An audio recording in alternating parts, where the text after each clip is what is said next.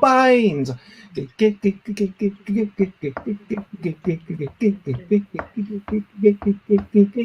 Yogi. In the bind, that's what we're going to talk about. In the bind, I'm not gonna shout. I am starting off this streaming with a little bit of singing, and here to decide me is Jason Hodgson, indeed. Jason is dressed in a red and black dress. Jason is someone who does impress me with their knowledge of weird musical things. And Jason, I have heard, Jason sometimes sings. Jason, it's who we're talking to. Jason, and over It's to me you. you're talking to. Hello. Hello. Seems like yesterday we chatted. Well, it seems like that because that is exactly what it is. And yeah, this is going to be um, our first extended Besday live stream chatter. We will see how it goes. I normally call these the Besday Breakfast board game blethers, but yeah, as people who tuned in this morning will know, we did do an unboxing of In a Bind, and I went through all the cards over there, and yeah, it was nice having that little trip down memory lane and answering questions. Now, what I would like to do, whoops, I need to change that background. I do apologize, everyone. This is peeking behind the curtains of how amazingly prepared and on point Bez normally is. So, we are going to start off with a bit of chats with Jason. We're going to continue with just some general chats as people come into the stream. 2 p.m. is going to be the highlight with In a Bond. You can see the counters there. That's, a very important part of the game. And then, Very excited. yeah, have you read the rules of In a Bond? I've read the rules and I'm very excited because I remember us talking about it as a little kind of idea, and then came up with the name In a Bind, In a Bond, and I was like, that's it. That's what we're doing. Was that your idea, the name In a Bond? Yeah, In a Bind, In a Bond. I think I said In a Bond, In a Bind, but. And I would like to ask you, oh, and hello, Oxate. It is lovely to see you. And feel free to join us with the thing. But for the first half hour, we are just focusing on Jason because, Jason, I would like to ask you, how did we meet? And how did you... This is 30 minutes of Jason. Oh. Yeah, exactly. Yeah, we did. Yeah, that's what's happening right now. There's 25 minutes of Jason left, then In a Bond, and then I should know. I helped design the schedule. Just quickly stuck on the first one because I'm that sneaky. So yeah, Bez and I met about 5 years ago, actually. I think it was 5 years ago at Dragon Meets. It was my first Dragon Meet actually, and I was helping out with the ticketing with a cosplay group that I was a part of. I was dressed as I think I remember being dressed as Matt Smith in the morning and then River Song in the afternoon, which is when I met Bez because I had a go In a Bind, first time ever, in heels. Yeah, I didn't learn from that lesson because I still wear heels occasionally when I help out at conventions. So and demonstrate In a Bind. It's not a sensible thing to do in heels, but what you can do. So yeah, but it was also I think at the same table we had In a Bind. I don't think L was a thing quite yet then, and we had a go at Blether, a game wherein you blether, which is still not quite finished because it's so big. But it's huge. I mean, there's the amount of cards you've got to have for it. Yeah, it's bonkers. But it's a game that I excel at, I have to say. But I just remember being taken back how simple the games were to understand and how difficult they were to master, which is a good balance, I find. Normally, I can struggle to read the rules, and it takes me a good while to get through the rules. But I could pick up in a bind like that, and Blether. Well, I was already doing that most of the time anyway. Well done.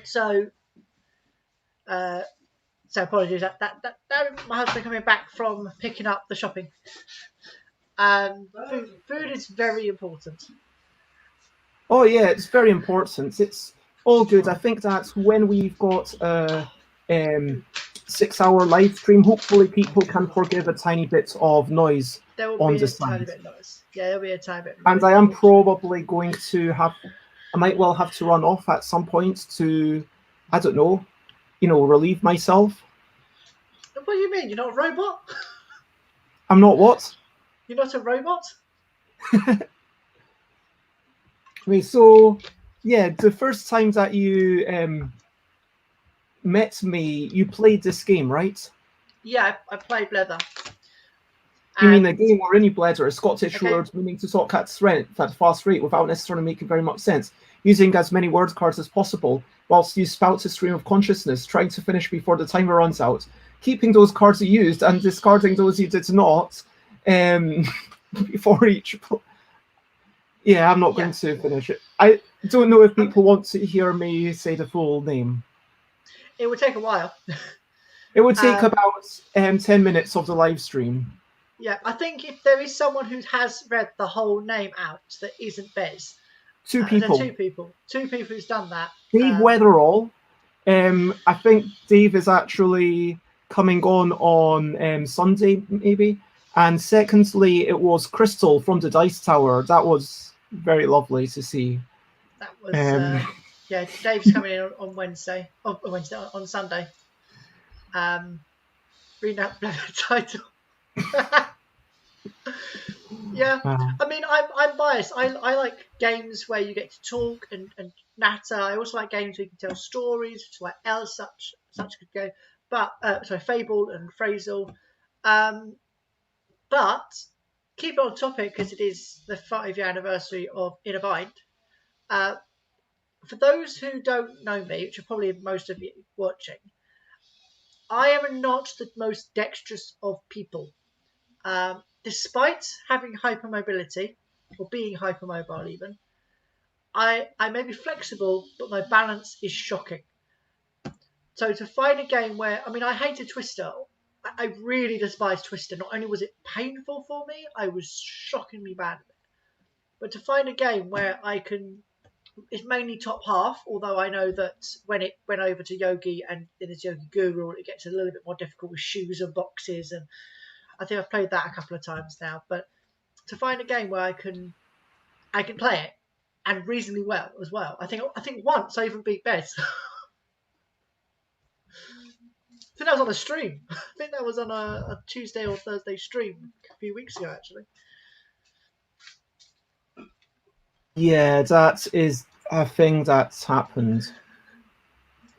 Yeah, I do try, but I'm not infallible. That's just the way it is. It takes a while. To be fair, 5 years, and then it was the first time I beat her. She does have an advantage. I mean, it's not as if Jason kind of plays it every day against me or anything like that. It's just that we play occasionally. And the truth is that as I've played increasingly, I don't feel the need to necessarily win every game anymore. It's like, I do try to win. I do try my utmost. And yeah, sad times, I know, who would have guessed it? But I've started, even with games in general, being more okay with losing, and because there's higher priorities. There's priorities like keeping the game going at a decent rate. When I'm playing Energy Empire, which we talked about the other day, and it's still here. I played it on Wednesday with Layla, and then I'm not sure what to do, but I make a decision because, I don't want to be just stuck there for 5 minutes and holding Layla up.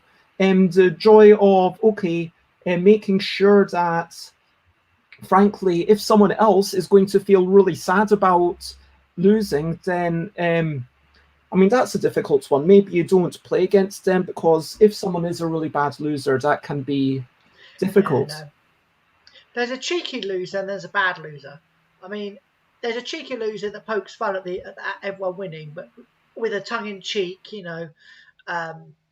joking around about how they're just being mean and all that stuff. But then there's people that are really sore losers, and I just stopped playing games with them. They're just not pleasant to play with, especially with party games. Actually, I think it's somewhat okay with games that are more hardcore.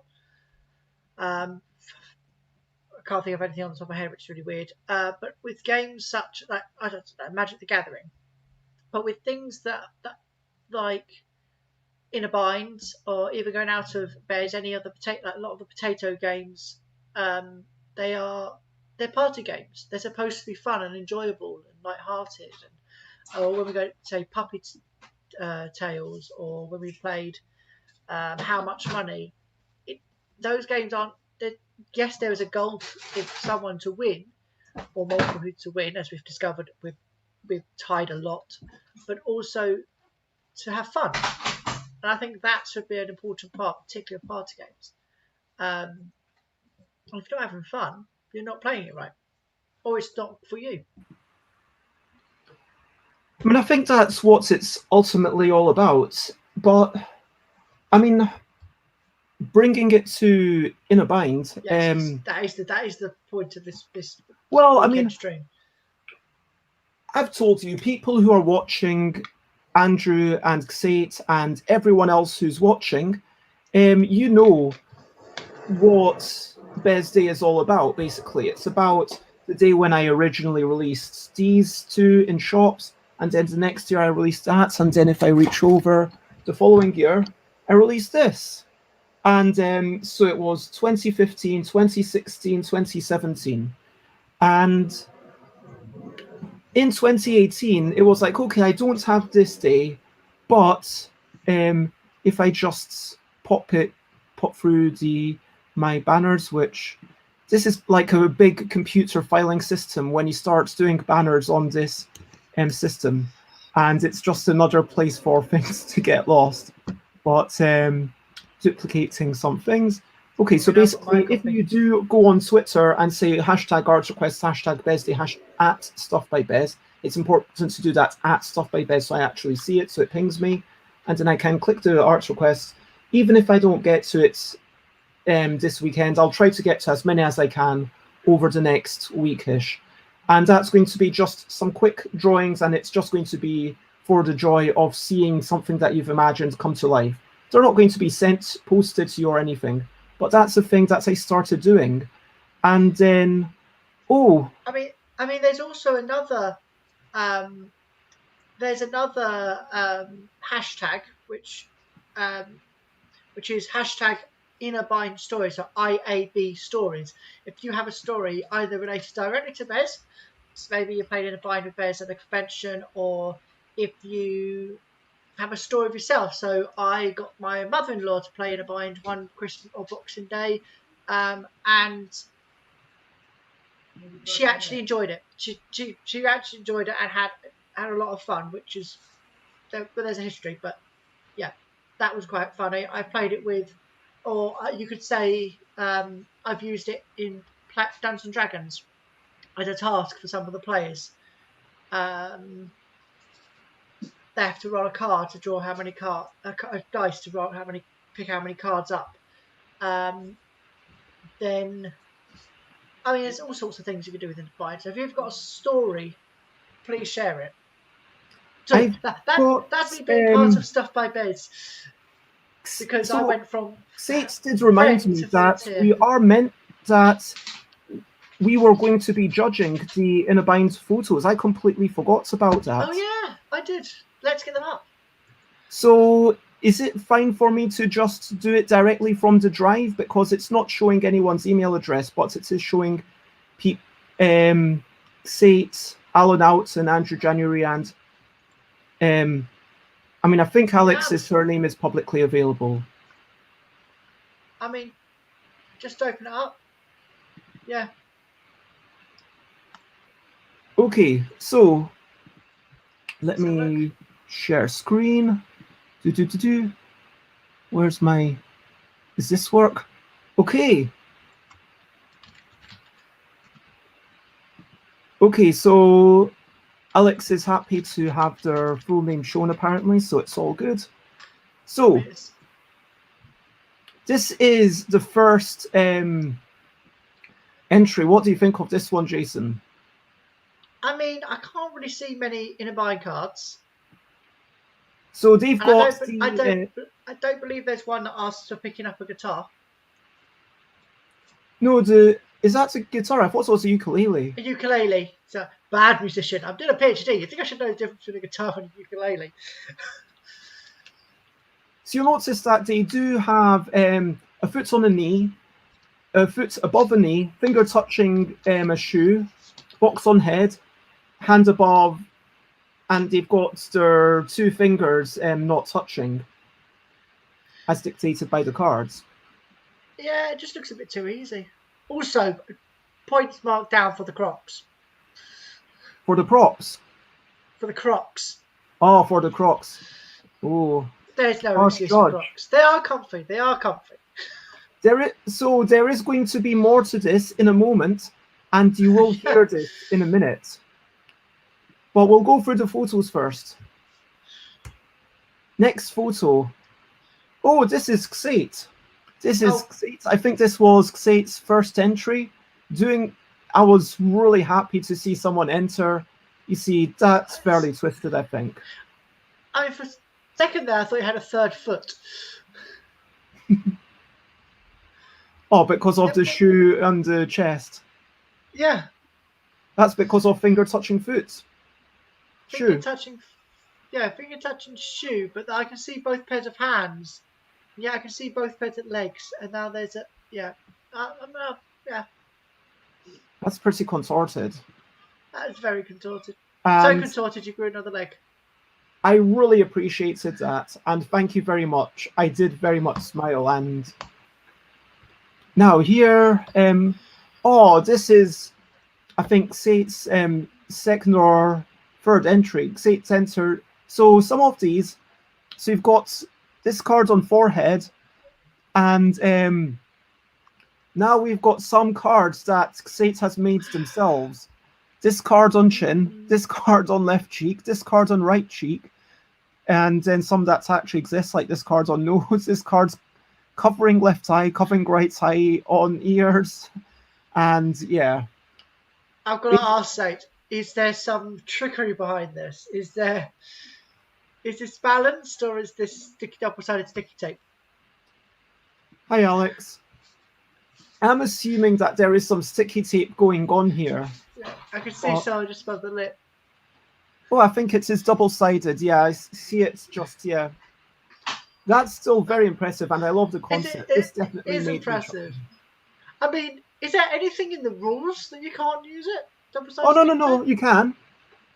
There's nothing against using it. Like, if you wanted to use sticky tape, but the thing is that there's enough other cards that have like a hand above a thing, and once you've got your fingers touching your toes, that gets really hard. Yeah. Once you bring in the guru. I like this. Exactly. Yep. So the next one, this is okay, this is better than the previous one, I have to say. I really enjoy this one. Not that I like seeing Zate tied up, I've just realised what I've just said. Yeah, this is just ridiculous. I mean, I like how Sate has basically just gone for the comedy and just chucked a lot of stuff around her body. This is ridiculous. This is the stuff that I was hoping for. Thank you very much, Sate. Ridiculous. Next offering. Okay, because you know... Okay, so for those who don't know, let me look up Sate's Facebook page. I will do that very quickly whilst off the thing. So, if you look up Sate's Facebook page, this is Sate here, and you can see that their profile picture is of Groot. Yeah, it's their grandchild. Which is why this makes perfect sense.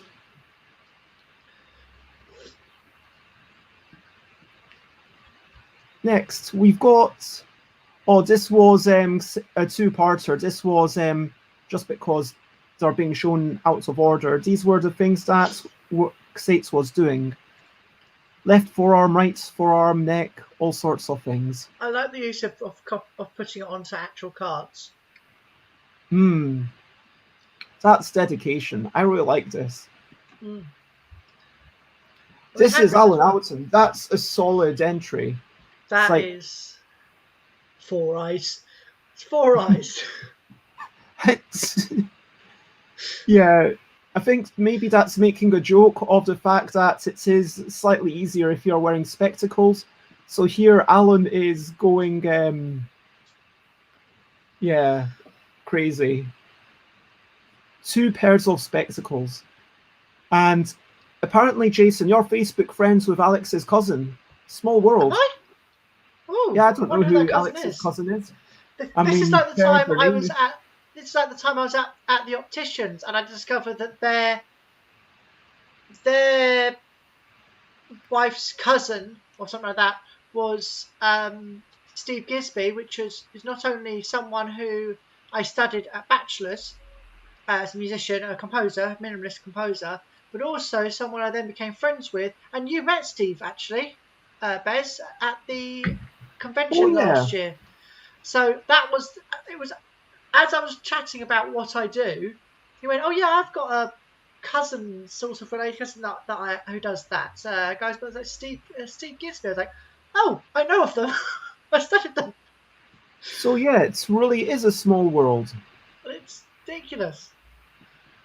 I'm curious to who this is. You can't just say that. So next photo. So this is a series of small photos that Andrew January creatively did. So this is to draw the reference between Liz Chu's card and the mermaid over here, which I quite like the setting. I like what Andrew's done. Any thoughts, Jason? I mean, it is actually a very beautiful painting. Now I look at the marbling a little bit more closely. It's a very beautiful painting, but if we're judging it within the Bez Day competition, I wouldn't put it high up. But then I'm very a harsh critic because I go by the rules. But then you have the prerogative to break those rules because you are Bez. Yeah. And this was the other entry. I mean, I like how the lighting is almost making the top cards glow. This card's on top of head, this card's on right shoulder, and this card in armpit. That is cute. Yeah, no, to me it's a tie between Andrew and one of Zate's. For me. Okay. Between Andrew, you mean this one? This one and the... I can't decide between the Groot or really Tang. I don't know actually. I'm looking because so I have access to the photos because I work with Bez. Okay, yeah, we probably should have talked about that at some point, especially if you are able to hang around later on. There will be a little bit of a gap just to let people know what's coming on. It's all scrolling on the bottom. Hopefully that's been slowed down a little bit. I don't know if it's just me. It feels like it's slower. It does look slow to me. Maybe it's just because I've spaced out things more with the dots. But 2 p.m. is in a bond with lots of guests. 3 p.m. I'm going to do a prize draw. 3:30 is Ben Neumann. 4:30 is James Cook with general chats until 7. So between Ben and James, like if you wanted to chat, that would be lovely, and we can chat about our whole relationship. Talking about Alex's cousin, are called Kevin, does a lot of musical theatre stuff around Kent. Oh yeah, I know them. Yeah, I work with them. Now, We did a silence play of a couple of Shakespeare plays, like in a silent movie, which was quite fun to do. Actually, I quite enjoyed playing for that. I'm just looking up. Where's No, that wasn't Kevin. That was Kyle. I'm sorry. I just point out I'm really bad at names. I thought that was a different. I'm gonna have to find this. I don't know many Kevins, so I don't know how to mix up. That was Kyle. Okay, so let me now show you the full video of Alex's entry. So the thing about Alex's entry was that it was not just a photo. I feel like there's some butting up of the judges here. There's some what? Butting up. And Andrew says the mermaid painting was done by Emily. Great work, Emily. I really like that marbling. Was that a collage with doing the marbling and then putting it together afterwards, or is there some technique with doing marbling on just parts of the canvas? I love textured art, even just textured paintings. There was an exhibition at the Sydney Cooper Gallery not a couple of years back. Actually, I think it was like 5 or 6 years back, and it was just bold colours. And at first, it's just colours, but if you focus enough, you can see the grains of the brush strokes, and it was just glorious.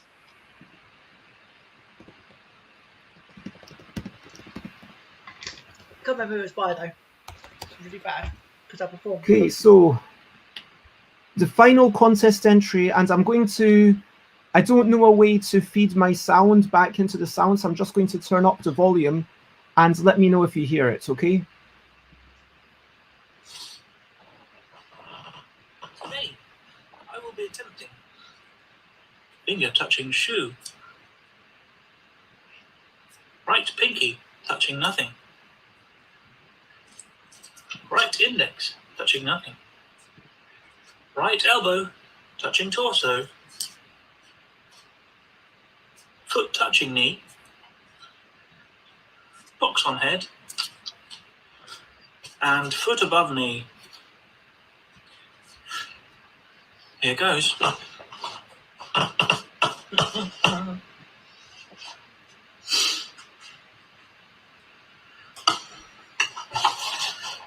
When I saw this, I was like, okay, okay. Wait, what's going on with this?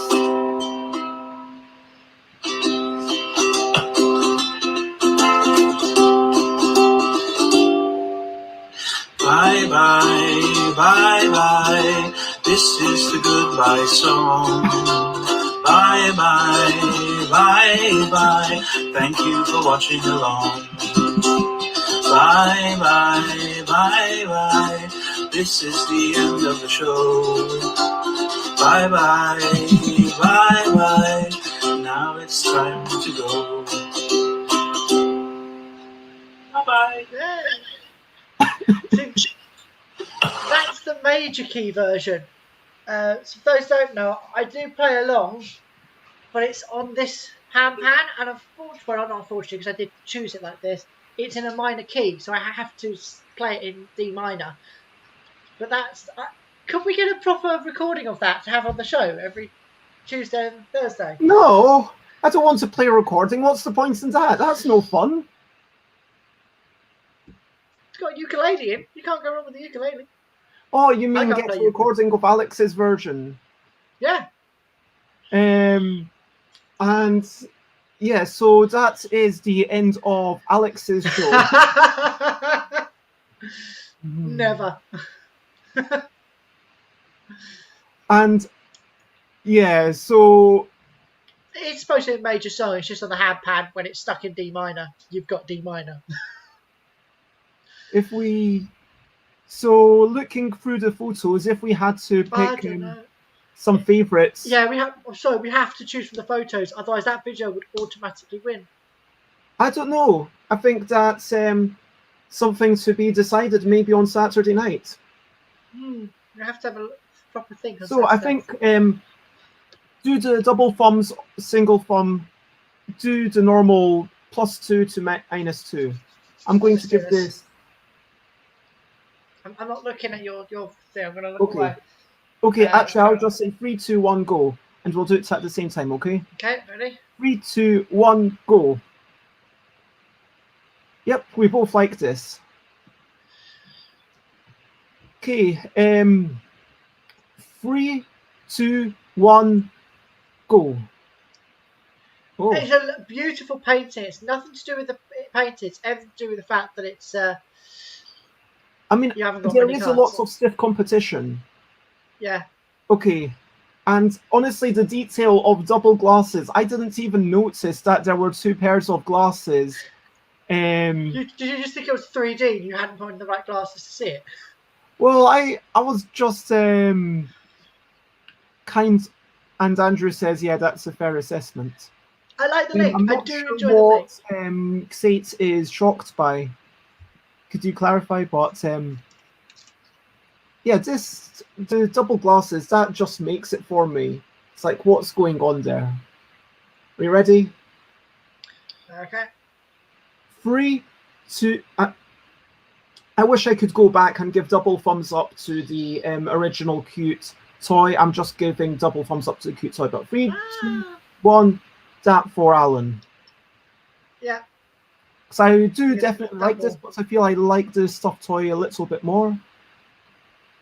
Maybe it's just because it's a picture of Alan Houghton. This one isn't the real entry. This is a 2-parter with this one. 3, 2, 1. Because I'm comparing it to the other ones that Xate submitted. Okay. Wait, let's carry on with Xate.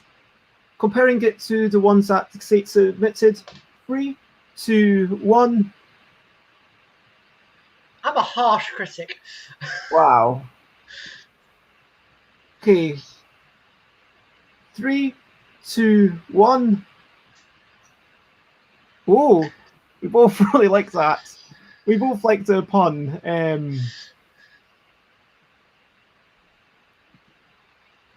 And this one.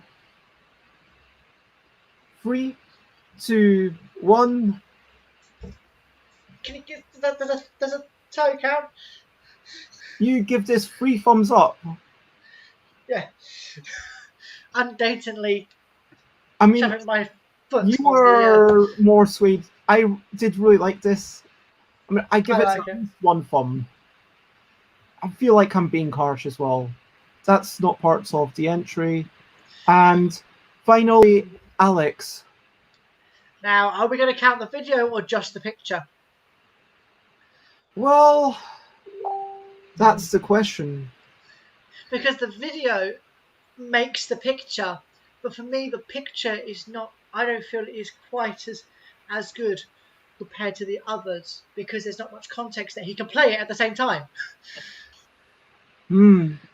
And Xate mentions that in the video, Alex wasn't maintaining the cards. Yes. And Alex does say cards win. Not all of them. There was some of most of them he was, which is impressive. Very impressive. I think it has to be the photo, but also what the photo represents. And for me, I mean, it's how do you judge this? Do I judge this based on out of context, or do I judge it based on knowing the memories that it's sparking up, knowing that I am going to think of that charming bye-bye song every time I see this? And if so, I would absolutely make this the winner. But then having said that, in that case, this would get a double thumbs up because this was the first entry and Xate did so much work to get other people to even enter, and this was the first entry, and I was like, oh, brilliant, at least I've got one person, and that made me really happy. And that brings us to the point of art, of kind of divorcing the context and everything surrounding the artwork to yeah, exactly, you did. And yeah, can you divorce the actual artwork from yeah, other things? I don't know. I was just talking about yeah, you know what I'm talking about, Jason, don't you? I missed it because I cut out. Basically, Apologies like for the how interruption. if you can separate a bit of artwork from the context in which it's made. Like for me, this is such a brilliant picture because Sates did, as they said, mad promotional work. This was the first entry. I was like, oh, brilliant! At least one person's joined, and then Xate did all these other entries. And based purely on that, you know, I would have to give it to Xate. I But mean, then, context isn't always important. If you need, the more context you need, the less the artwork stands on its own. But sometimes the piece is contextual. Okay, there's a reason there is a legitimate reason, so particularly for protest pieces or political pieces or pieces made for games, there is a context to that artwork. So I think for the context of this is the Bed's Day Inner Bind competition. There is a reference, but it's a very inner circle reference. I mean, fundamentally, what it was meant to be was I mean, be I only just silly noticed the and make Wibble them deck. smile. That was really what I was trying to get people to do. And this one Yeah, was you never said make brilliant. Jason smile. I can be as critical as I like.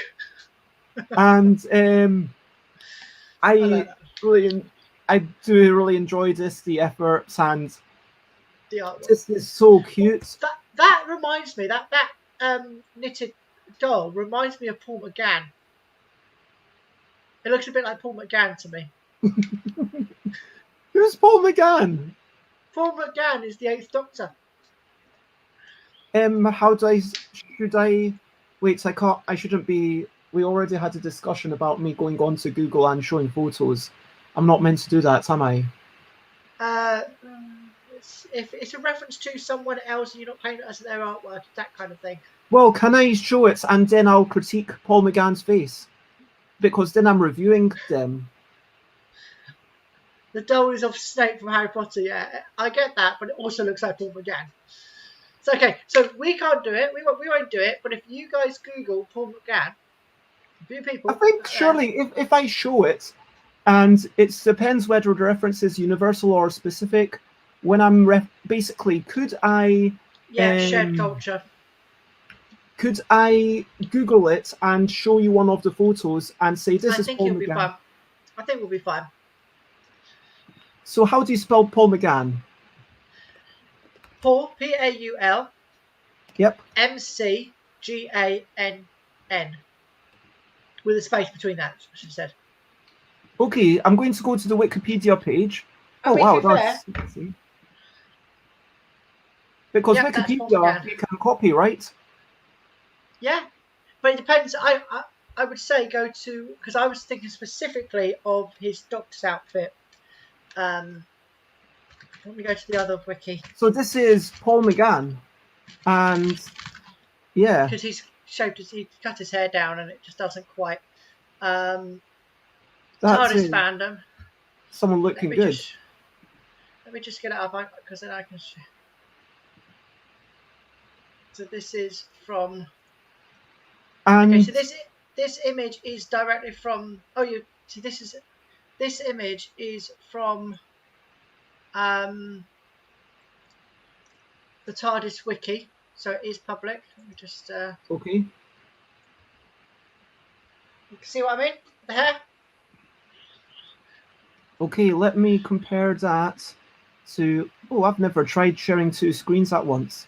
Let's see what happens. Oh, I can only do one at a time. So, yep. Yeah, I see the similarity with the hair. So I'm just backing up. So you can see that definitely looks like more like Paul McGann than Snape. So this is how. Why is my internet so? I blame the stream. Yeah. So definitely, there you go, just proving it's from a public domain. And Let's have thank a- you to that wiki. And so, yeah,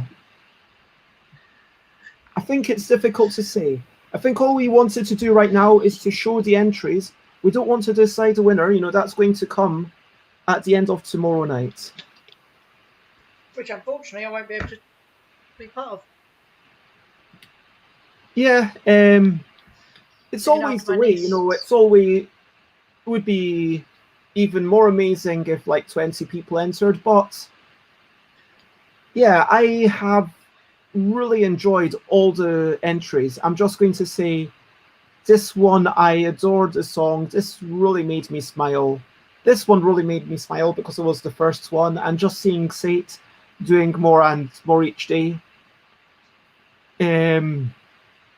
And yeah, this was a nice picture. I thought like a few more people would just do, okay, let's take a picture, just or even pictures that they had potentially.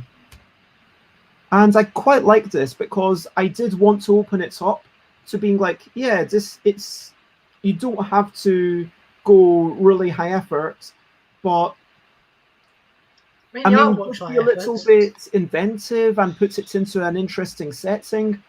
And I really like what Andrew did here. And this is super cute.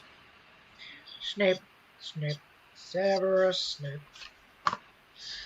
So, that is the end of Devastated the me. Inner Bind contest entries. Do. I do have some live technical difficulties. For some reason, my phone went off. Allow it. Let me try again. But yeah, Jason, so say it if you want to join in anytime. Speaking of which. Thank you. Hey! Speaking of which. Thank you. Hey! There's a little bit of a delay. I'm going to show. Do you want to? I was about to show my table cam while it's being prepared, and I can see it spinning around. So you can. This is the table cam. Like so, if I. Oh wait. See it's. Oh. Nope. Like, why isn't that? Does it? So I'm going to These are remove well it cards. from the stream whilst I sort it in the holder again. But yeah, Hi, how Aqua. are you, Sate? I'm good. I had a brunch of forming Mars planned this morning with a friend. We used to brunch of form Mars on a regular basis together before Corona. And she came over and we did the brunch part, but we got a little bit sidetracked from the Mars part, and we ended up brunch L forming. So we ended up playing a couple of not yet existing LDEC games that I'm sure you've never heard of. And I'm sure Aqua has never heard of, because we definitely didn't playtest Aqua's game again for Aqua without Aqua knowing about it yet again. We would never do that. But yeah, it was fun. And then, yeah, your stream, and then your stream, and even more of your stream, because, you know. Oh, and in between there, I definitely didn't look at any rules for any LDEC games, because I would never totally rewrite someone's rules because I didn't like the way they wrote their own rules for their own game, because that wouldn't be nice of me. I mean, I never did that. when did you do that, please? I adapted your rules, remember, for Fabled and Phrasal into Music. Oh yeah, but that's different. That's actually rewriting, adapting the game. I mean, I changed the version of how you play it slightly. Now I know who that person is. I saw that I got a new follower, and I was wondering who that follower was, and now I know. Ow. Yes. I probably swore at you. I'm sorry. My accent isn't very good. Shall we call you Kitty Pausger? GER? Is GER That's for Germany. Yeah. Is that because people are so proud? Hey, I'm not from you backwater people in the UK. I'm Germany. Is that what Kitty Paws is trying to say? I'm not going to speak for her. Yeah, Kitty Paws, let us know if you're actually let's not get Let's not get into nationalistic. let's not get into nationalism and I politics. have to say I didn't know about the cat. I know she has a dog, so I'm a little bit curious now to know how it got to Kitty Paws from someone who I know has a dog. Oh, So is it just animal love in general, or is there also a cat? I don't know. it says no. It's because just Kitty Paws was taken. So Well, I Isn't it think sad? basically what they're saying is that they really like cats, and cats are better than dogs. That's what actually, they're I should have showed you Bez's other game, Kitty Cataclysm. I don't know if you saw it on my shelf. But if you like cats so much, we should pull that one out Can as a I filler. actually ask you, because you said that you play it only 2 players and not 3 players, but yeah, I've had people telling me, oh yeah, 2 players, it's just not as fun. I know Denim said that, and then James said that, and then I was like... I'm not saying that it's more fun at 2 players than at 3 players. I'm saying at 3 players, I prefer other games to yours. Okay. That's... But at brutally 2 honest. well, you should know better with me. But I do like it at 2 players as a filler. So, like, if we're making food and just doing something at the table, when Judith's here Sunday or something, we'll use that to fill the time and laugh at the puns. And it's more about enjoying the artwork and the puns than anything else. You know. This is Kitty Cataclysm for those who don't know. It's got a beautiful box.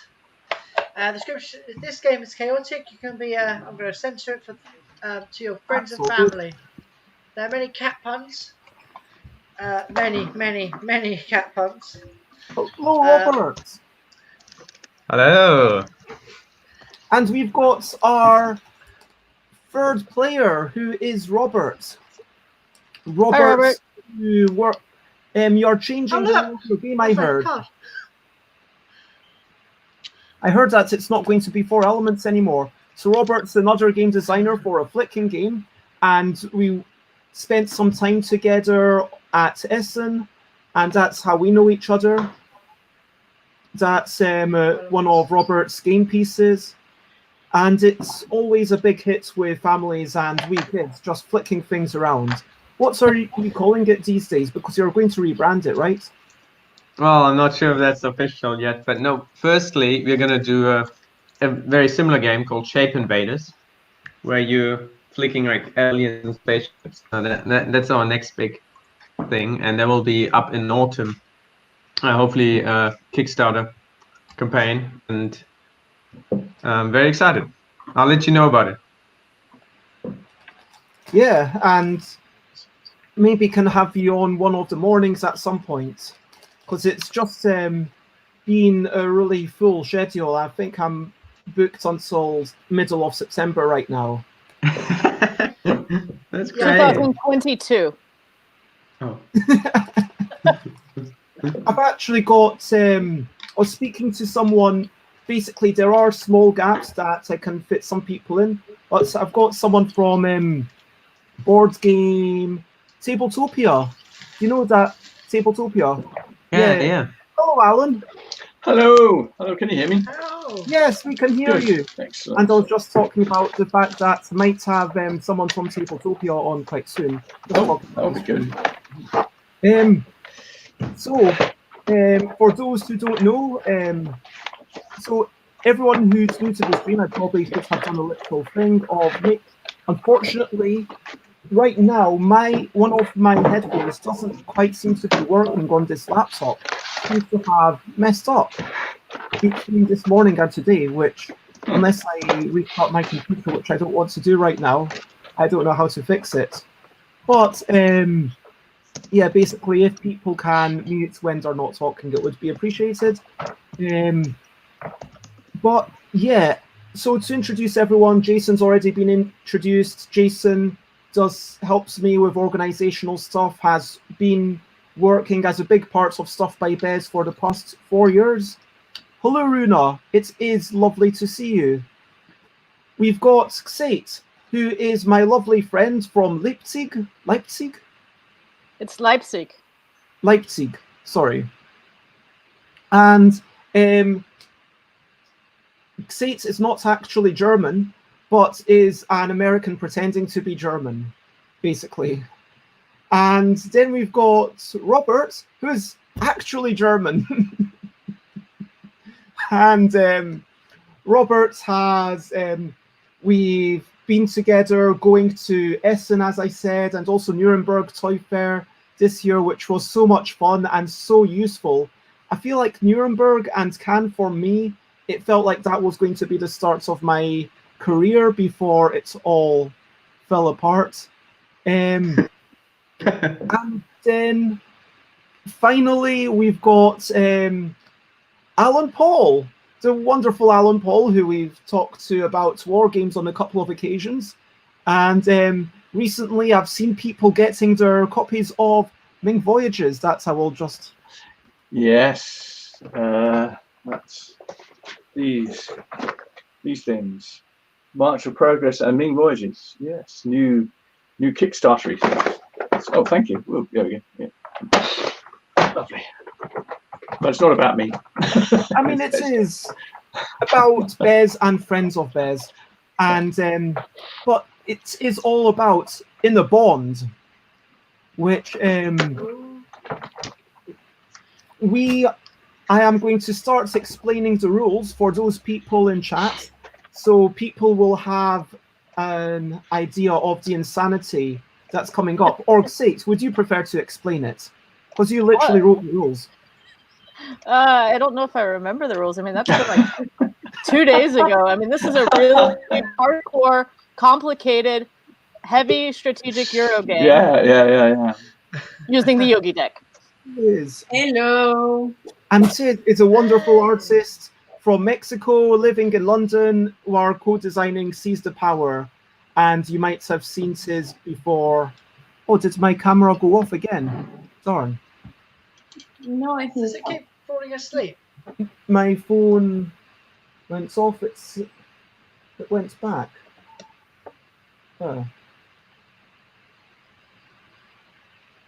Browser has blocked my mic. Anyway, sorry about this. So, Sate, could you explain the rules of the game, please?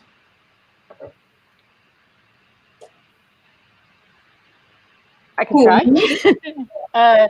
So there's two groups of people, and I think we've already established ahead of time who wanted to be a corporation and who wanted to be a trader. Does everyone remember what role they picked for the people playing? Nope. We're still waiting on a few folk. Okay, so then you have to pay attention to all the rules because you don't want to miss out on any of it. And Catherine is my wonderful friend. Are you still living in Newcastle right now? No, I'm in Manchester now. Oh, So you're being extra looked in soon. Yeah, we've got like local lockdown. you're kind of moving down very slowly to London, right? Yeah. So this is the furthest south I've ever lived so far.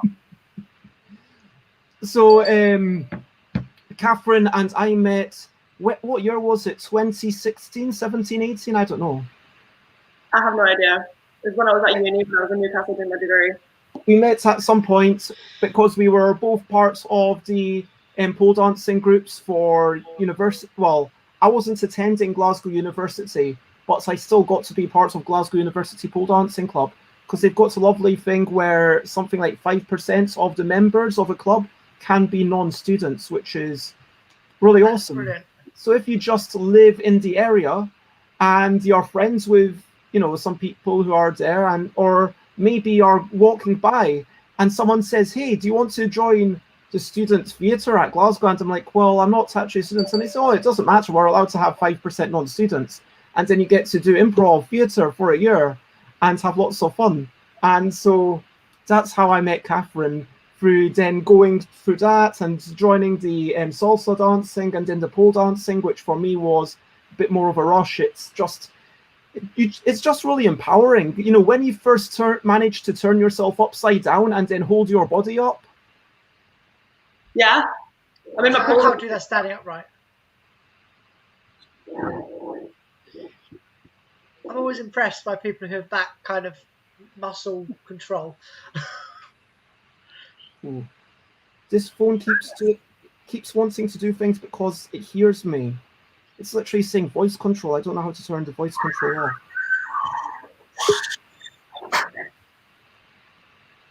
Oh, and it's Lolvi, the French them. So Lolvi is from, I keep forgetting their city, I'm sorry. Toulouse. Toulouse, that's the one. And so Lolvi is based in Toulouse, and oops, I'm going to get, just going before I finish things. So Lolvi is based in Toulouse, a wonderful friend who I met via LARP, and yeah, we've already chatted about ludotex. Yes. And finally, we have James Cook. Hey, everybody.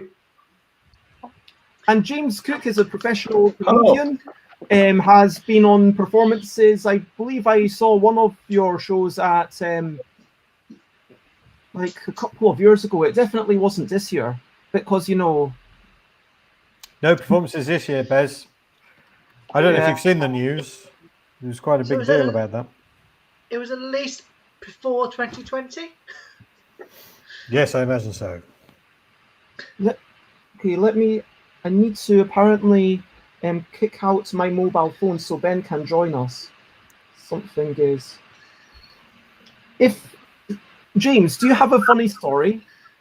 A funny... What? Do I have a funny story? What? I only just got here. What about? Okay, Probably. I've been a comedian for 20 years. I'd hope I'd have a funny story at this point. then. But I don't think the answer to your You were question on is a live supposed to be stream yes, and forgot a please. funny story.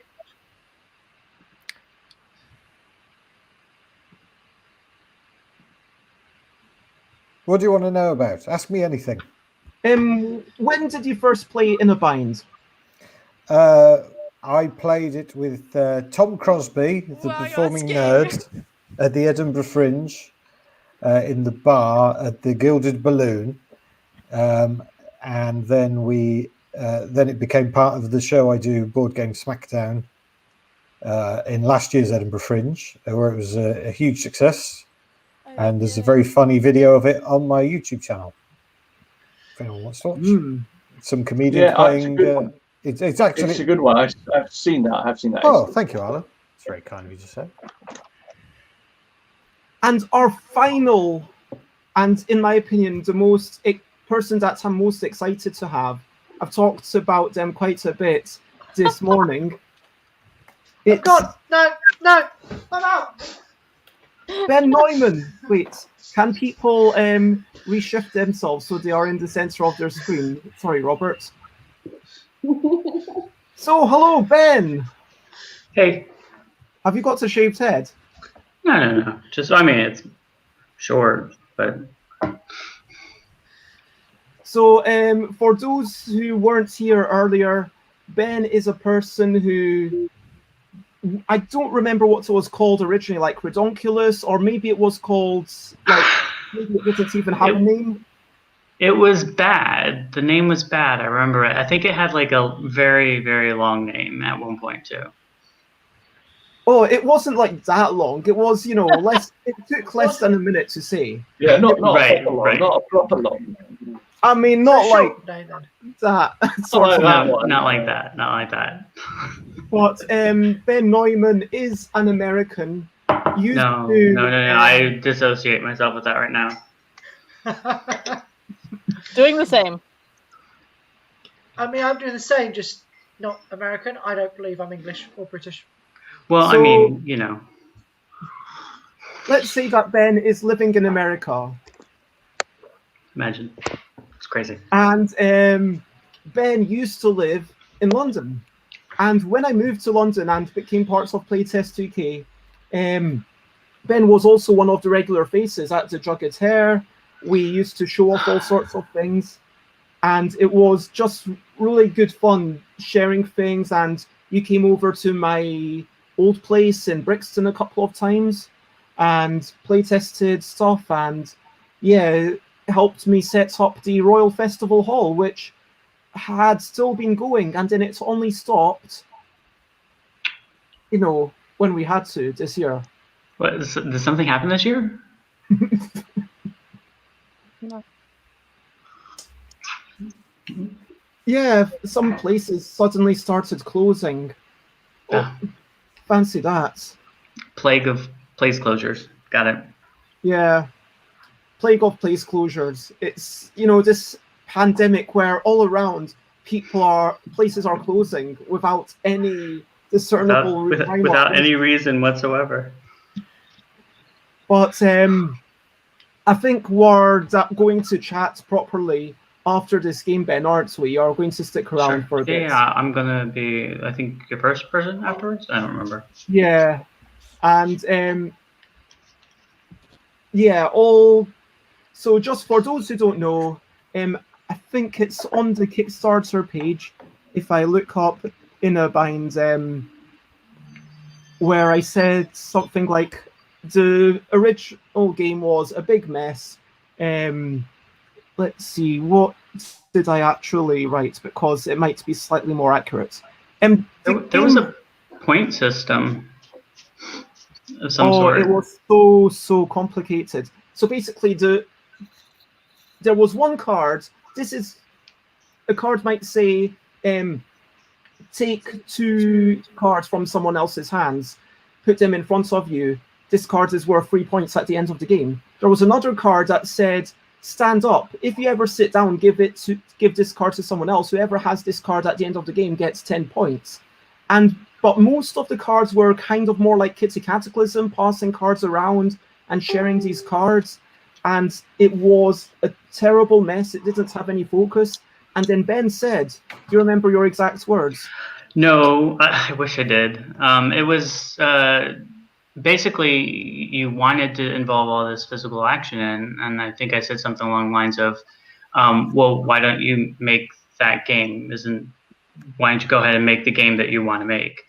I don't remember exact words, though, unfortunately. I mean, the gist of what you'd said was that it's like I had all this extra stuff, and if I wanted to make a physical game, that I could make a passing ground cards game, or I could make an actual thing. And so, and I think you were being held back by the fact that the games that you had interacted with up to that point weren't really embracing the idea of a physical game, and so it was like you were trying to fit within the mold of what existed, and that your game wanted to be bigger than that. So. And Ben Neumann gave me permission.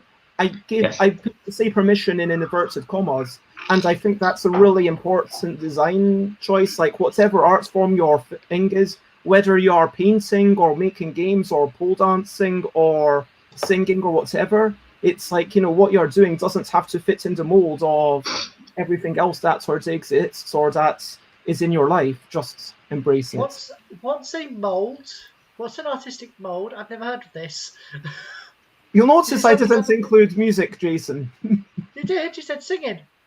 Oh, yeah. I forget what I say. Wait, what's an artistic mold? I don't know what this is.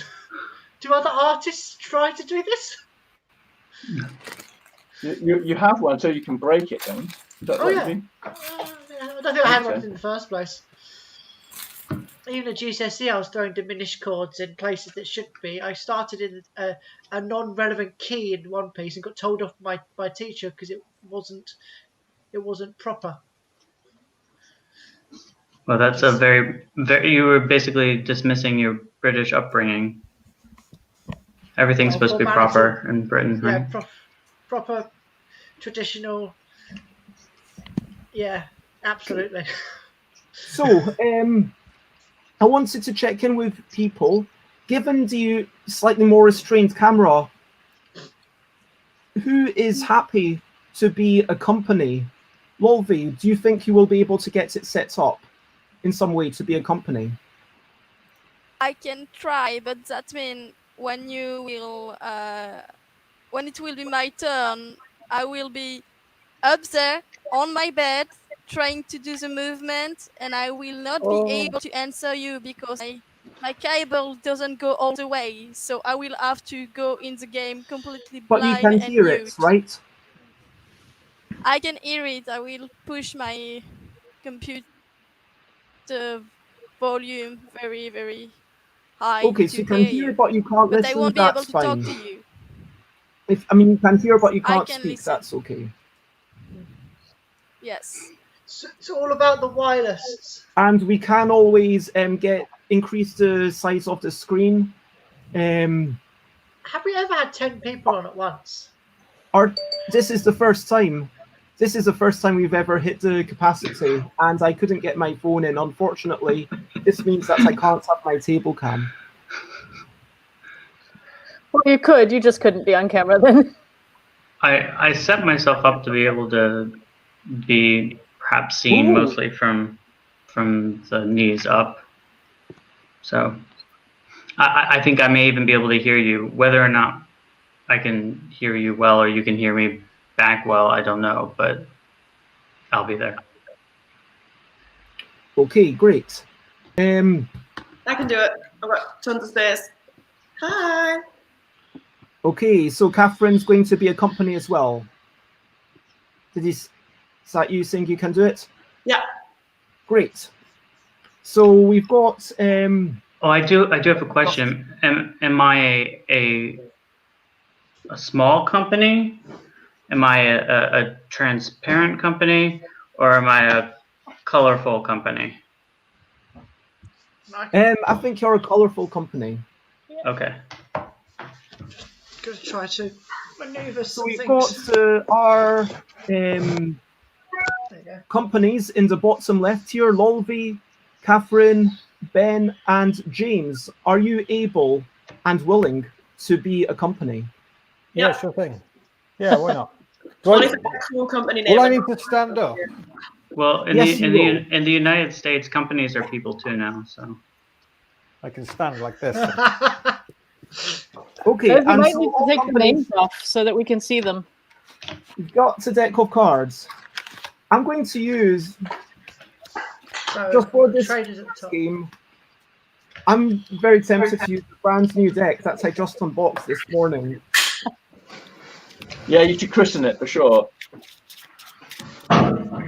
So, shall I explain the rules then? Yes, please do. Okay.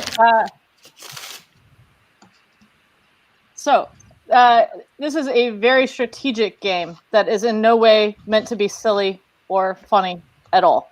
So please treat it with that type of respect. In this game, we are going to be trading stocks in our companies. The company Lolvi, the company Catherine, and the company Ben Neumann, and the company James Cook. Should you choose to invest in that one, it's up to you. don't invest in James. The traders in this game are going to be. Is everyone else a trader, Bez? Yes, I'm just running the game. Yeah. So Jason is a trader. I am definitely not the traitor. I'm also a trader. Robert, Alan, and Tiz. And we will be trading stocks in these companies. At the beginning of the game, we all have 10 Bez bucks to spend to purchase stocks as our starting stock. And the stock price of the company will be directly related to how many cards of the In a Bind Yogi Mashup Deck XXL they are able to perform at a time. To begin the game, they will each be given 2 cards randomly from Bez that will be their starting attributes, right?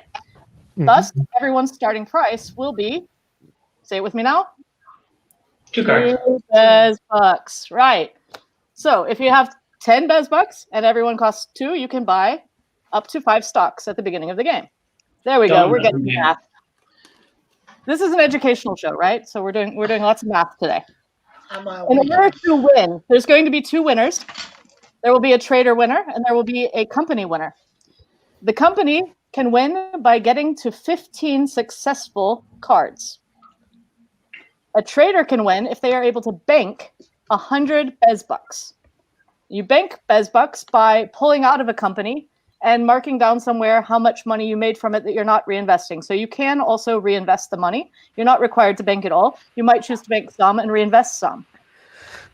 So at the beginning of the game, we will all be given the opportunity to purchase our stocks. There will be a limited number of stock available at the beginning in each company, just to make sure that everyone's going to have some investors.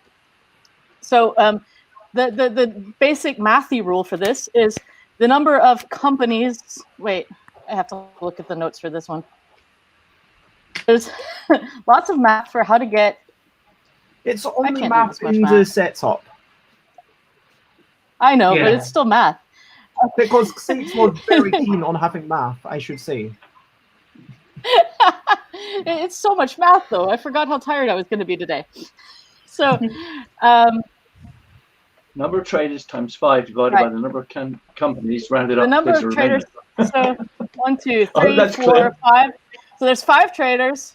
Times 5 is So 25 six. divided by 3. 25 divided by 3, rounded up. 6, somebody said. I'm just Wait, going to I believe thought there that. were 4 companies. Are there only 3 companies?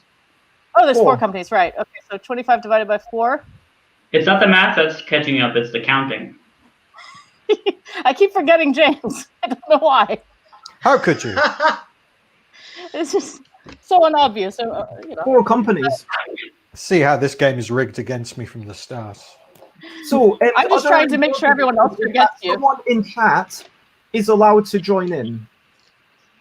So if So are you we want to counting be a them trader and you feel comfortable joining in the game, you are allowed to join in from chat, but you need to say right now in the next sorts of 30 seconds-ish. So is So it that 7 stock in would each? change our math then. Is it 7 stock in each company? Depends how many people. Falls into 20. Falls into 25 rounded up. Yep, that would be. That would be 7, wouldn't it? Yeah. Rounded up. 6. 25 divided by 6, rounded up. Or 26 divided by 4. 25 divided by 4, rounded up. Is that what you're doing? Yeah. 7. Unless Bez adds the chat now as an extra person. And so, So are you allowed to know how many times the companies have won in a bind before? No, there's no insider trading. there is, there's but it took place yesterday. Sorry. Oh, but I'm allowed to, as a company, state for sure that I'm the person that's been a company for the second longest. After Bez, which apparently is now a failed company, where he's gone non-profit or something. Bez So is a Ben, non-profit. are you a multinational, Ben? I'm a multinational company. Oh, I've been okay, in Italy, Britain, United States. Okay. I think we'll let the companies pitch themselves to the investors in a minute. Let me finish the rules first. Sorry. There's a maximum of 7 shares that can be bought in each company at the beginning of the game. And we're going to do that in reverse turn order so that the person who will actually be playing cards first has the last pick of company shares. You can spread your shares out over as many of the companies as you would like, but at the beginning of the game, you only have 10 Bez bucks to spend. I agree, David. I was feeling nasty that day. So, do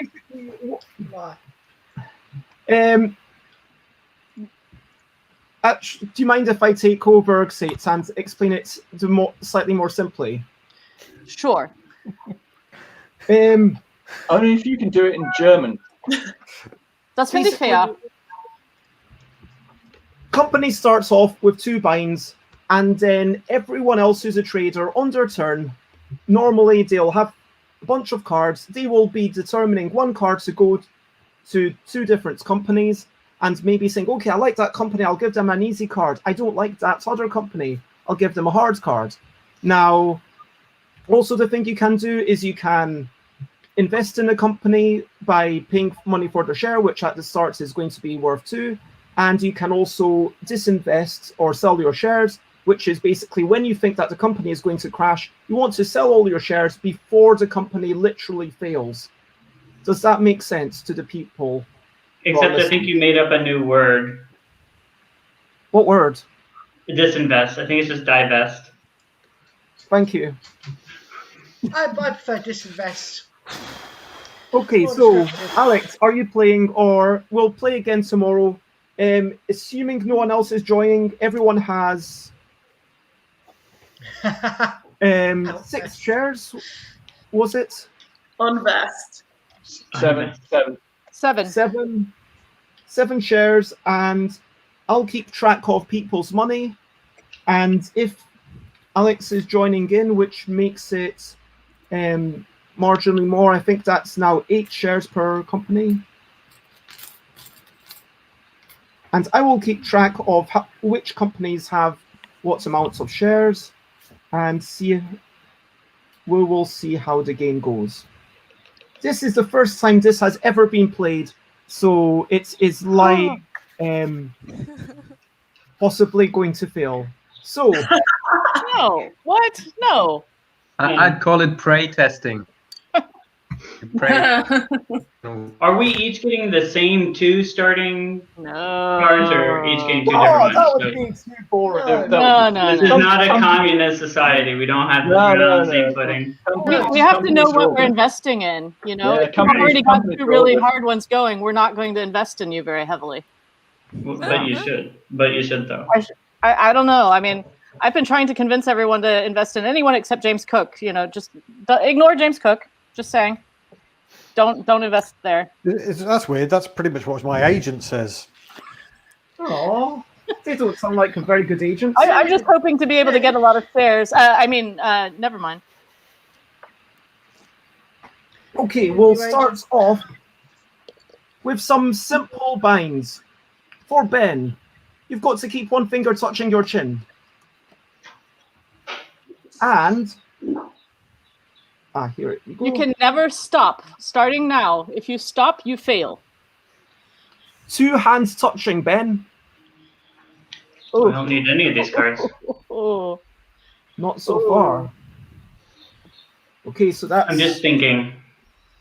Now let's go to James. I should have had some sort of order. Actually, let's go in alphabetical order. JKL. Yeah, James. Hand on a knee. Straight off the bat. Bez, you might need to take down the names thing so that we can actually see people's knees. It's here. What do you think this is? A tiny bald man? No. Oh, I'm sorry. I thought that was the shoulder. It's my knee. My massive shoulder. No, that's my knee right there. I cannot. I've had to put this leg up quite high. I will not be able to maintain it.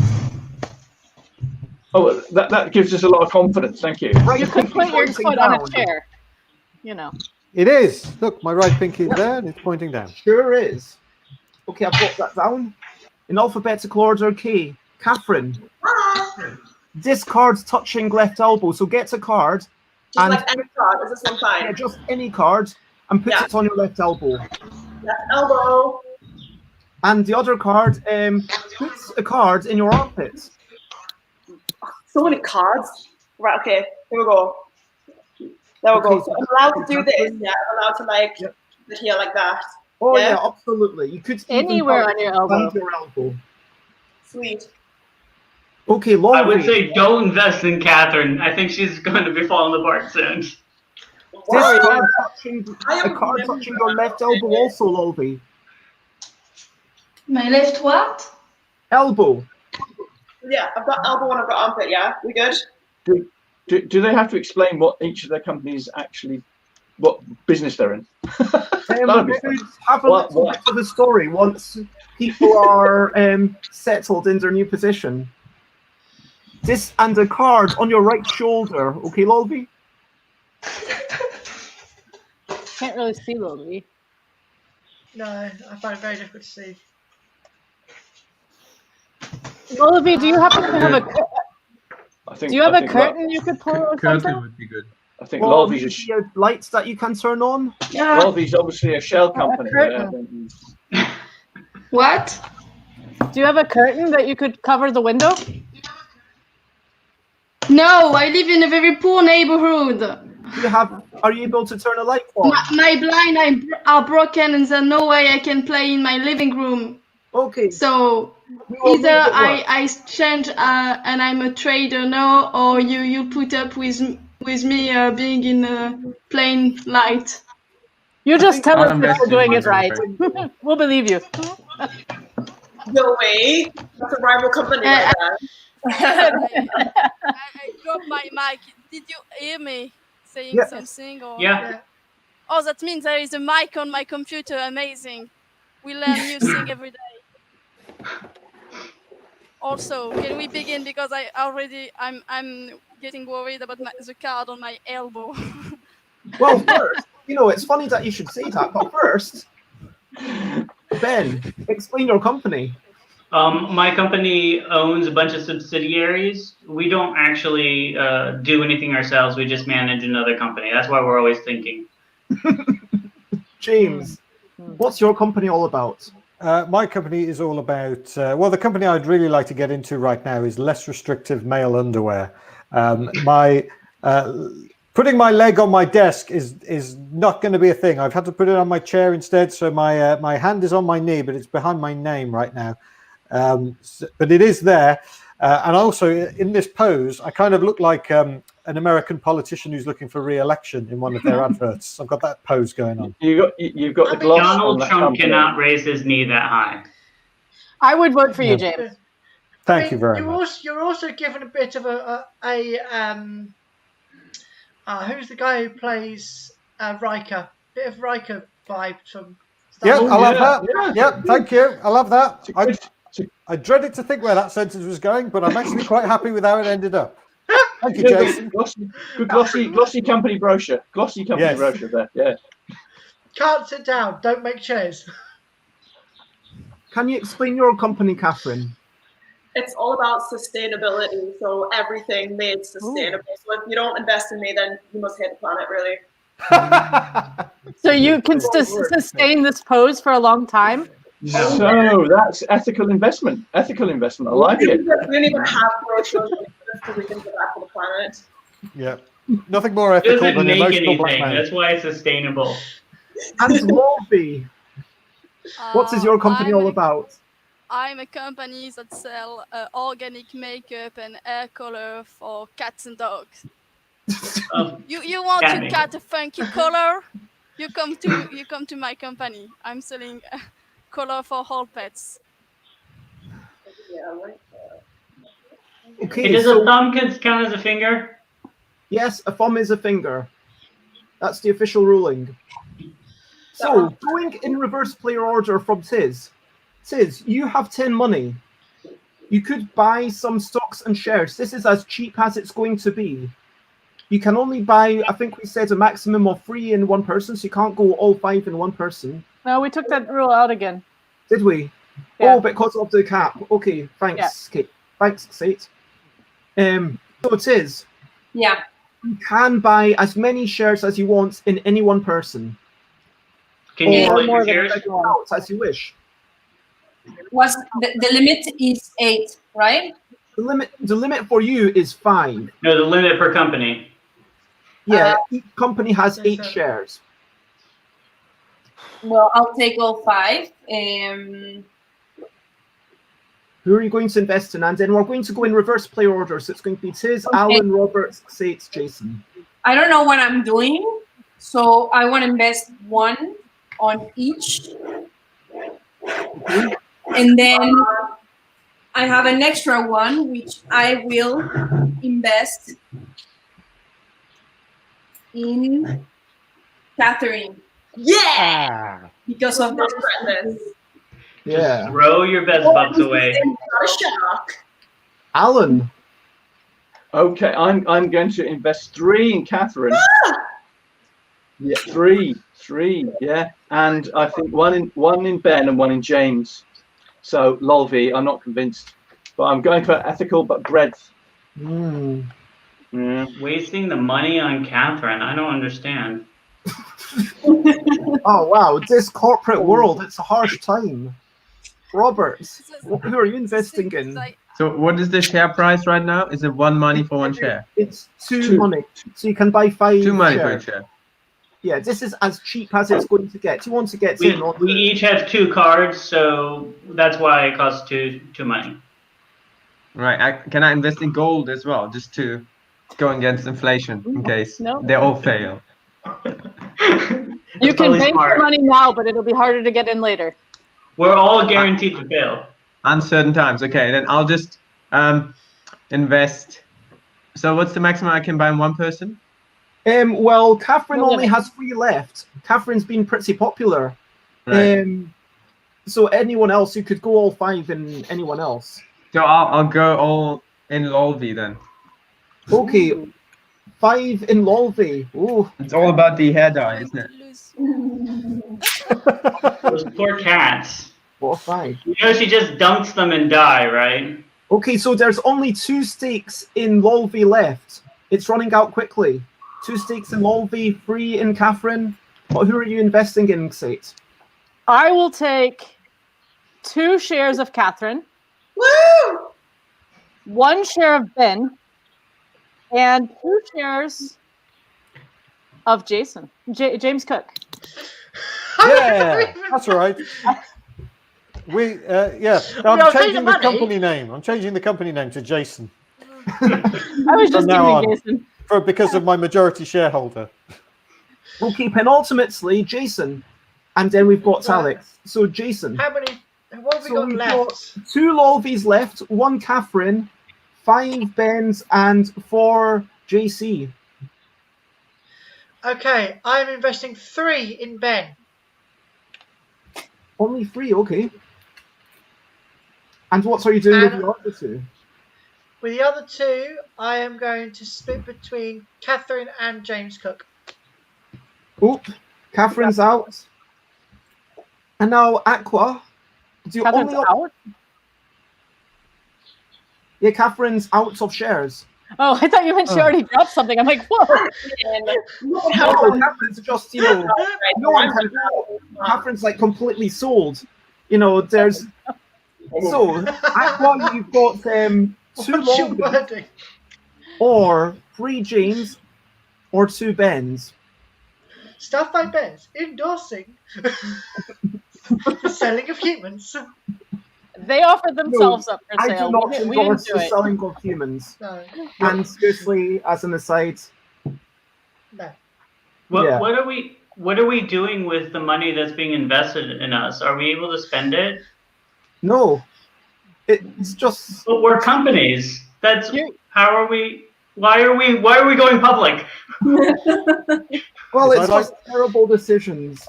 I'd like to invest in an assistant to keep their hand on my knee. Oh. Which probably means I'll have to go on an HR course. That could go several ways, James. Lovey, I know. 2 Bens, 2 James, and 1 Lolvie. Okay. So just so people know, there is 1 Lolvie and 1 James left, if anyone wants to change it at a particular point. So now, each turn, we're going to have 3 cards, and Alex, you're going to choose 1 to go on one person and 1 to go on another. So, your 3 choices are discard on middle finger, left wrist spent, or discard touching right eyebrow. So, who will get which? Choose 2 of them. Maybe it should just be a choice of 2, even if it's a split bit the screen, to be honest. I'm just going to make it a choice of 2. What do you think of that, Sate? Well, it was originally 7, and then we went down to 5, then 3, and now you're showing 2 to pick 2 from? That doesn't make sense. But you can choose who gets it. So, okay, you have to keep a card touching your middle finger. I do. Me. And James, you have to keep a card touching your right eyebrow. Yes, James. Without sticking your hand off your knee. Is this correct? Exactly. Can we keep it PG-13, please? Aqua. James, do you have a pair of glasses anywhere nearby? No. Oh, I do. Yes. I'm middle finger. Is that correct? Yeah, I'm card middle finger. Is that right? Okay. Yep, it's all good. Now. Oh yeah. Yeah, James is going with advanced engineering technology of I'm glad I invested in this company. Please call me Bono. Okay, Jason, we're just going to say that it's 2 cards, and you get to choose who gets them. I'm not convinced by your new chief executive, James.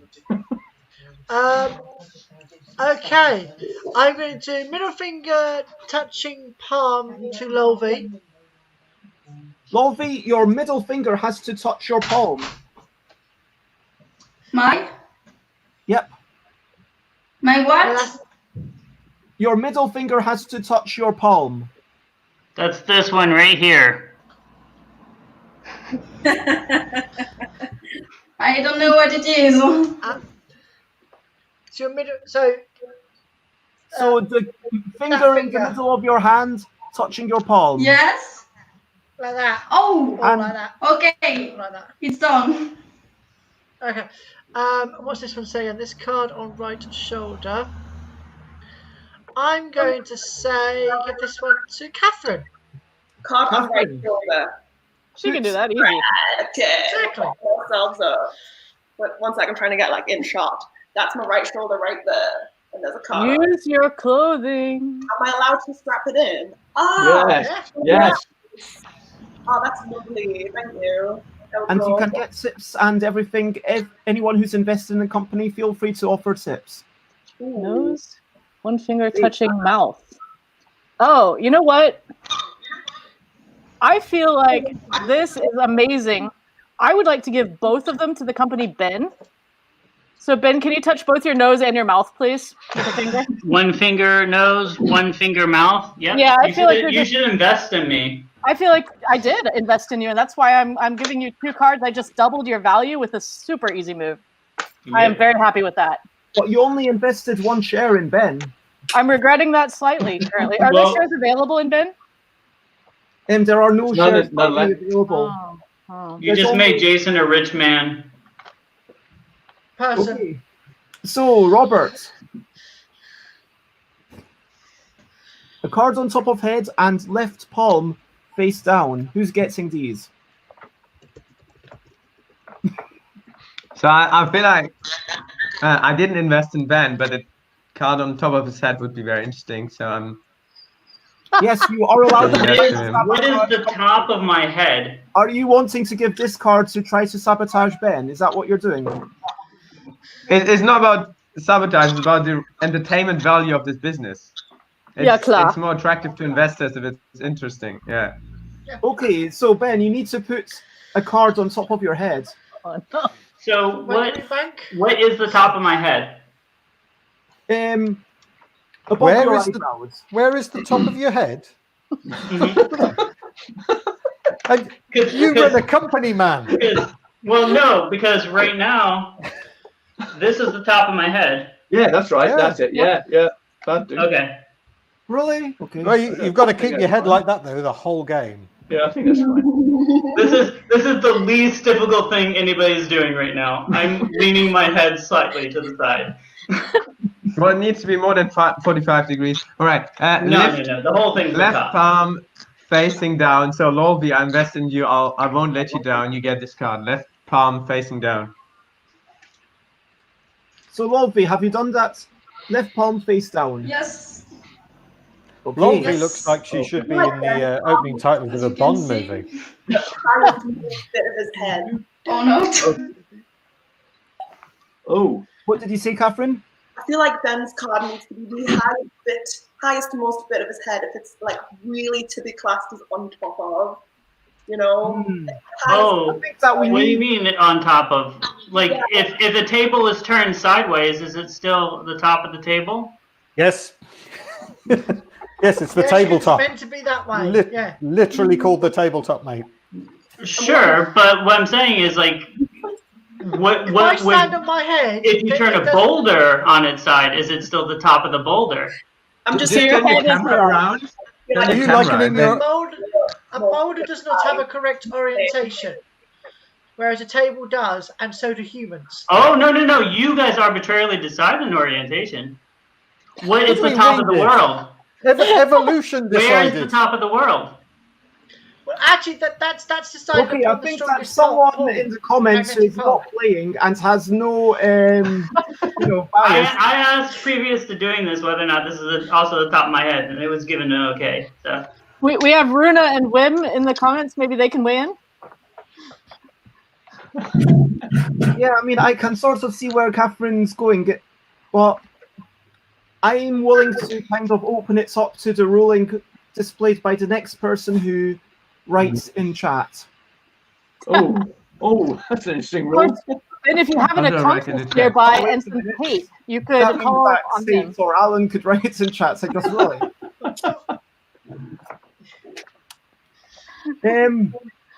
Is it me? Yeah, so what Ben is asking is this card on the top of my head? is this card on the top of my head? It is. It's Andrew been Jeffrey voted. has. It's been Okay, voted. There we go. we've got to vote. We've got to ruling. I don't know why I'm Andrew challenging says you, you are Ben. all good. Because I don't know why I'm challenging you, Ben. Because I've got the most invested in you. Oh, there's an argument going on in the chat. We need a No, tiebreaker. well, that's okay. It's too late. It's too late. It's gone, No, yeah. Ben's already stated that it was the first one to Yeah. stay. Yeah, just keep to be moving on. Okay, who was next person to operate? Was it Alan? Me, yes. What have we got here? Left finger pointing up and one finger touching armpit. Okay, I think both of those should go to Catherine because they look relatively easy. Well, we're about to just have a skyrocket in Mars stock price. So what Just have we try got? We've got one finger touching armpit and left finger pointing up. Pick it up. Okay, It could be the same finger. Could be the same finger. Index finger pointing up. So it Oh, could be index index finger. finger. Yeah. Yeah. So okay, so I've got that card on that finger there, and I've got the index finger behind it, which is going to be pointing up. Yeah. And meanwhile, I'm going to go ahead and touch this armpit because that's going to help me do all of those things all at once. Yes. Nice. Mm. Is this good? Very Is that- vocal company. I like how think that's vocal this cool. company is. The strategy. I think it's got to be inside a wee bit more, but I think that's looking good. Yep. Yeah, we're good. That's a solid finger touching armpit. Okay, so we're taking those share prices upwards. All right. Do not let me move this hand, guys. Do not let me move it. Okay. I'm worried. And Tiz, the two cards you have to run are this card on back of left hand and back of right hand. Ooh.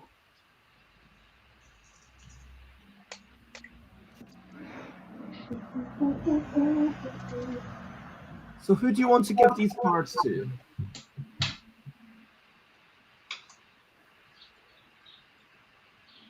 And I should at this point remind people that at the start of their turn, they are allowed to sell or indeed buy shares in any company.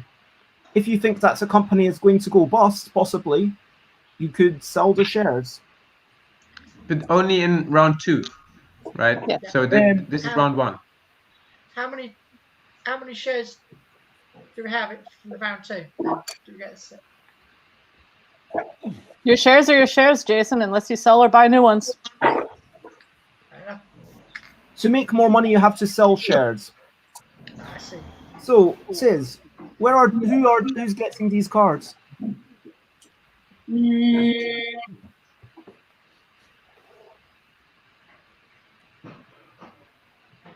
Let's see.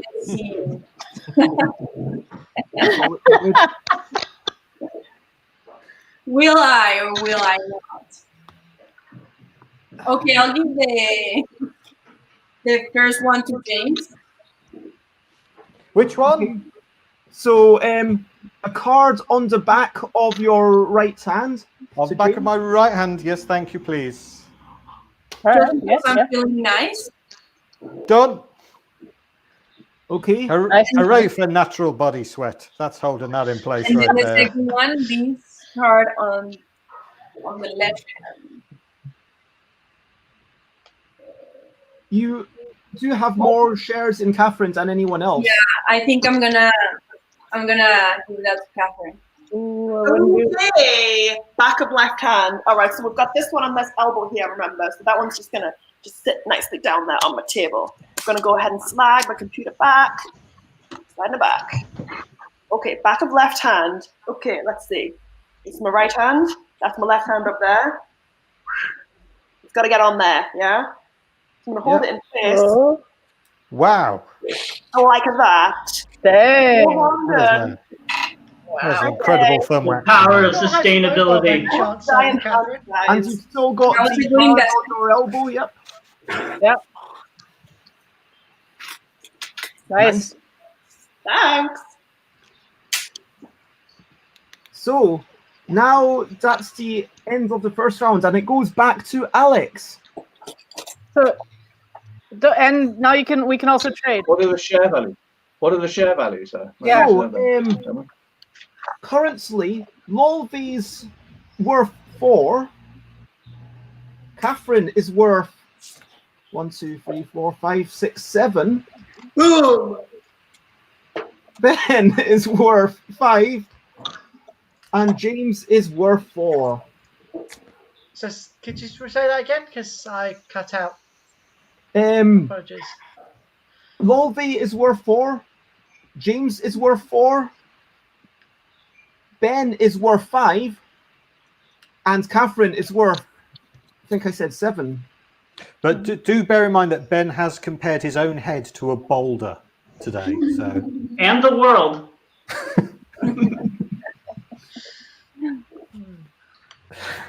So, second round.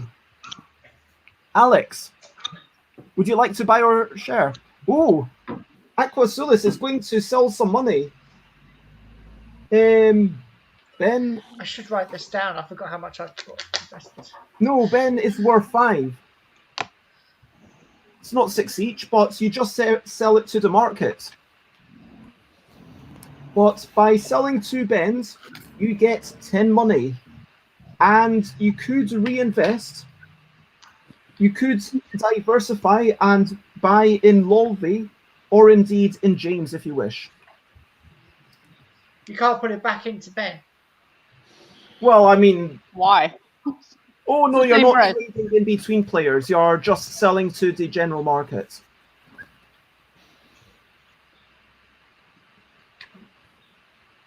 So, Aqua is buying another one of James.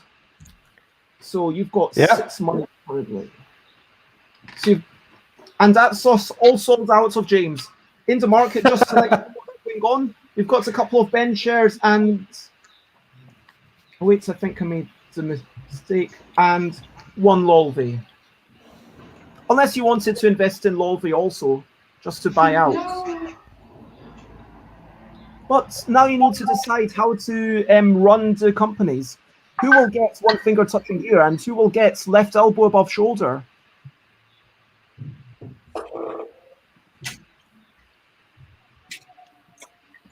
So Lolvi also goes to Aqua, spending 4 on that. Aqua has 2 money. So Lolvi, please keep your left elbow above your shoulder. Right. And Are one you a finger ballerina? touching here.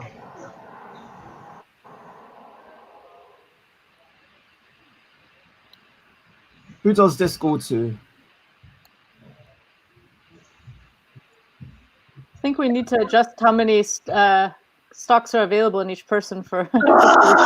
Okay. I can do that.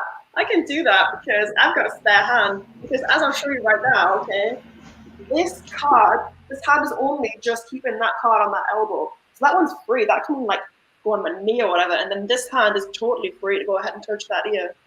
Yeah. I like it. Thanks. All right. One finger touching ear, so it can be any finger, can't it? Sure can. I got them all Okay. there, just like for extra good measure. Should we make a mid-game rule change and add a few more shares? Oh, who just dropped? James. No, Jason's gone. Jason, as always. Yeah, Oh. I think we definitely underestimated how many shares we needed. I think that what I'm going to do next time is we should have some starting shares and then have a few more shares after the initial. Have buy-in. a share issue. Yeah. Every other round of share issue or something. If the companies would be allowed to issue more shares and therefore dilute existing shares, that would be... Oh, dilute existing shareholders. That's horrible. You can tell neither Bez nor I trade on the stock market recently. I mean, this maybe we skip ahead to your turn, Xate. To me. All right. I have this card between Chin and Chest. And this card on right form. Okay. I would like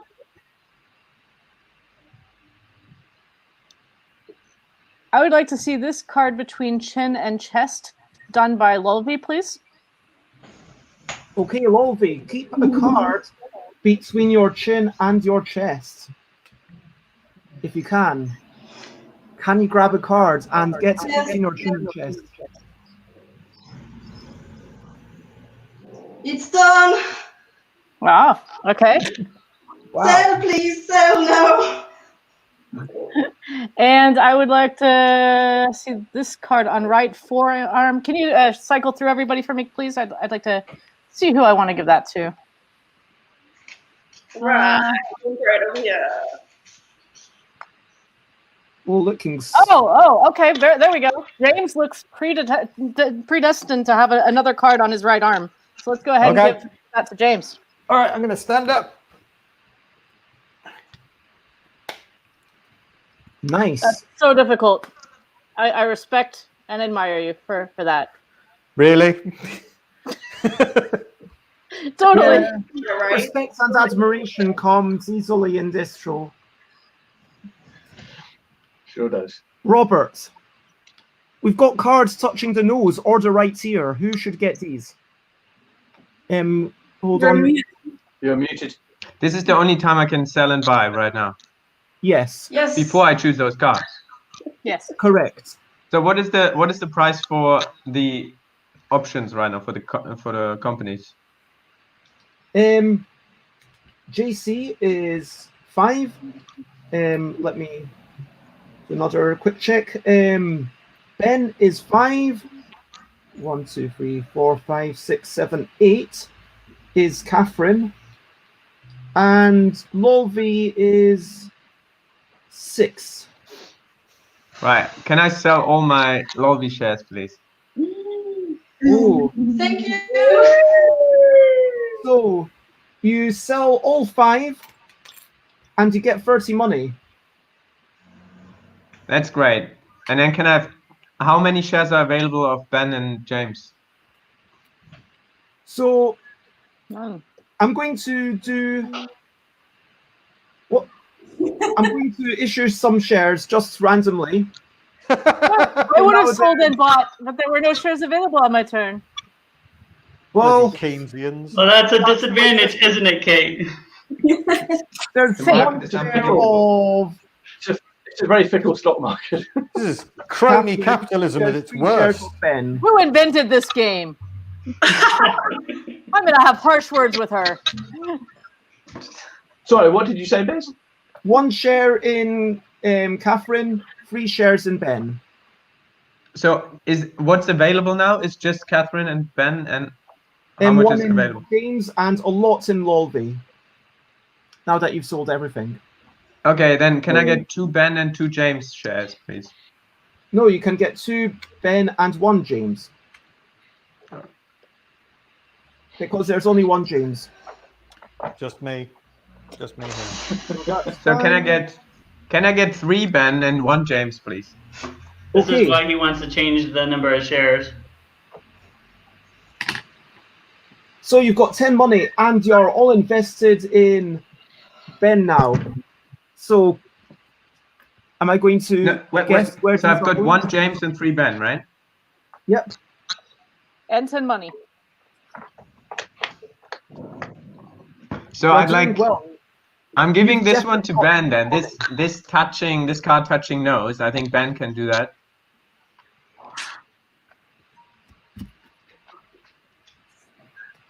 Was that card on the top of his head the whole time? Yeah. According to rulings, it was. Although I feel like we should have not done that ruling, but for this game, we'll stick with it. I mean, I could have just gotten a hat and put it under the hat. That's why I asked beforehand. And then the card touching the right ear. I think Ben can do that as well. Oh, I'm so comfortable. Oh. Come on, man. Keep those 2 hands touching. Keep those 2 hands touching. They are. Okay. Yep. That's pretty good going. increasing the stock price. So, Alan. Yeah. Could I? I'd like to sell a couple of Catherine shares, please. Whoa. Time to sink that shit. Only two. Wait, only two, not only your two. third. Not the third. No. I'm just hedging. So that gives you 16 money. Yeah. The only thing available is Wolby. Calm down. How many shares are there in Wolby at the moment? And there's 6 available. Oh, there's loads. They cost 6. They do cost 6. You can buy 2. I'll buy 1. I'll be very cautious here. I'll buy 1.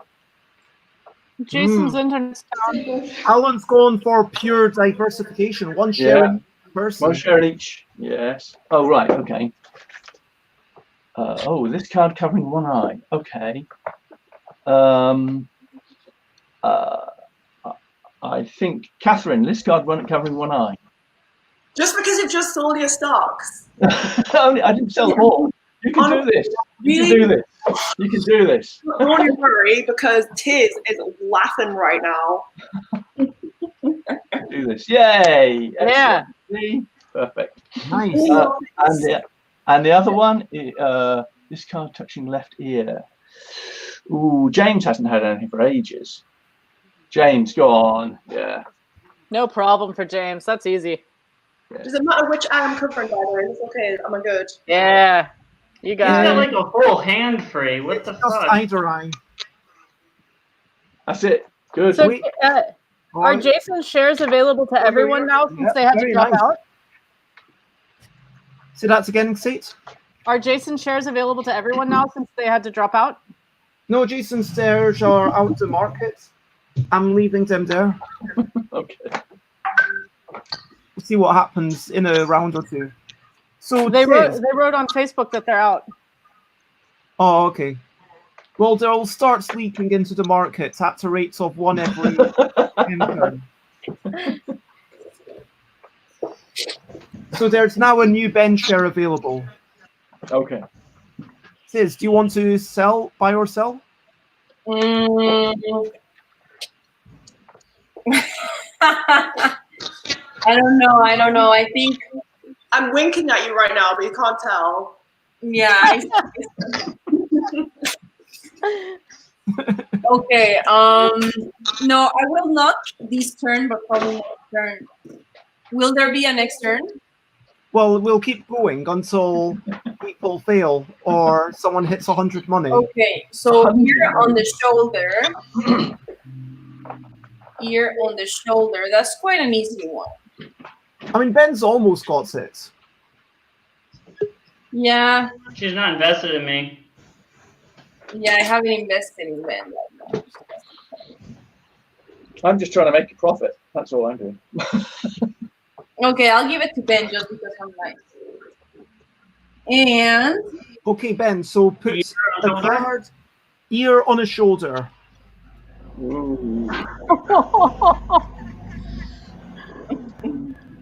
What's the other one best? The other one is this card touching left eyebrow. Left eyebrow.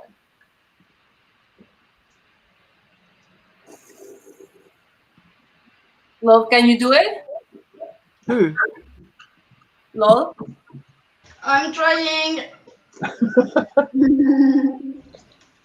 No. There's a card fall. Nope. Company has been destroyed. Everybody, No. The company has tanked up. Oh. Lolby's gone. I'm sorry I didn't invest in that. Yeah. Around, have a wee bit of a break, and then come back. Yes, thank you. Love, I didn't want you to do that. Okay, so right now, we've got a bit of a shake-up in the stock market. Now, Jason. Do I get some shares back at least? No, the company tanked up. It is a harsh world. This is harsher than real economic trading. Someone goes belly up, you get nothing, and you lose all your shares. So who just lost Destroyed. shares? Who was invested in Lovi? I had one. I have one too. Well, they're all gone now. Robert smartly pulled out of Lovi. Mm. Yeah. I wonder why. Berechnend. So, Jason. Yes. Whoops, I... What with my internet conking out completely. And we... So,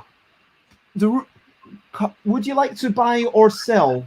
Currently, you've got 3 in Ben. 1 in... Ben is worth 8. You've got 1 in Catherine, who's also worth 9. Woo! And 1 in James, who's worth 6. So how many shares do I... So I have no shares left. You have no money left. No money left to buy shares. There are some this is Catherine tough. shares available if you want to get on the Catherine train. I'm just having a look at how well the balances are of each company. Badoomch. I think this company's quite upstanding.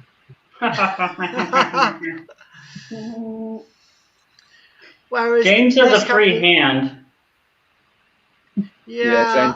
Can you remind me the points again? Sorry. Do I have? How many shares do I have in Catherine? You have 1 in Catherine. I'm going to. And how many do I have in Ben? You've got 3 in Ben, 1 in Catherine, 1 in And James. 1 in James. Can I sell up to any number that I have in them? So if I wanted to only sell 1 share, okay. So I'd want to sell 1 share from Ben. Okay. That gives you 8. Yep. And how many are left in Catherine? And Well, you know that Catherine costs 9. Costs 9. Yes. The value and the costs are Gone exactly up, the same. yes. Okay, right. In which case, I'm going to pull another one out from Ben. Okay. So you're that'll going give me to buy 16. 1 in Catherine. Woohoo!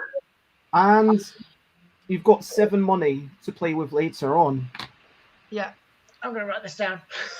This would be sensible. So, Damn you, 8. right pinky touching nothing and discard touching thumb. Who would you like to give cards to? Pinky touching nothing. I'm going to have right pinky touching nothing to Ben. Okay. Ben. Have you got to right pinky touching nothing? Not yet. Down a wee bit. Squat. I think I might have gotten the wrong hand round because of the mirrored camera. Oh, nice. Okay. Touching nothing, Ben. Yeah. Right here. Nothing. Right pinky, you said, right? Yep. Yep. Yeah. Right here. It's the one that we I on the folded. Oh, Ben. God, I'm so glad I pulled out. My two of cards those. became slimy. Oh my gosh. Ben. And so Jason loses the 1 remaining share. I Six do. And Alan lose 1 share. And Robert, the 3 shares that you bought in Ben. You know. Sorry, Robert. Ooh. Yeah. Easy come, easy go. Should I go? So we've currently only got 2 companies that are trading. All right. Only James and Catherine left. These are some solid companies. I mean, I want you to know that this card is wet. That's why you should play with Yogi cards. You should wash them. So discard touching thumb. Who's that going to? This card touching thumb. I'm going to give that to James. yes. Nice. We can't hear you, James. Can't hear you, James. Yeah. Oh, something's happened with... You're not muted, James, but something's happened with your microphone. Oh, cheats, hacks. Cheats. He's taking Don't try and a fix loo it now. break. He's running to the loo and coming back, I bet. Oh. shenanigans going on. We'll decide. That is one shady company. I never trusted a chief executive with dark glasses on. I mean, I did buy the shares on the dark internet. I maybe shouldn't have gotten them there. Yeah. I invested when its previous chief executive. Cheap. All right. Okay. The company has definitely gone dark. Oh, so James, What's we were happening wondering, here? did you take a break? That's the important thing. Can I just point out, I had to reboot my camera with left-handed then. So that's why it took me a little longer. Can you hear me now? Yes. Yeah. can. Although it would be very funny if the same thing happened to Ben. Okay, so yeah, I'm going to swing my leg up, even though it absolutely kills me as a middle-aged man to do so. I think the SFO was onto there, James, for a little while. So now we move to Alex. Alex, would you like to sell your shares in James, or are you going to operate? These are the two cards.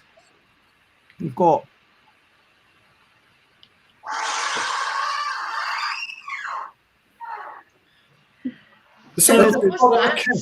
PK, I'm seeing a situation where if you have enough traders between your turn and the next, all the companies could just disappear. Yeah. Oh yes. Again, that's the point. That's kind of. That's why I spread my shares around a bit. But I'm saying, like, even Alan, you may actually just lose all of them if everybody just goes under. Yeah. Well, there'll always be one. But we get the last one anyway. Yeah. Well, that's true. That's true. Catherine. Hi. Whoa. You know, both of them. A card on your left shoulder. What do I have to do? Sorry, I can't really see. I've only got one card on your left shoulder. Card on my left shoulder. Okay, so that's my right shoulder. I need to get one in there somehow as well. All right. Okay. We got this, guys. So I need to keep this card over this eye plus one finger on. Okay. Yeah, I've so got this. Don't worry, Tiz. All right. Okay. Oh wow, if Catherine makes this, Catherine will be at 11. Oh yes.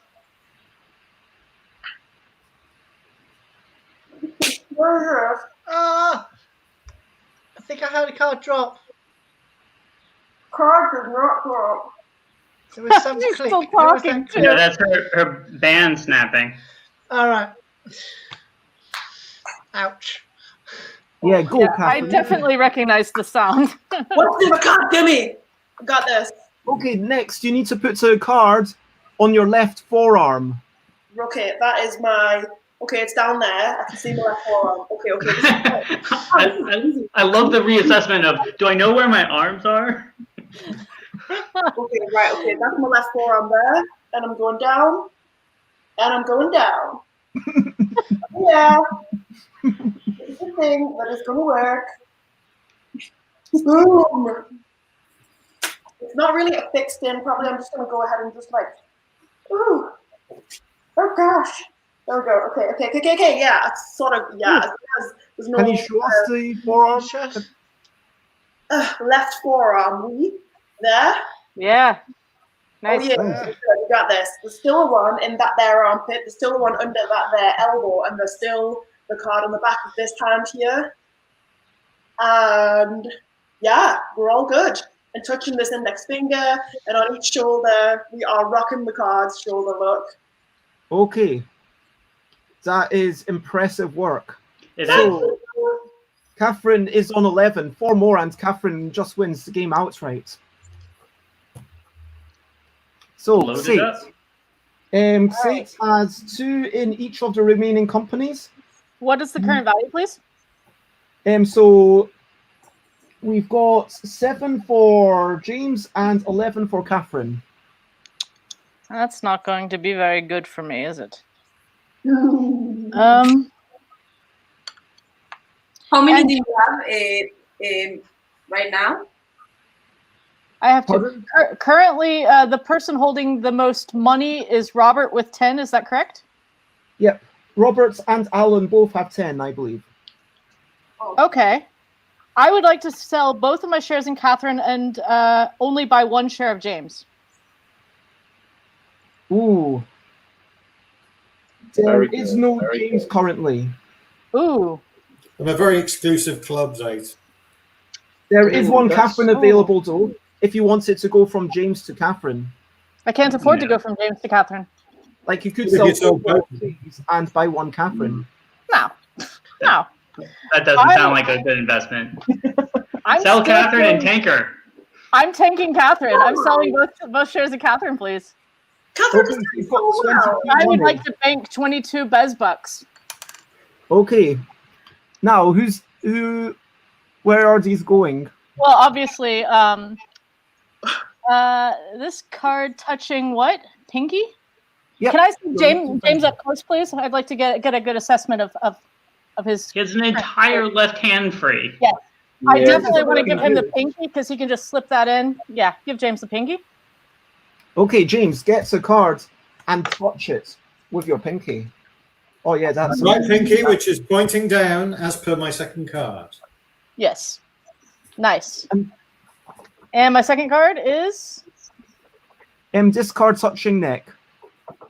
yeah, let's get that to Catherine. Yeah, like, that is so easy. Listen, So easy. Confident. She's got confidence. She's got confidence. So much confidence. Wow! Oh, yay! Nice work, Catherine. Very fashionable. I should make outfits out of these things. Okay, I should have made a note of when exactly Lolvi left, so that Lolvi, I think it was on Tiz's turn, I'm Lolvi sorry. dropped. Yes. So Yes. we've got Robert to operate first. Robert, all you've got is one share in James, and these are your cards. James is rising up the ranks. I mean, going from... Can I invest another one in James? Can I buy the remaining James? Oh, there was no James. There's just not enough shares here. This is... If you really want to gamble, like, you need like 1 million shares. Yeah, I think you're trying to make the shares tight when it's probably more interesting to make them plentiful. I would agree. You might think there should be... So right now I'm basically just trying to screw over Catherine. Sorry? We can chat about it afterwards. Yeah, so 2 fingers. Discard between 2 fingers. Arms touching. Okay, can I see Catherine as a big picture? What do you want to see? Yeah, I'd like to give her the opportunity to have both arms touching to get closer to the goal of 15 Oh cards. my god, really? Yeah, so it needs to be between your shoulder and your wrist. I need to touch both arms together with each other. Yes. Get both your arms touching. Okay, right. Okay, so this hand that's in my armpit is going to just slide around the back whilst keeping the arm, the card of the forearm in place. Okay, it's still touching the armpit, and now, oh, are my arms touching or not? Can you not feel them? Like you can't feel them; they're not touching. Okay, they're touching now. Okay. Just Good. Looks good. that. Keep going. Give her more. Okay, the other one, Robert. Discard between 2 fingers. I think James, it's a good opportunity for you there. Done. Nice. Done and done. Sorry again, Robert. Alan, are you? I can't buy any James shares, can I? There's no. Yeah. Oh, you all want the James shares now, don't you? I'll sell my Catherine share, please.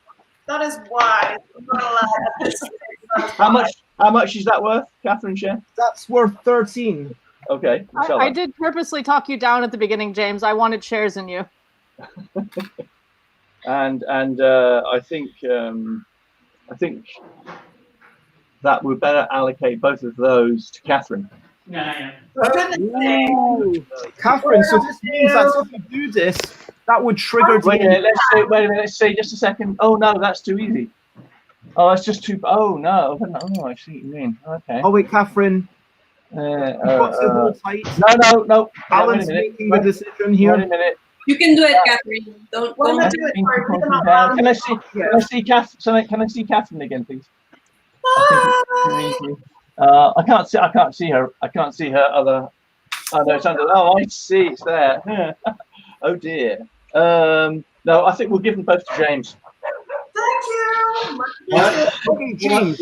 What am I doing? You have your left pinky pointing down and your right thumb pointing down. My right thumb is already pointing down. I'll just have my left pinky to the pointing down thing. There we go. Don't forget the left pinky one, yeah? And now you are worth 11 money. Well, of course. It was only a matter of time. Clearly. So, before we start your round, Tiz, Lolby, would you like to come back as a new company?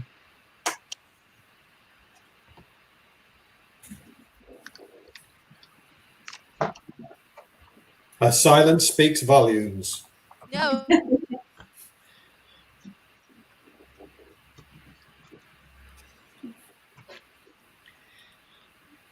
Hello, can you speak now? Lolby, would you like to join back? Oh. I'm exhausted, actually. You're I'm just sorry. exhausted. That's totally fair. Yes. I'm also in pain, actually. The movement I shouldn't have tried.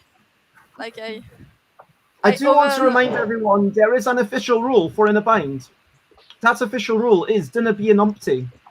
It's literally in the instructions. Lovey had the extra challenge of trying to do these all on top of the bed too, which I think is, I mean, that's an applause worth. Yeah. I mean, the mattress, that makes it hard. Yeah. So you've got our two companies. It was all wobbly. Check out those gorgeous companies working in expanding underwear and working in sustaining those cards. So Tiz, you have 2 shares in Catherine and 1 share in James. We're 13 and 11 respectively. Do you want to sell? I want to do something unorthodox. Oh. So I know that many people want the James share, so I would be willing to trade a Catherine share for a James share, if that's possible, with someone.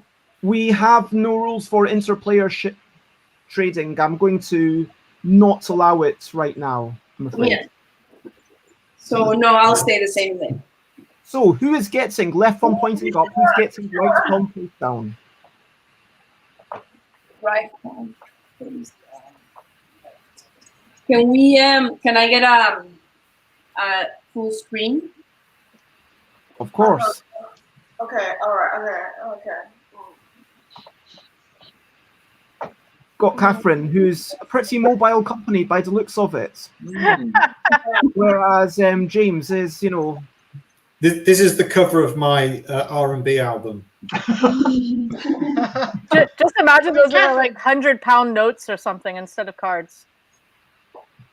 I mean, Catherine, do you offer flexi rates?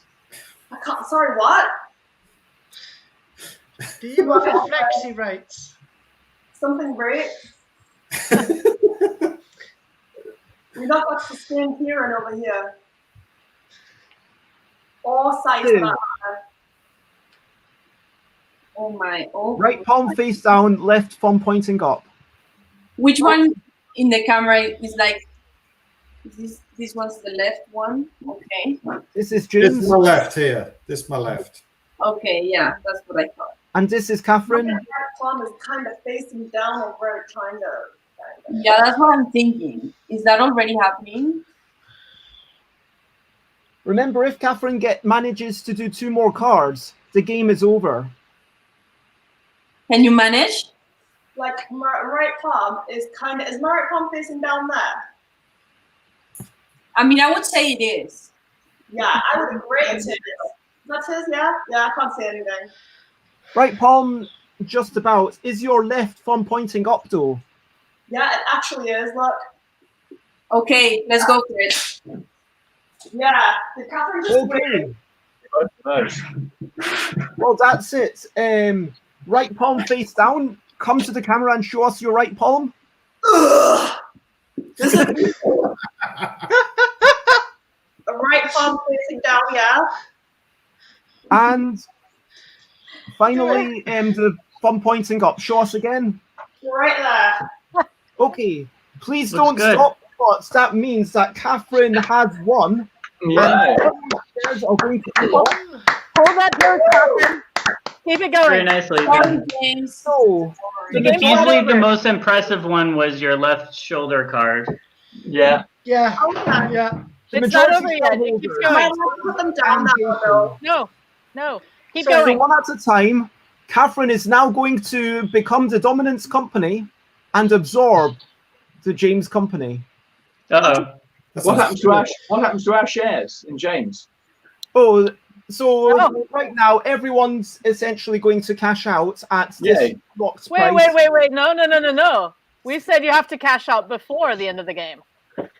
No, They didn't cash out. That's their own problem. Oh. That's why I cashed out of Catherine.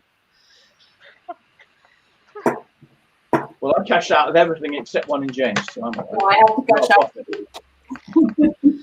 No, I think that the cashing is like how much it is right now, surely.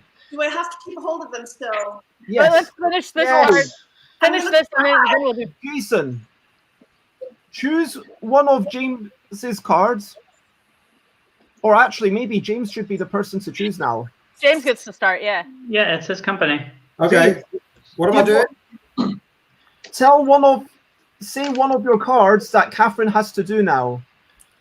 Why? I have no idea, Catherine. It gives me no pleasure to do this at all. Why the difference do we do? Shall we say left pinky pointing down? Okay. So, Catherine. Show us Catherine. Okay, that's gonna hurt. That is impossible. Oh, Your left pinky? I didn't realise. I was trying to come up with an easy one. My left pinky has to be pointing up because it's holding a card on the back of that hand between it and the thumb, which is not free. Wait. What about if you move yourself? You don't have to move just the hand. You can move yourself too. Yeah, but then I've also got fingers that have to be pointing up as well, and it's on the same hand as that very hand in which the other finger has to point down. So yeah, that's going to be a little bit impossible. It's basic geometry. Do you not think that hang you your- can go all the way onto the card on the back like 45 degrees? with this finger pointing down whilst having these two fingers pointing up whilst having this thumb pointing up. Perhaps this is a good concluding moment. Yeah, I think so. Yeah. You giving up, Guys, Catherine? One of my cards has fallen off. Does that mean anything? Oh, that's the end, James. That's the end. She'd already won, though. Yeah, she won. Catherine, so with the wee pinky pointing up, are you giving up or are you trying to do it? Yeah, she's not giving up. She's just moving Pointing up now. her assets forward. Actually, she's moving her assets Pointing down. down. Can you manage it? Or? You're supposed to point down. Yep. Down. My left pinky. I can curl it so that the bottom points down like that. Yep, that's all good. Yep, that. Woo! So, next card. Discard between two fingers. Do I have to do that as well? If you want to go for victory, You're going for the weekend champion. The question is just, do you want to win the weekend or do you want to just win today? Oh, nice. Oh. She's so much better at this than everyone else. I feel like she's had too much training. I feel like she's had too much training for this. Can I put it down now? Can we all use sign language clapping in the future, please? Because that gets really loud. Okay. A card touching your right eyebrow. It already is. Another one. Nice. A card touching your thumb. Can it be the same card? Yep. Yeah. Because that one was on it there. Nice. Another card touching your left ear. Just absorbing the last remaining company of That's June. impossible. That's my left ear is all the way over there. There's no way. No. I mean, you've already got into 20. Have I? I don't know. You have already got into 20. Whoop! That's gonna have to be my lot, guys. I'm afraid. Can I put them down, please? I'm terrible. Of course. Congratulations. That was amazing. Well done. So, I got to dash off now. Yeah, I've got to head off as well, Bez. Thank I'll you see you in very an hour, all right? Go to. see you in a bit, James. So, cashing out. It was great, guys. Thank you. Hey. Hi, everyone. 41. Jason finished with a score of 48. Woo! Sate finished with a score of 44. Oh. Rob finished with 21. Alan was 34. Tiz was 41. And Aqua was 35. So that means that the top trader for today was Jason. I don't even know how I did that. I have no idea how I did that. It's just like when you complete the Chinese solitaire, you're like, okay, how do I do that? Yeah. I've done it once in my Nice, life, David. and I cannot remember. But yeah. Are you okay there, Catherine? Sorry, what? I was busy just chewing my gun. You're gonna keep finding cards in random parts of your body for the next few hours. That's totally Like going to normal. the beach. Yeah, that is totally normal. Yeah. It's like when you go to the beach and you find all the sand everywhere. Like, oh, how'd that get in there? I'm Thank you going to very just much. take a second to go and get myself some fluids. Of course. Just want to say thank you very much for everyone for being part of the first ever game of In a Bond. Thank you very much, Bez. Great. And thank you And Zate. for talking through the rules with me, kind of exploring different options, helping with the design and development, if you can say that this game has been developed, which it clearly hasn't. Helping me with the design, let's say, and writing the rules.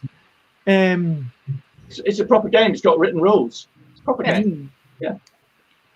Yeah, Ben, you were saying that we should have just had limitless shares. Yeah. Yeah, I think that it's possible that you shouldn't limit shares at all. I don't know that there's a really good reason to. I agree. No, I agree. Yeah, I think so. I mean, The game's already interesting enough that the limit on shares doesn't really add too much of a dimension to it.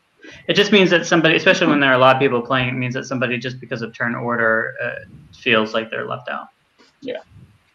I mean, basically, what I wanted to avoid was, like, I don't know, let's say there were only 3 traders, like 2 of the traders going for one company, like all in, and then the third one being like, well, now I need to go in for that same company because they're just going to bump up that company. The thing that you can do to make that a little more interesting is allow people to purchase after they've given to a company instead of just before. So, like, you can spend your turn giving to 2 people and then buy in that company, or buy in like a different. I don't know. There's perhaps a reason that you're creating limitations when you don't need to. I don't know. We wanted people to have to buy and sell before they played cards to avoid someone basically just getting in really buying easy. in the same. Well, and we wanted you have to, then before you, if you're gonna like bump up someone with really easy stuff, you have to at least wait a turn back to sell them again. I mean, so you you definitely shouldn't be allowed to do bump both up their price before easily and then sell. If you do it after, that might actually be slightly better. I don't know. Yeah, I mean, the reason that you might want to allow companies to buy after is they might give 2 things to a company that they know that the company can handle. Like James is in a situation where he could totally handle more cards, and if you didn't want to buy into him beforehand, but then you gave him 2 easy cards, and you're like, oh well, now he's very stable still. I will want to buy now afterwards. So if you chose not to buy before, you could choose to buy after. My initial thoughts is just to say you can do it before or after, but not both. Yeah, that's what I'm saying. And I'm glad that you enjoyed it, Alex. And yeah, Kitsy, I'm glad. Catherine, you did a great job. Thank you. Yeah, Catherine, you were amazing, and Yeah. congratulations on. I should have stuck with you there. Yeah. I bottled out. I bottled out. Yeah, bottled it. I always thought Catherine was going to fail, but Catherine was. I mean, I'm not going to say too big to fail, but Catherine got to 20. I only sold the shares in Catherine because I thought we had settled on the rule that the investors had to pull out and bank their money in order to have it in the bank. If I knew that I would just get it cashed out at the end, I wouldn't have taken out. Yeah, you say that now. You're all like, "Oh, I wish I'd stuck by you." I was. That's why I asked who had the most money pulled out already, because I wanted to make sure I was winning. But the reason I started with Moore and Ben was because it looked like he was going to have a lot more easy ones to do, and I had a strategy to give him all the ones that were space related, if I could, and give everything else to everyone else. What that created was a giant heat blanket around my head. Yeah, it's just kind of exploded. The company had too top heavy. Obviously, that company. It's too many Chiefs, not enough Indians. Yeah, you need to have your company be fairly balanced sometimes. I need some diversification. Yeah. So I have to go. So thanks very much, Bess. I'll see you. It was lovely having you, Alan. Thank you so much for joining. Thanks a lot. And say hi to Charlie. Yeah, will do. Cheers. Bye. Bye. Bye. Bye, Rory. Same, Bez. I have to go. I'm feeling exhausted. I need to lay for a bit. Of course. Well, I hope that you had fun, Lolvi. It was lovely. I had so much fun. Thank you very much. It was wonderful. See you soon on Monday. Soon. And you're Yes, very welcome Monday. to come back on Saturday or Sunday if you choose. But I'll see you on Monday for sure. I have family gathering. Enjoy that. So, yes, I will. I really love my family. I hope you all have a nice base day and base weekend and have fun. See you. Take care. Bye. See you. Bye. Bye. So, if anyone needs to skedaddle, I don't know, Tiz, Catherine. I do. I can stay for like another 15, but if you're gonna start another round, I'll. No, we're not playing at the minute. What we were going to do for the rest of the afternoon was basically to chill and to chat.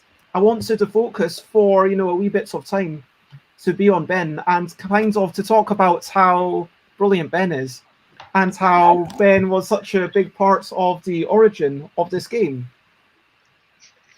As brilliant as Ben is, I do actually have to dash. We've got a meeting, but thanks very much anyway. You're brilliant, Ben. Not even my rival company is skedaddling. I got it. Yeah, you're brilliant, Ben, but you were one of the first to drop out. Let's be honest. You weren't. What? No. Out of 4, second is great. Yeah, I'm gonna take off as well, but I'll keep on. Thank you for work. Sorry. Yeah, Aquasulus's real name is Alex, but you can call them Aqua or Aquasulus or Alex. I think they are happy with any of them.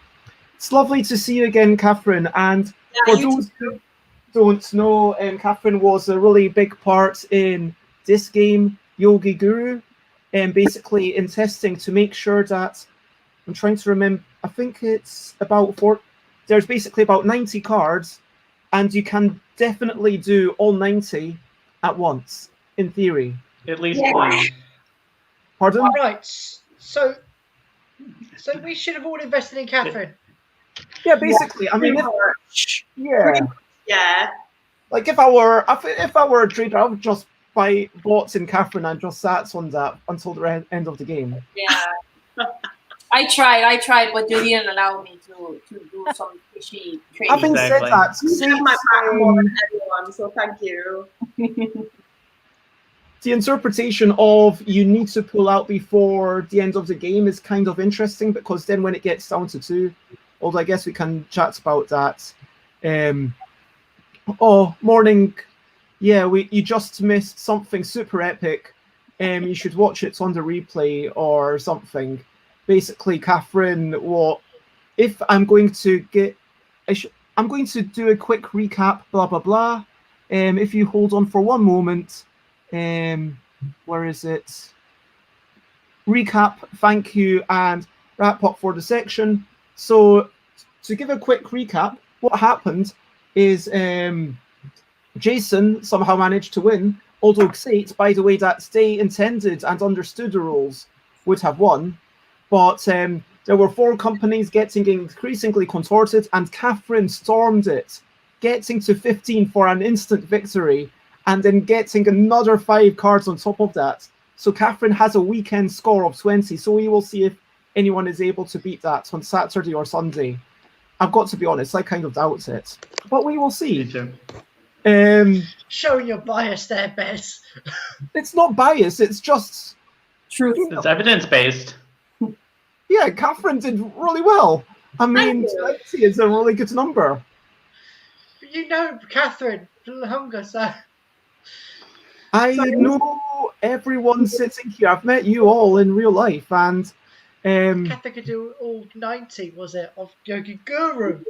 We found a way, like Bez and I among us, like found a way to jam all cards in a pose somehow. Is this documented? Is there? We had to change like 2 of the cards. So I had basically the story is Zhugamik wanted a sequel to Yogi, because why wouldn't you? I mean, it's amazing. And then I originally they asked for a team-based version, and then I was like, oh, do you want some wild cards? I really liked them in the original expansions. And they were like, oh no, I don't know about that. But then they circled round, and then I worked on the team-based version, and they were like, hey, wait a minute. We've just realized that people in Japan and like lots of Asia, they really don't want to be touching their friends. And so it shouldn't be a team-based version. The team-based thing should be definitely optional. So then it was like, okay, what's going to be different about this one? Let's just take it to the max. And then it was like, okay, let's bring back the wild cards as the new thing. The new things are that like Yogi Guru, it's like more difficult, it's got the lower body. And I had all the cards written, you know, I'd done a bit of testing down here in London, went up to Glasgow. I knew Catherine was fairly flexible. And yeah, we had to rewrite, I think, 2 of the cards to make it possible. Right. So basically, there was a slight bit of development work done in response to the limits of human ability. So although having said that, I think that you're no contortionist. I mean, you can't touch the small of your back with your foot, can you, Catherine? I don't think so. I'm like all right, like bendy. Like I guess okay, I'm doing it now. I'm really mashing my foot in there just to see if I can. Wow, that is just crazy. Like I'm trying. I'm sort of in there. I've also got my 2 favorite cards out. These are my 2 favorites. I'll just put it up. If there's any, I'll just put my hand up and say, if at any point I end up being in a game session with Catherine, I am not picking Yogi. It's just unfair. Wise choice, friend. Well, it depends how competitive you're feeling. But thank you, Catherine. It was super lovely to see you, and hope to see you in real life at some point in the not too distant future. Thank you so much for having me. It's been so much It fun. was wonderful. Bye for now. I'll see you later. Hopefully, I'll see you all again soon. Yeah, for sure. Exit on a high. And oh yeah, I meant to say, so that was the recap, and yeah, basically thank you.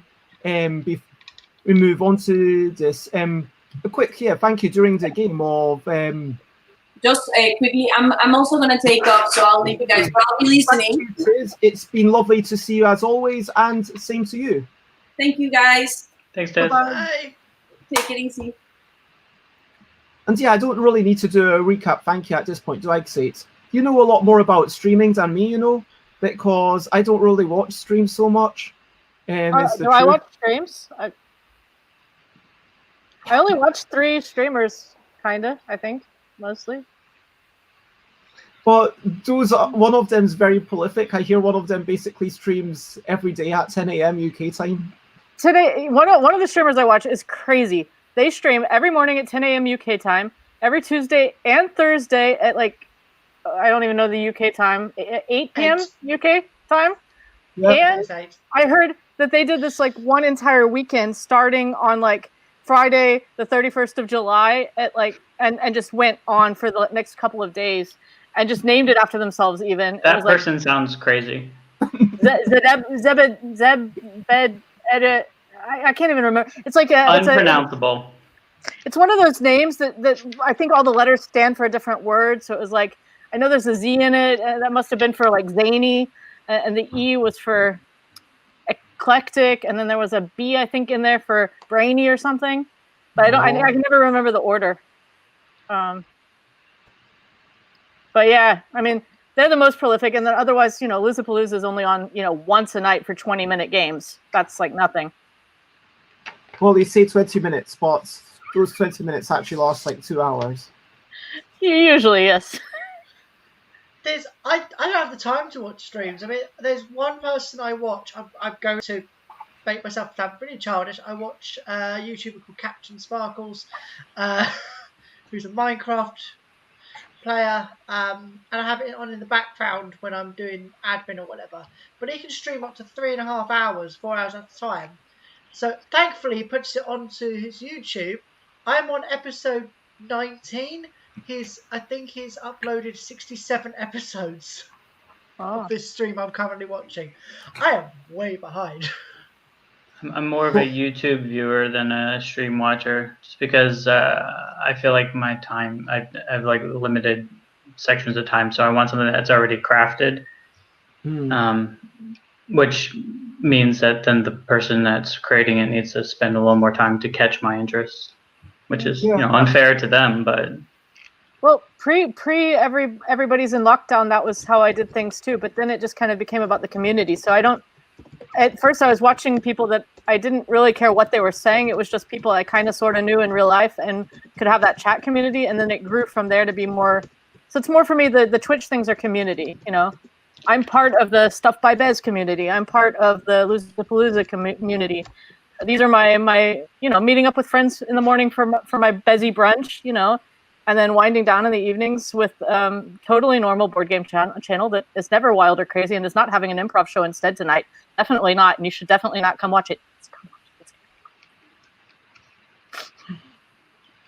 I'm ramping up for law school starting this fall, so I've been a little overwhelmed. Whoops, I think Jason. I just got big. And yes, Aqua, I feel like meet is an appropriate word because once you move from chatting in the stream to actually doing something off stream with the people on Skype or Zoom or whatever, then it seems to me like it's become an actual person you've met. But wait a minute. I just realized, looking at the bottom, 3 p.m. I was meant to give prizes away. Prizes? Yeah. I missed it. I hope that not everybody's left the chat. I think there's still prizes. I think there's 10 people watching, something like that. Where's my competition time I banner? actually still know the people who are on it at that time because I haven't reloaded my viewer list in the Twitch thing if you need to know who they were. No, it's all good. And basically, I was going to say, I always hope that people will remind me what I've promised them, but maybe that's a big ask. Because it's did I say I'd do something? Can you remind me so I'll actually do it, please? And please don't feel shy about doing it. But it is now competition time. Competition time. This is the song for competition time. Competition time. What did you think about in a bond? Basically make sure to use the words specifically in a bond. So write in a bond, blah blah blah, or in a bond was funny, or In a Bond was great, or In a Bond was terrible. Whatever you want. I mean, if you didn't like it, I would appreciate constructive feedback, but just write something like that, In a Bond, blah, blah, blah, and describe it. Use some words to describe it. I think my favorite part, by the way, Bez, of it, and I guess you had some input on its creation, right? But I think my favorite part was that there were two sides that were looking at each other the whole time. So you had this like evaluation of what was going on between two. I think even the traders were or the companies were evaluating the traders for seeing if somebody could invest in them and stuff like that. So I enjoyed that sort of like almost like looking across the room mechanic. I mean, one thing I like is I liked the fact that Xate could get involved in this sorts of party game, because for me, if I were to play it, I think I would probably enjoy both sides of it. But Xate was talking about in real life, maybe you do have inter-person trading that might be quite fun. Saying, hey, at the start of my turn, does anyone want to trade with me, or people selling their own shares?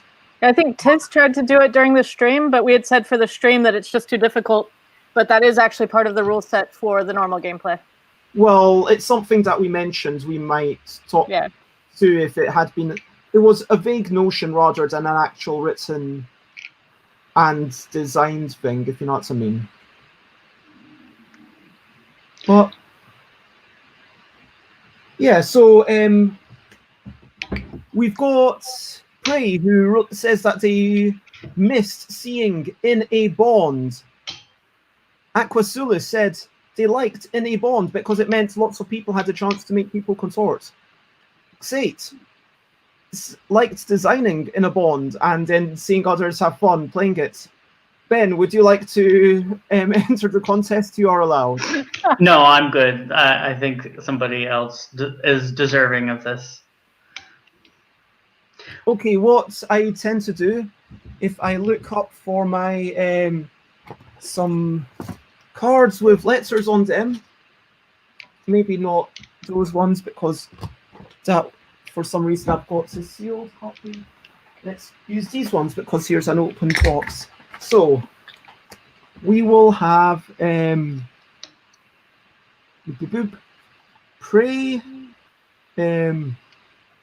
got that, Xate, X4 Xate, and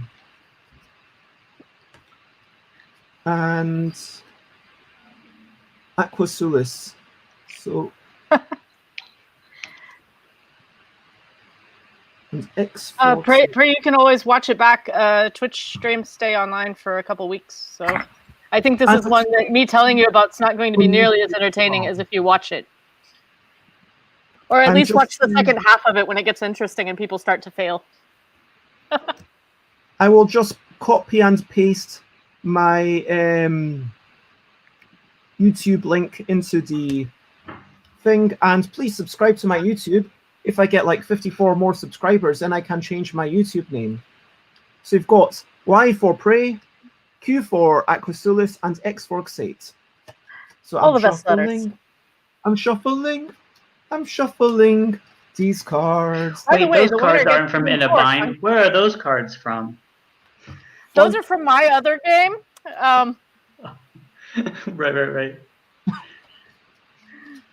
Right. So actually, I'm just kind of looking up the where does it say? Thanks to many, including Ben Neumann, possibly my most talented playtester and certainly my most frequent until he left the country. Oops, sorry. Yeah. People who don't live in the same country as Bez should be, If I could be in multiple places at once, I guarantee you London would be one of them. I would jump on the London train if I could be in multiple places, yeah. Okay, so tell me when to stop shuffling. Ben, you're running this. Stop. Okay, do you want this card? Do you want the other card? Or do you want the final card. I'll take what's behind door number 2. Door number So the 2. other card. This one. This is Aquasulis. Aqua! So what this means is it's a special birthday prize. This is going to be at free-ish every day. You get the choice to choose any one of my games, and I should have really had them all beside me. So you get to choose between In a Bind, the original, which I don't give away very often because I've got hardly any left. The expansions, which ironically I think I've actually got slightly more of the expansions than the original thing. You can play with the expansion without the original, can't you? Yeah, you can. I really like the wild card from the expansions. I'm really proud of how that went down. And there's cards in the expansions that aren't in Yogi, but all of In a Bind is in Yogi.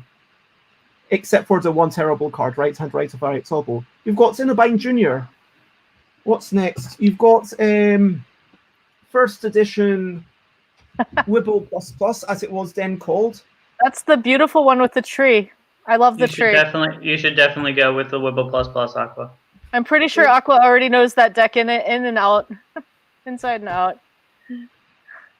How many versions of that deck do we know? Either the original In a Bind. Because, I mean, who knows if you'll ever see that again. When I backed the Kickstarter, the In a Bind, I had, I think, 5 copies of it, and I gave a bunch away as gifts. Those are now collector's items that I'll never see again. So the other things that you can get, other than those which I've already talked about, oh yeah, there is also Yogi. You can't get this version. This one's Japanese. But I could sell you an English or French version. That's an added challenge. You have to translate it as you play it. Not the Dutch version? We can't have the Dutch version? No, you can't have the Dutch version. I mean, I had to get that from Gigamic in Germany. And I wanted to win the Dutch version. I mean... No. So you could get Yogi Guru, which is, I would say, on its own, Yogi is probably marginally better than Yogi Guru, because this has lower body stuff. And the nice thing about the original is that you can play it more easily in a pub or that kind of situation. But if you want to get a bit more extreme, this one's definitely going to be the crazier one. For what it's worth, Bez, there are very few pubs here in the United States. You can't play it in a bar. It's only a pub game. Mm. You've got Wibble Plus Deluxe. You could get this edition. This is what I would personally choose. Are you proud of the art in that one most? But that's the version without the rules for the game that we just got to win a competition and hopefully probably. There's Kitty Cataclysm, and finally there is Honey, which is a compilation which has all of these people involved. I don't know if you can see that, and I am just one of them. So basically, any one of my things, and someone asked about where they can buy my stuff. I will. Aqua's really good at making decisions, by the way. So this is going to be. Are you being sarcastic? Never. I'm never sarcastic when I talk about Aquasulis. Okay, so whilst Aqua makes that decision, I'm sorry, Ben, that we've overrun a little bit, but yeah, let's talk about how awesome you are, because sure. Bez, is that link for England or Germany, or where's that link for? Everywhere? I can send that stuff everywhere. Basically, I will post it everywhere, but if you're in the USA, I do charge a fair whack for postage, because recently, literally in the past 2 months, they doubled the prices. I'm not exaggerating. This used to cost me $7.50 to post to USA. Now it costs me 15 quid. I'm not exaggerating. Why did that happen? You know? I assume it's because of COVID, because of fewer planes coming in. I guess. What I might be doing is to really, in future, at least give people the option of going with the really long shipments, which does take 2 months. because it goes on a slow boat, but it will eventually get to you, hopefully. It sucks for you and for your products, for sales. Yeah, that's the thing. Okay, so apparently Aqua wants the original Wibble because, just Xate, because Xate's is biased by the tree picture. No, I think it's a great. I think the original Wibble's great. I love your art on it. Oh, you mean the front with the letters and stuff? Yeah. Yeah, that's never going to be reprinted.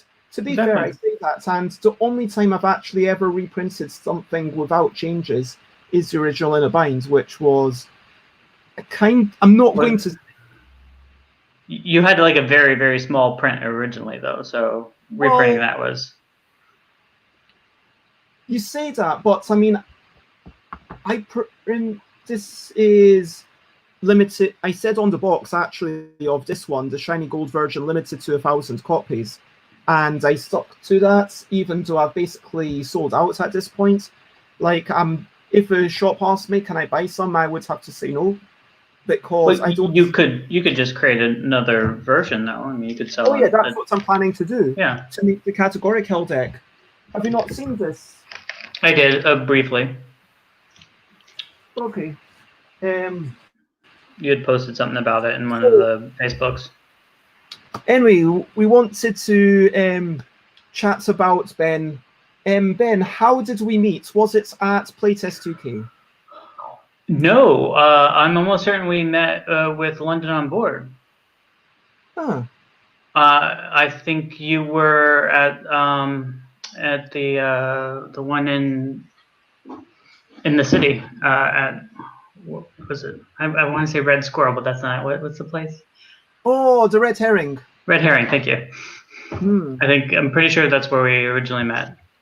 And honestly, I don't even remember what the context was, but I do know that we had talked about just game playing. It wasn't even game design at the time, because obviously everyone there was for playing games. But I don't think I found out about the design group through you. I think I found that out through someone else, and they pointed me toward the meetup that Rob had put together for it. And then you were there at that as well. So that definitely led to us dealing a lot more with each other. And we would talk like to and from the meeting, mostly from the meeting, leaving for sometimes an hour or 2 hours afterwards. Yeah, I remember that, and I remember those days of the Red Herring. I don't think it's there anymore, and it's definitely quite a different world with London on Board. I mean, not just now, but even 5 months ago, it's as you might imagine. But for me, you were, Aqua says, Playtest UK is something that was all around the UK, as it suggests. How did you find out about this, do you think? And was it useful? Because you never actually got any of the stuff finally finished up to the point of mass production, but you did get, I remember your game, which was about communication and getting the right card to the right people. Yeah, it was a co-op. It's actually, for what it's worth, all the way up until COVID, we were actually trying to, a friend of mine and I set up a company, and we were called No Sharks. We were trying to, No Sharks. Zero, absolutely none, no sharks. I'm not sure I believe you. How many sharks were there actually?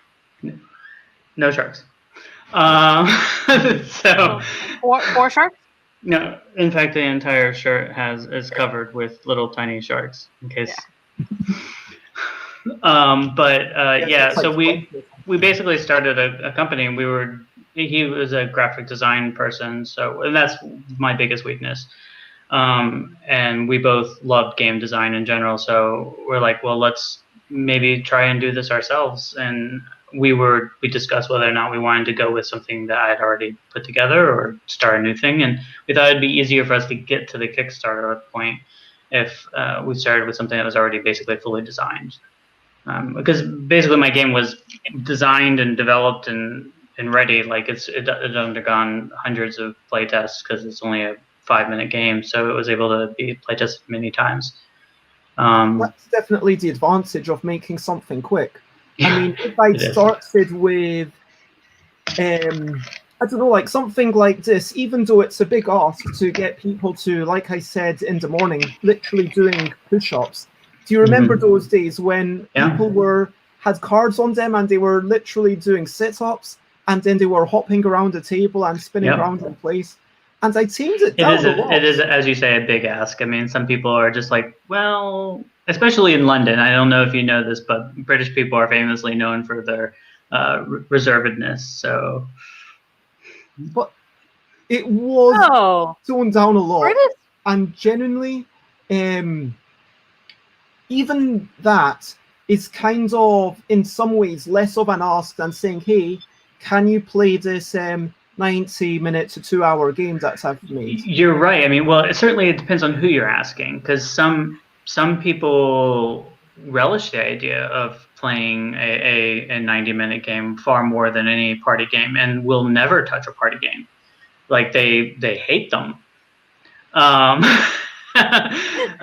I'm just saying, like, so it's one of those things that it really depends on who you're asking. You may be easily able to get somebody into a long strategic game. On the other hand, again, it's a time commitment thing. So some people just don't have the time. Yeah, I'm a fan of both. My favorite thing in social settings is a party game, and the best ones are some of my favorite games, and I'll still even want to play them over strategic ones. Like I love Codenames. I think it's like one of the best games that I've ever. Vlada is just one of my favorite designers ever. But I feel like for me, I'm more on the just ones camp. Oh, well, you mean like play a game and play a new game? Oh, type thing? I mean as in the game Just One. Oh, I haven't played it. Oh, okay. For me, I played Just One, and we've got shout outs for Taboo. I mean, I love Taboo. I think it's great. You know, Just One. We don't need to talk about it, but for me, I'm probably going to get rid of my copies of Codenames, because I've got the pictures, I've got the duet, which I kind of like duet just because it can be played 2-player and still has that kind of light-hearted thing, which is a lovely thing. But yeah, I know that it depends on the kind of party, Aqua. Like, I remember when we were talking about it, Ben, you were talking about how the downtime is something that you actually appreciated with Codenames, because then people started having these side conversations about these things and people's meanings and what they inferred. But it depends on the amount of downtime. Like, too much downtime is horrendous, and you can see that in a turn-based 4-player game, where literally you're doing nothing for 3/4 of the game. You have nothing to do. That downtime is just horrendous. Like it's too long, and it's too much in comparison to the total quantity of actual involvement that you have in the game. But I think a certain amount of downtime is good because it lets you reflect on your decision processes and what you want to get out of this right now. But with Codenames as a social setting, as you said, I specifically had said that I think as long as the people sitting at the table are willing to be able to talk during the downtime, like if they want to be social and they're willing to be social, it's good. When the people sitting at the table aren't social already, and it's not part of their like sort of DNA or their desire, then it basically it falls apart at that point. So it depends on the group of people in some ways. And I guess to some degree, with London. Go ahead.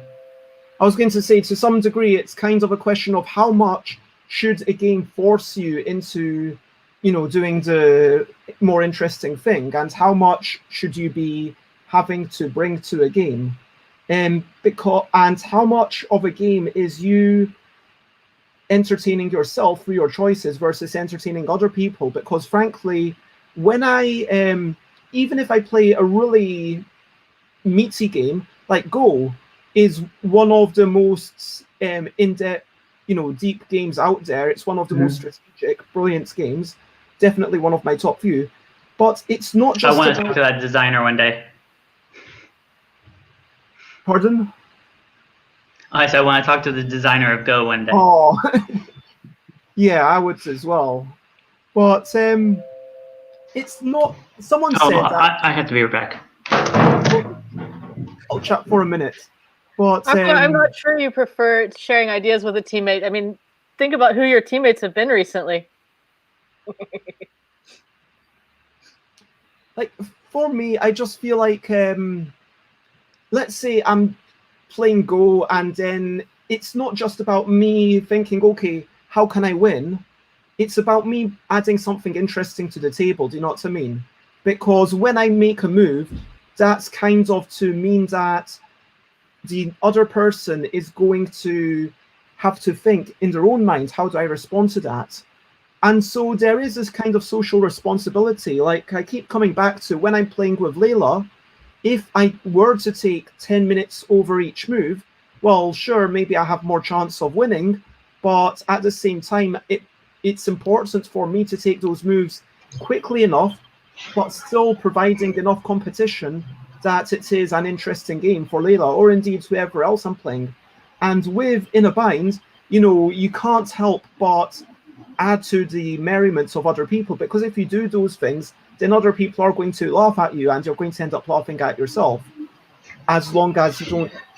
And so, yeah, it's what is the game for? Because we've got this responsibility to ourselves, but we've also got this responsibility to other people at the table. Do you know what I mean? I think there's also a validness, though, to the idea that each game is allowed to bring its own environment.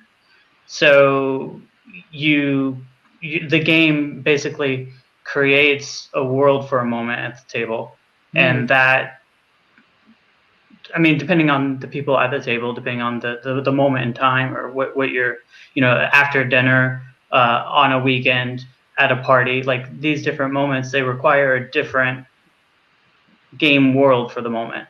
And I think each game creates its own. I don't know if I'm explaining it right. No, I get what you mean. It's kind of like all about the magic circle, and when you go in, you've got this set of expectations that you agree upon, and then you. Yeah. So I think that every game can fail. Like, every amazing game can be the wrong game at this moment, whatever that moment is, and just a terrible choice, and in that regard would be evaluated as being a bad game at that moment.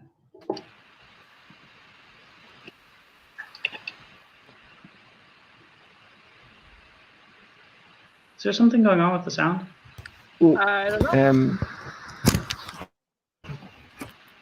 Got a wee bit of lag. I think my computer just froze up for a second. Can you hear me? Yes. Yeah.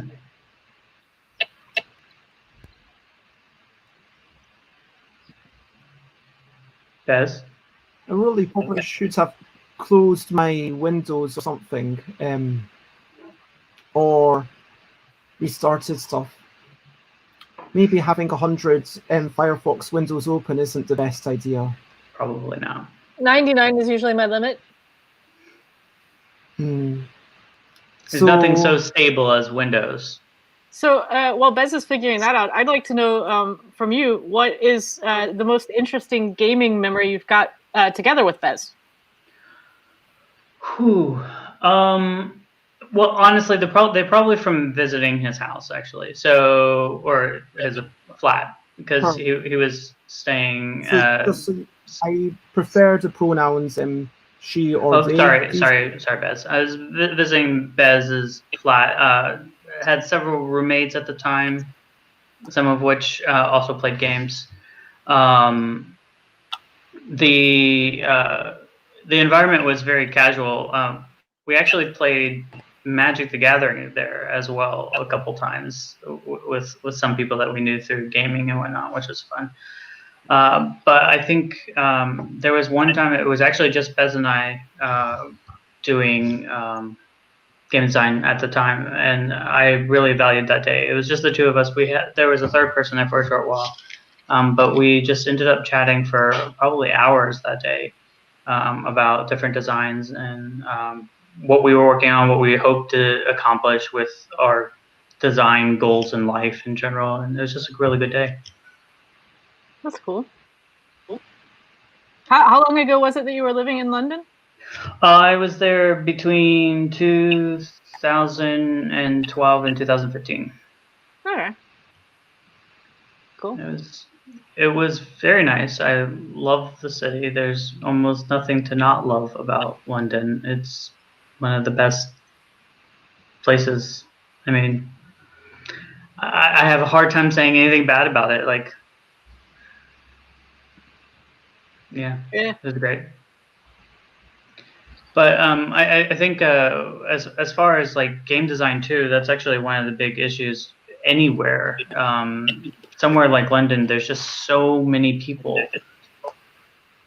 and that makes opportunities for design frequent and readily available all throughout the week. I mean, and you know, Bez definitely with organizing the Royal Albert Hall stuff too made it even more available to me, so that literally if we had wanted to, we could have designed every day of the week, which is just crazy. But yeah, that hall was amazing. I actually met Bez there.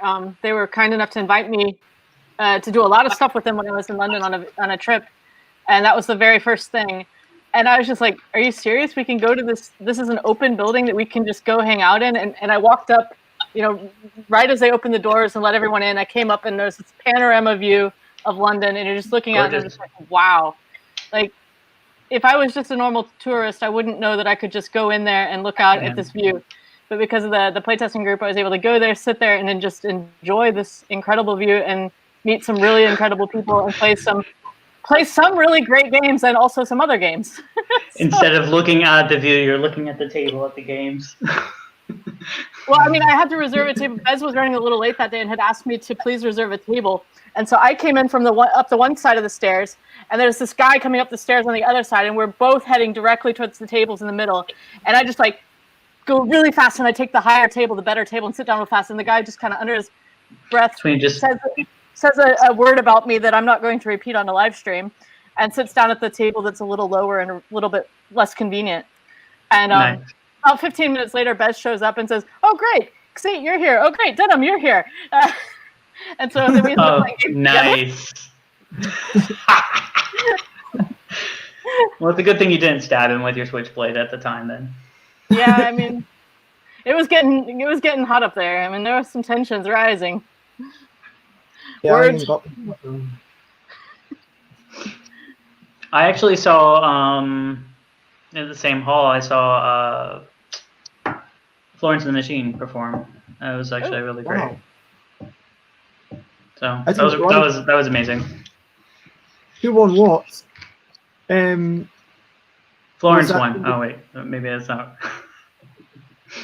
I always win. I don't know what the question was, but the answer was me.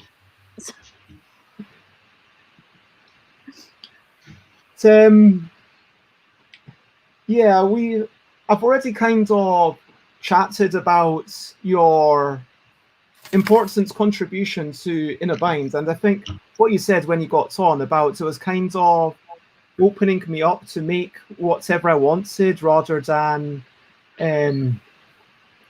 what else there was. And I think that striving for simplicity has been a big thing. And you've not played my later games, have you? You've not played Kitty Cataclysm? I've looked at all the cards. I never got a chance to play it. I mean, I saw the whole list though. But like with that was me coming back to what used to be in a bind and being like, okay, let's go the other way.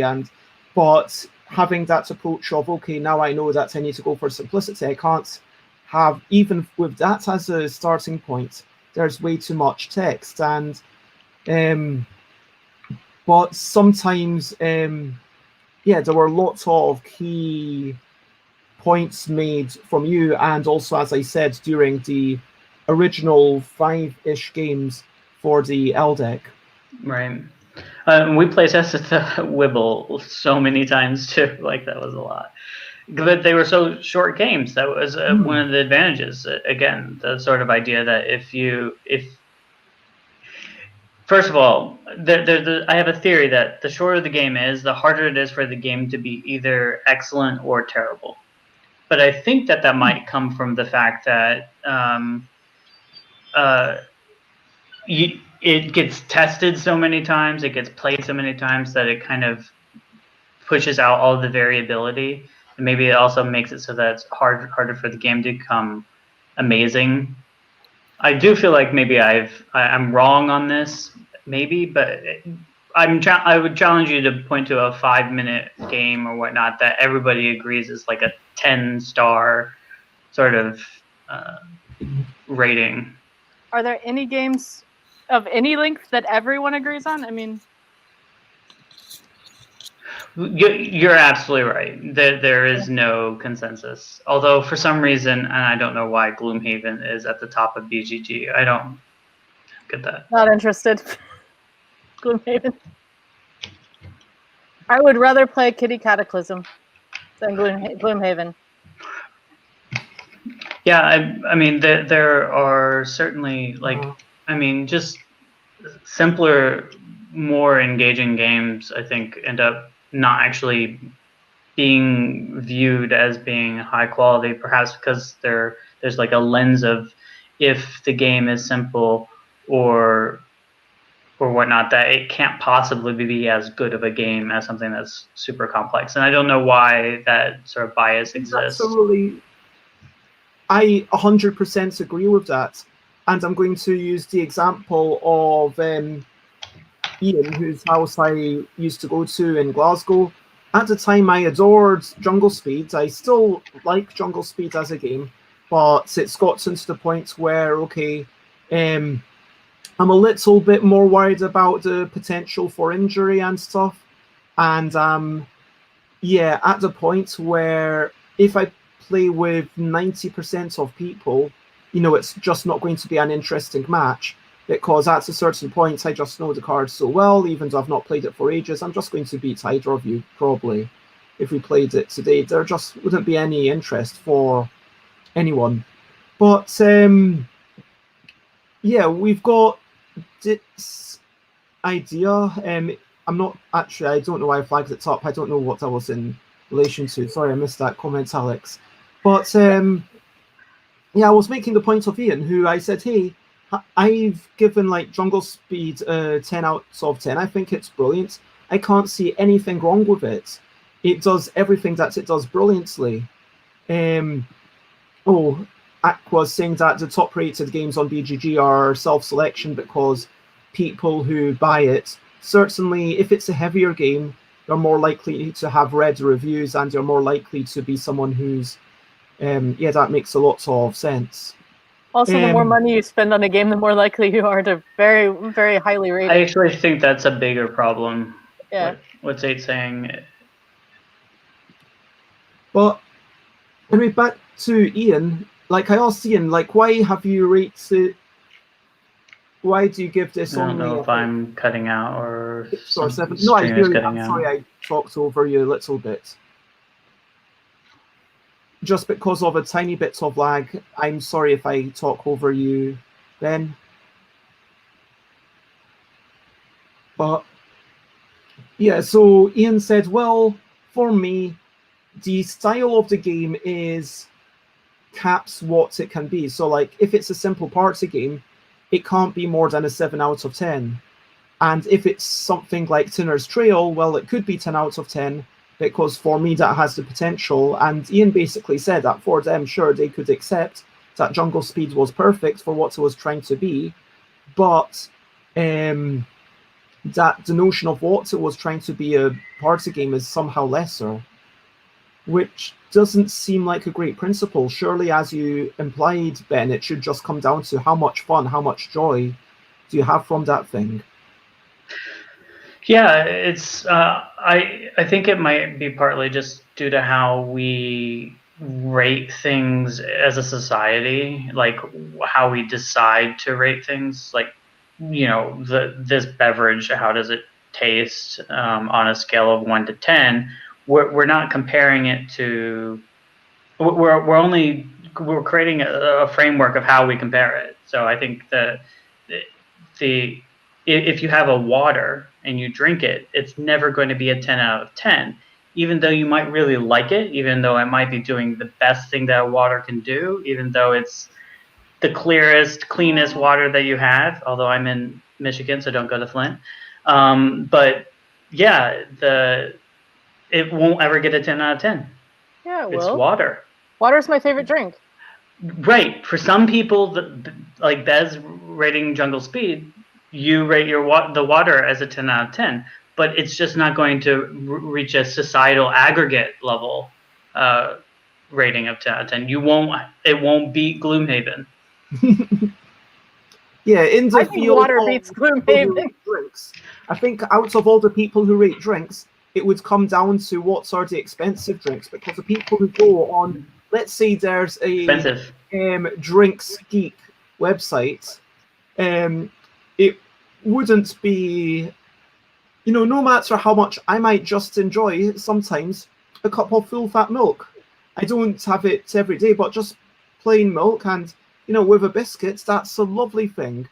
And exactly, Aqua. I would like to see a contest of a box of Gloomhaven versus a pool of water. And if you guys contribute money and buy me a copy of Gloomhaven, I will do this test on camera. It's an expensive test. Anyway, my point is specifically there's a difficulty in looking at how good a game is, just in a vacuum, and then how good a game is in comparison to all games, and then you have like comparing games between categories as well. So like, this is the best party game, this is the best game, this is a great game. Those are three sort of measurements, and they could all be true or not true, but the measurement between those, suddenly the game goes from a 10-star personal rating down to an 8-star best party game down to a 6-star of all games, and that sort of like, it should always have the same star rating because the game didn't really change. It's just being put in a different context. Anyway, a really astute point. I mean, it just makes it harder for short games to ever be at the top of ratings. That's all. And I say this with the fact that the game that I'm currently hoping to one day publish, although COVID, is 5 minutes long, and I'm like, I know this game will never be anything more than a 7-star. So this has me wondering, what are your favorite short games? What would you guys say is if you had to pick a short game as your favorite, just off the top of your head, what's your favorite short game? 10 minutes and less. And yes, Aqua. Do I have to give you a favorite? Because I don't know if I've done enough internal analysis to give you a favorite. But I can give you one game I think is like one of the best. I may have one that I like more, but Timeline I think is one of the best 10-minute or less games that I've encountered. Timeline is really solid. I haven't played that one yet. It has some failings in the sense that if you play with the same deck repeatedly, obviously you start to know the things, but you can change it up with game, and I think that it's a lot less true of Timeline or indeed Card Line. Yes, because you don't hold the information very well, especially when it's like 1822, and you're like, oh, wait, what year was it? It was in 1800s. I don't remember what year it was exactly. Is it 1820s? I don't know. Yeah, four decks rotated and shuffled together really helps with that. Yeah, I've got 2 decks. Well, I've technically got 3 boxes of Card Line, although one of them's about dinosaurs, which I'm not that big into. So if someone actually wants dinosaurs, if you like dinosaurs, Aqua, you could get a French edition. I love dinosaurs. I mean, it's a bit expensive to send it to you, though. You're in the USA. No, Aqua's British. No, Ben loves dinosaurs. Oh. No, you don't need to send me your 15 quid package. It's fine. I have ridiculous. the crew. That's actually a pretty good one. I have to admit, I do like that one, even though I don't like co-op games, and I don't like trick-taking games, and I don't like card games. I do like the crew. That's really limiting.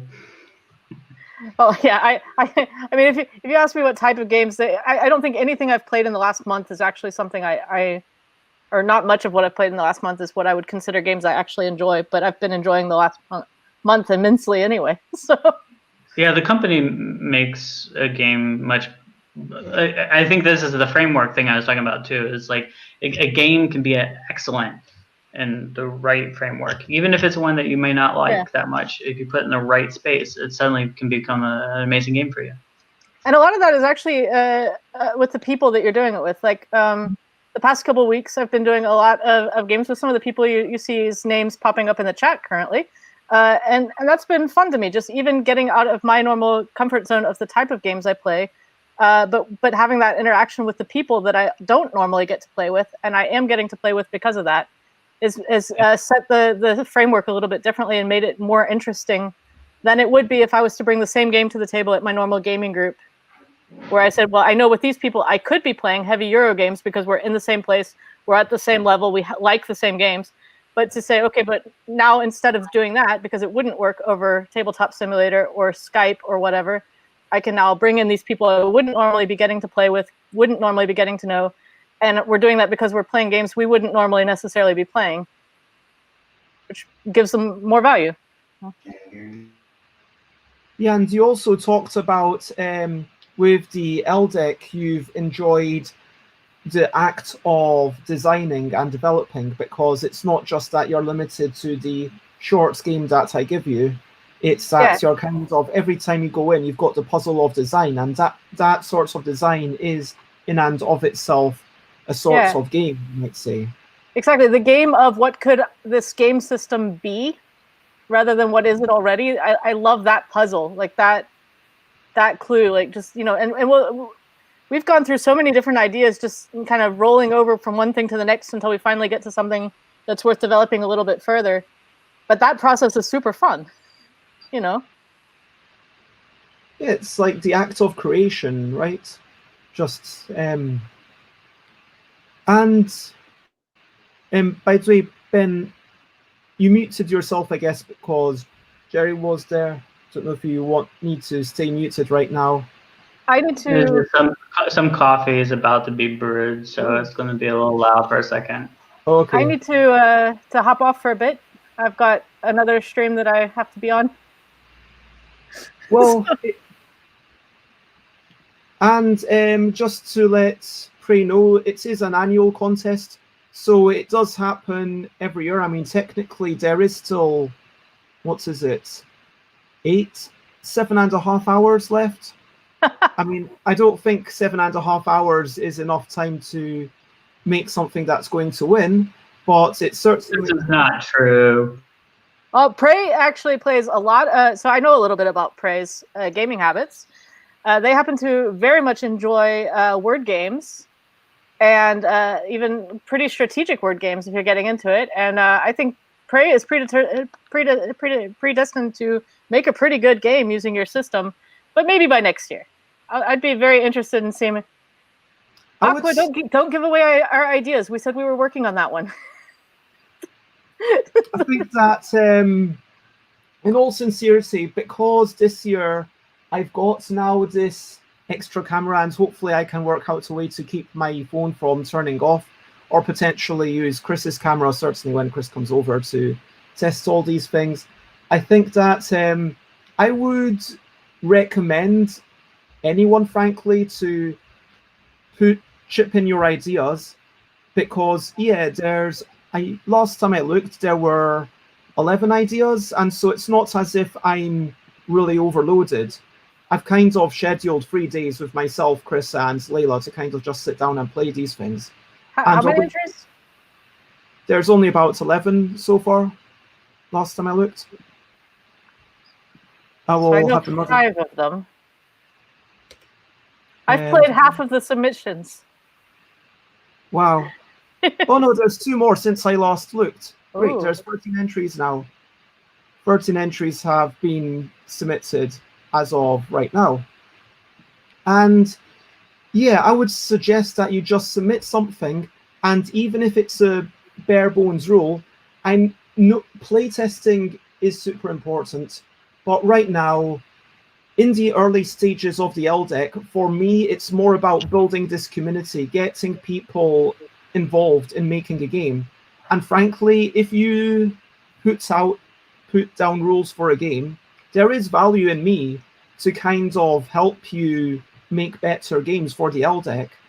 Like, if you're investing enough energy in order to make something that isn't obviously atrocious, and I can work out how to play. And honestly, that barrier, when I say it's not obvious atrocious, don't be too hard on I yourself. only made atrocious games. Like, I misunderstood. I thought they were supposed to be horrible. well, please, yeah, feel free to share something. Say, so you realize that you're heading off and I'll see you tomorrow, right? I think so. I don't know how long you're going, so. Until 7. Yeah, when the other stream's done, I'll check out and see if you're still live and write something in the comments or something. But probably see you tomorrow. It's been lovely to see you as always, Sate, and bye for now. Bye, bye, bye, bye. This is me not singing the rest of the song. Bye, bye, bye, bye. This is me singing along. Well, I have time until Jason shows up. I think he was your next James. whatever. Or Yeah. James. I didn't see the name. Can you? Yeah, just because today, as it suggests, it's his birthday. Can you? Wibble was the first game of the LDEC. Yeah. Were you involved in the first ever playtest? I don't know if you were for sure. No, you playtest. I was in with the second playtest because you playtested it with somebody I don't think I even know. Didn't you playtest it with like, was it family or somebody that you? I mean, I feel what happened is I played the game Wibble. So Wibble, for those who don't know, there's cards, and then you have 2 in the middle of the table. And you need to shout out a word that contains one of these letters and one of these letters. For example, yes. And then what we realized is that, wow, this game's just too short. And then... No, that I remember being part of was... hey, James. I remember being part of the sort of decision process of like having to hold on to the cards in order to continue making it more difficult for that player over time. Because if you were good at the game, you would win every single round, and so you had to like constantly grow the handicap for somebody so that they basically had a harder issue as it went on. And I know what you also said was to not start off, originally it was just 1 card in the middle, so I could say literally any word which contains an S in it, which is kind of ludicrously trivial. That's almost so trivial to be uninteresting. And it was like, okay, why not just accelerate it, which was a really insightful point. Thanks. I like being called insightful. And so Ben, we could, I'm sure, chat for like an entire day, and it's a shame that 10 a.m. UK time is so ridiculously early over there. I don't think it would be fair to have you on for one of my mornings. Yeah, it's and it's only going to get worse because I'm starting up school in about 3 weeks. So I don't even know what's going to happen with me at that point. I'm just going to be overloaded and tired all the time. Well, it has been lovely to see you. It has been wonderful. Off to be with Thanks. your partner. Yep. Then I will say bye. You're of Thanks course. Thanks for having me. And James, have a great time with Bez. Enjoy Bez Day. I will. Yes. And Bez, thank you for having me, and thank you for hosting. Oh, thank you. And bye, bye, bye, bye. This is the goodbye song. Bye, bye, bye, bye. Thank you for talking along. Hey, Bez. Hey, James. How's it So, going, man? yes, I heard a podcast that you did recently with. Yeah, it was with Matt Warwick. Yes. Tog, the offline gamercast. That's what it is. Mm-hmm. I'm reaching that age or that state of mind where I sometimes forget words, but not at all. You mentioned me, which I was quite astounded to hear my name being mentioned. Was I drunk? What did I say? You said that you came to UK Games Expo to test your games early on. Yeah. With And my apparently game. I gave you some advice, and I told you why things were terrible. Yeah, like straight away, you were like either the first or the second person to come and sit down at the playtest table. And I went, well, this is the game. And I was so confident that it was finished. And I showed you it, and we played it, and you went, right, here's immediately what's wrong. and it was like, and you told me, and I went, oh yeah, that is what's wrong with it. Oh, thanks. Thanks. So that was the first time we met, wasn't it? Yeah, and apparently in 2013. Wow, 7 years ago. So just to introduce James Cook, it was a great show. Honestly, go and check out The Offline Gamer. It's a great show with Matt and Ray. They talk about games that aren't played online. Although in this day and age, frankly, everything's played online. Play everything online these days, eh? Yeah. Yeah, we just played in a bond online. Yeah, who knew? They said it couldn't be done, Bez. Did they? Who said that? I don't know, but we did it. We showed them. Yeah, damn you, voices in James's head. No, we had a lovely time, didn't we, playing that game? I really liked it. Oh, thank you. I like what you've done with the base game there. And as we were playing it, I could kind of see in my mind's eye how it could be played live on stage as part of a Board Game Smackdown. I don't know if you saw my message to Board Game Smackdown Twitter. Did you see it? When did you send it? 4 months ago. Basically, I sent a cheeky message to say that you should play Giftable. You know, we should have some questions. I feel like we should have I'll tell you what we need. What we really, really need is some questionably quick questions. All right, the 3 Qs. Okay, are you feeling ready for this? No, but it's going to happen anyway. Well, I mean, you always have the rights of refusal.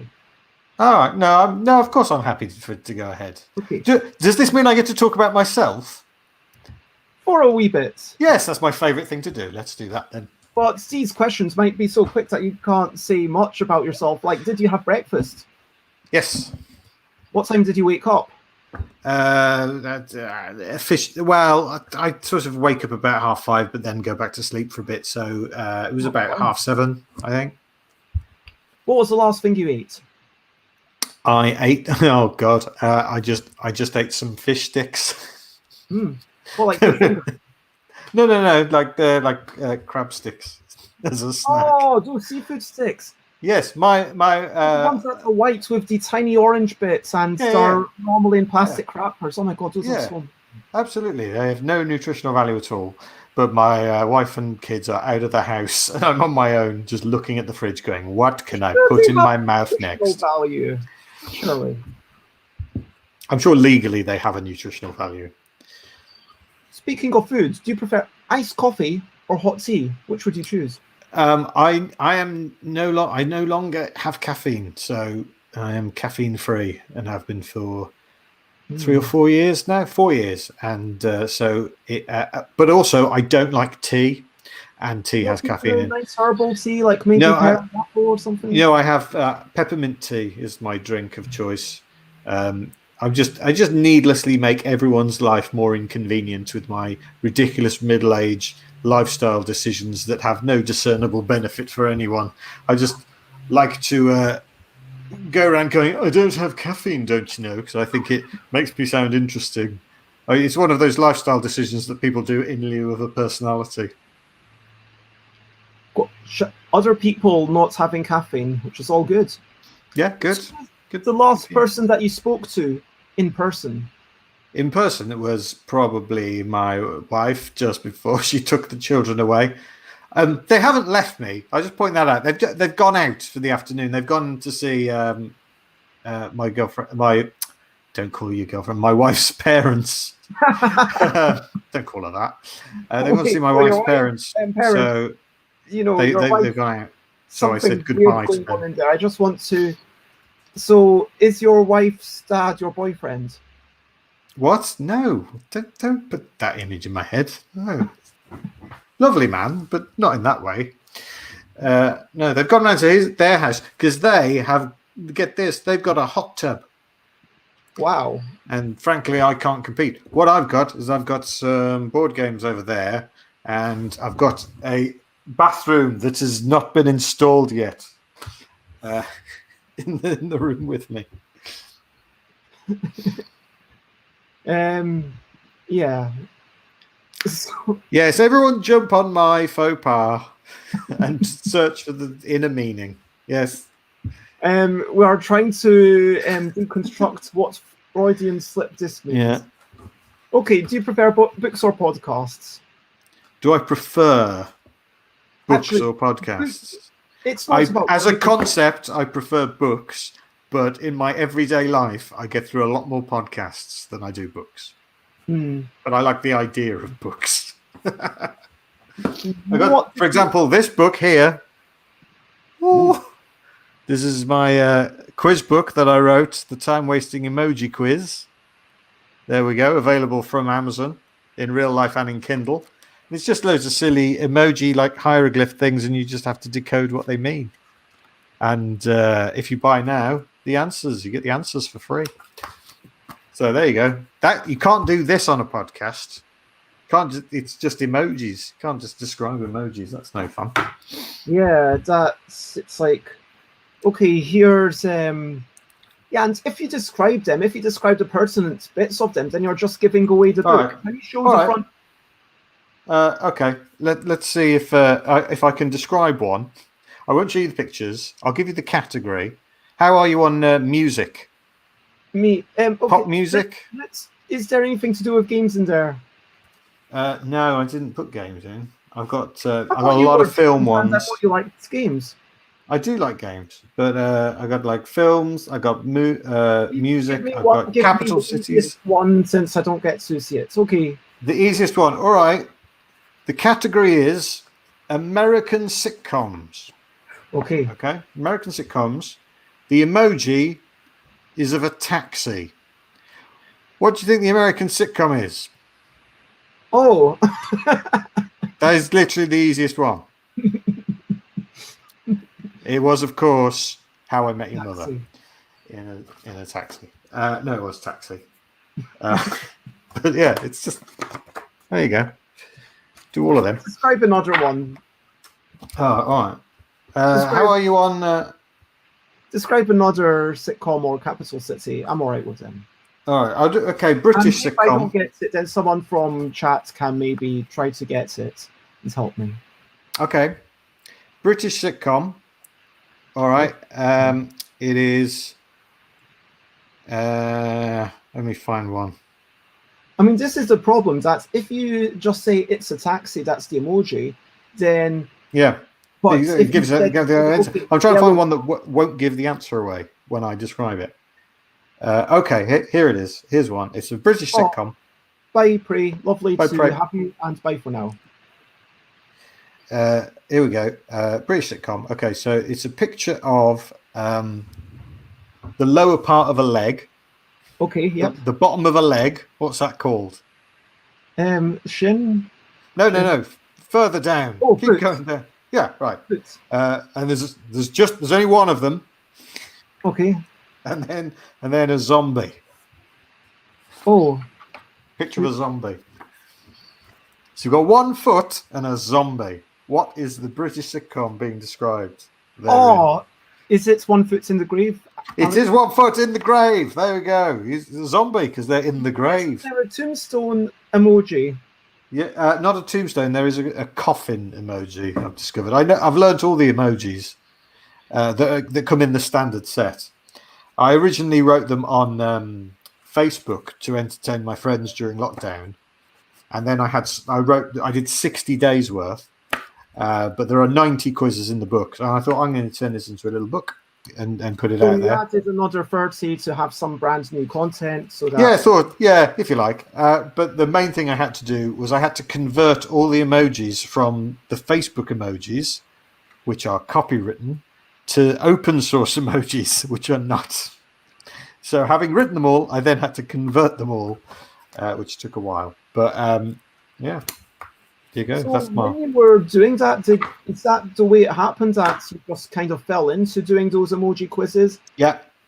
And so you had no aspirations of making a book at that point? Nope, not at all. But the situation with lockdown for me, I'm a jobbing road comic, Bez, and there's just all the work suddenly went away. I mean, literally overnight, everything in my diary was taken out. Every bit of work, and I got a couple of side hustles as well. I book comedy for a venue and for a festival, and obviously that side hustle went. And my other side hustle was I teach comedy courses. So I get people who want to have a go at stand-up comedy, teach them how to write a 5-minute long act and get them up on the stage, and that went as well. So all of a sudden I had no work at all.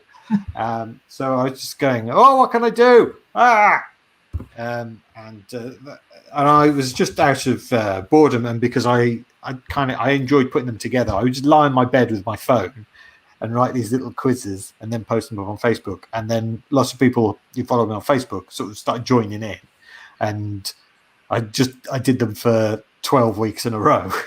And I'd have regulars coming in. People are enjoying something that you make, you want to keep doing it, right? Yeah. Surely that's part of the reason why you want to be a stand-up comic. Yeah, exactly. You just crave that instant gratification, that kind of instant feedback, please. I must have feedback all the time. I need approval constantly. I totally get that. I kind of play a couple of instruments. So I used to, when I was up in Glasgow, since I came down to London, I've not pursued this at all. But when I was up in Glasgow, I used to play the keyboard or piano and sing positive things. And one nice thing about that was that, so I was sitting in my room, kind of playing on the piano, thinking, okay, how am I going to take this into the thing? I didn't know, if I just play a song and people either clap at the end, or maybe they smile, maybe they don't, it's not that invigorating. I don't know, are they actually getting something from it? It's not super easy to see.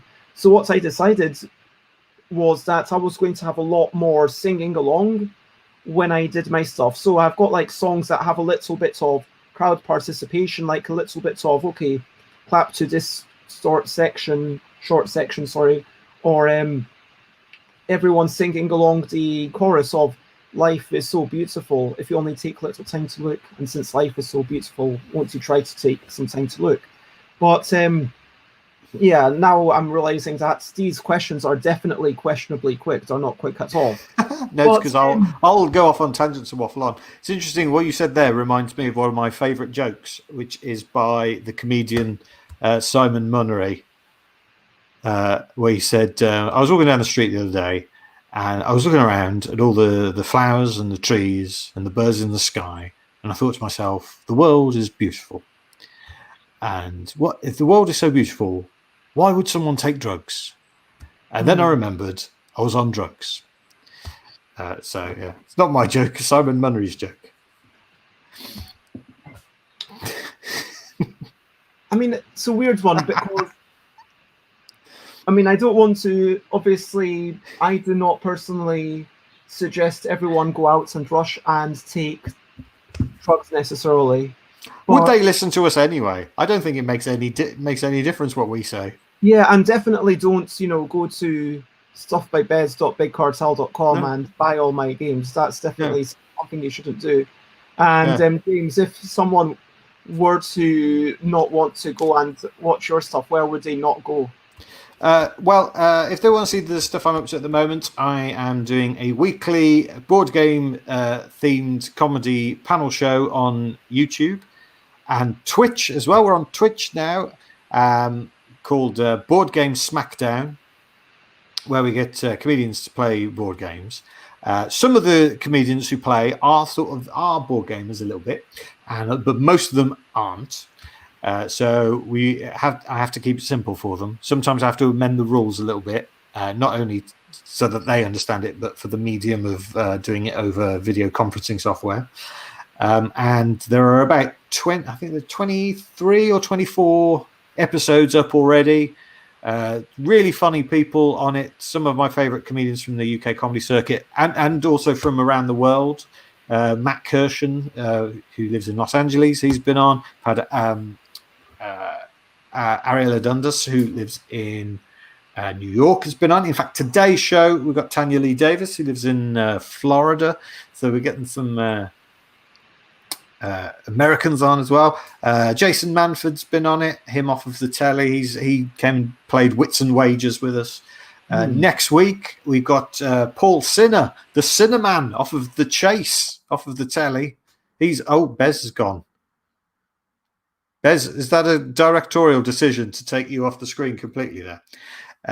Paul Sinner's going to be on, and Alice Fraser, who's got a couple of specials up on Amazon Prime. She's going to be on next week. We're going to be playing. I think we're going to play Say Anything. We can't play quiz games with Paul Sinner because he just wins at them, and it's not interesting to watch. So today in about an hour over on the Board Game Smackdown YouTube channel and Twitch, we're going to be playing Bring Your Own Book, the game where players have to find the answers in a random book, and I have sent them the books which they have to find the stuff in, and that's going to be a lot of fun. It's got Jared Christmas is on, Tanya Lee Davis, who's been on Live at the Apollo, she's going to be on as well. I don't know where Bez has gone. I'm starting to think that this is a prank, and now it's on me to continue the show until he comes back. I can't even put the comments up on screen because I don't have that thing. Bez, where are you? In the comments, Andrew January. He compliments me on my Munnery impression. Thank you very much. It was very niche. He says, my favourite Munnery joke is his Venn diagram one. Unfortunately, it involves props, so I can't type it here. Oh, well. He did a book. Simon Munnery did a book of his jokes. It's called How to Live, and I think it's available on the internet. And it's just a beautiful, just a tiny book, and it'll just have one of his little one-liners on each page. He wrote one of my favourite jokes. He wrote a lot of my favourite jokes in terms of just how short it is, and it's perfectly formed. Which was Clown's Divorce, Custody Battle. That's a great joke. What else? Aquasulis asks, have you seen the Korean show The Genius? I haven't, but people keep telling me about it, so I should sit down and watch it. I'd love to see a UK version. I'd love to see a UK version as well, particularly if I was involved in some way. But that's not going to happen, is it? Oh, hello. Where did you go? I was trying to add your screen, and I just had a bit of trouble. I could sort of hear everything. I filled like a pro, and everyone agreed it was their favourite bit of the show so far. So yeah, I saw that, and yeah, it was super impressive. But if you want to see all of that, go to boardgamesmackdown.com. and that will take you to all the places. Yeah. But speaking of podcasts, I know you wrote a book and all that, but which was the last one you listened to? The last podcast, I was listening to some Shut Up and Sit Down. I I was listening to their podcast earlier. It's Because not your the name most. is James and you I'm, like I'm games. about. Sorry. Because your name is James and you like games. My name is James and I like games. It was. It's not the most recent one. It's one like 4. I'm a 4 or 5 behind. So they were talking about Wingspan and the crew on that. I was listening to that. That was the last podcast I listened to. You know, you do start your shows with that. Okay, my name's James, and I like games. remember, you know, one of the early ones where you talk about some of your people, other people. My relatives also have hobbies that rhyme with their name. Which is why my brother Ed likes to. Well, you see, when I do it in the show, what I do is I get the audience to shout out the answers because hopefully it's obvious. So I go, my brother Ed likes to bake his own bread. Yeah. My uncle Dennis likes to play tennis. My cousin Natalie enjoys tagliatelle. This is not a hobby. Philately, of course. Stamp collecting. Yeah, stamp collecting. Philately. And my auntie Celia collects Nazi memorabilia. And that always gets a big laugh. And that's every single live show of Board Game Smackdown starts with that joke. Philately. Yeah, thank you. See? I like how Aquacillus also thinks that my brother Ed bakes his own bed. That's their guess for that. I mean, do you worry at some point that you are dehumanizing your relatives? I mean, is there actually an Ed? Yeah, my brother is genuinely called Edward. The others are made up. Do you ever worry? Not to let light in upon magic, but yeah. Or bits of artistic license. I mean, I kind of did assume that such a thing did exist. But do you ever worry that one day you might not like games, and then where would you be? I don't know. Actually, I say that flippantly, but I mean, have a look. I've got my shelves here. Look, I've got my big old pile of games there. I'm addicted. I mean, do you think that something that's such a big part of you will always have love for, even if you're not doing it? Because I know that people do talk about getting burnt out of the hobby. Do you know what I mean? Yeah, I can understand that, but no, I get that. Sometimes what I have the problem that I think a lot of board game collectors have, which is just the thrill of the new, just excited by the new thing. And you get the new thing and you're excited about it for a week, and then it goes on the shelf with all the other things that used to be new, and you don't play any of the old things anymore. But I have been, during lockdown, I've been inflicting the whole board game collection on my family. And I've played most of the games I own in lockdown at least once. And I still enjoy playing them. And basically, if I don't enjoy a game, I get rid of it. You know, I mean, maybe people who are burning out, it's kind of going to be more people who keep playing the same kind of game. Like if you're always playing deep, involved strategic games, or if you're always playing party games. No, because games are such a wide thing. It feels like I mean, I know there's people for whom music is not a big part of their life, but I mean, I could imagine getting tired of a song or getting tired of even a genre for a while, like saying, okay, I'm not going to listen to any K-pop, or hey, I'm not going to listen to any heavy metal for a while, or any, okay, I've listened to enough Primal Scream. I mean, to be fair, like Primal Scream, they are pretty darn awesome. But the point is that it feels like the notion of play and the notion of creation of music and expression of visual mediums, they're all intertwined. They're all kind of There's that weird connection, isn't there, between board games and vinyl albums? Do you know about this? That the sales of both have sort of tracked each other over time. So they both started to rise in the 50s and everything, and sort of peaked at the end of the 70s, and then new technology came along, CDs, computer games that meant the sales dipped. But in recent years, vinyl and board games, the sales have started going back up again massively. And it is kind of, I think there is a sort of a yearning for it sounds cheesy to say like a simpler time, but that kind of more analog experience of, here's a vinyl album, which is a physical object, which you hold in your hands as a tangible thing, and you put it on a nostalgia for the analog. Yeah, exactly. You put it on the turntable, and you hear, and it's a physical sound that's being created through the record player. And board games, I think, are the same. So we're going to play a game. I'm playing a game with my friends. My friends are actually here, or at least until lockdown happened. And we're going to be playing with a physical item, the board and the pieces. And we're not looking at screens the whole time. I'm aware of the irony of saying this to you through the medium of screens. I mean, that is kind of enforced by the world we live in. And it is intensely frustrating at times, isn't it? Because, we are immensely lucky and fortunate to have this technology available to us. Yeah. Oh God, we live at the best time ever. Oh yes, and we live lives of ridiculous decadence and luxury, unimaginable by the vast majority of human beings who've ever lived. And this is what we're choosing to spend our time doing. Well, with all the things that our ancestors fought and sweated and died for, this is what we do with it. We muck about. I think there's great value in mucking about.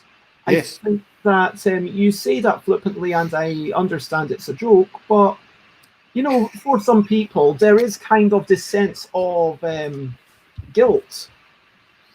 Like, oh, I should be doing more. I should be doing whatever. And getting back to games, what was the last physical game you played? I played Dice Hospital last night. Well, actually, the last game I played was in a bond with you. I mean, 3 hours ago. I guess it is a physical game because you had actual cards. Yeah, I had to stand with my leg on a chair for like an hour. I'm 43. I can't do that. That's elder abuse. Otherwise, you were the second best. Thanks. I was the Buzz Aldrin of that game. But my wife and I got Dice Hospital about a week ago, and we had our second game of that last night.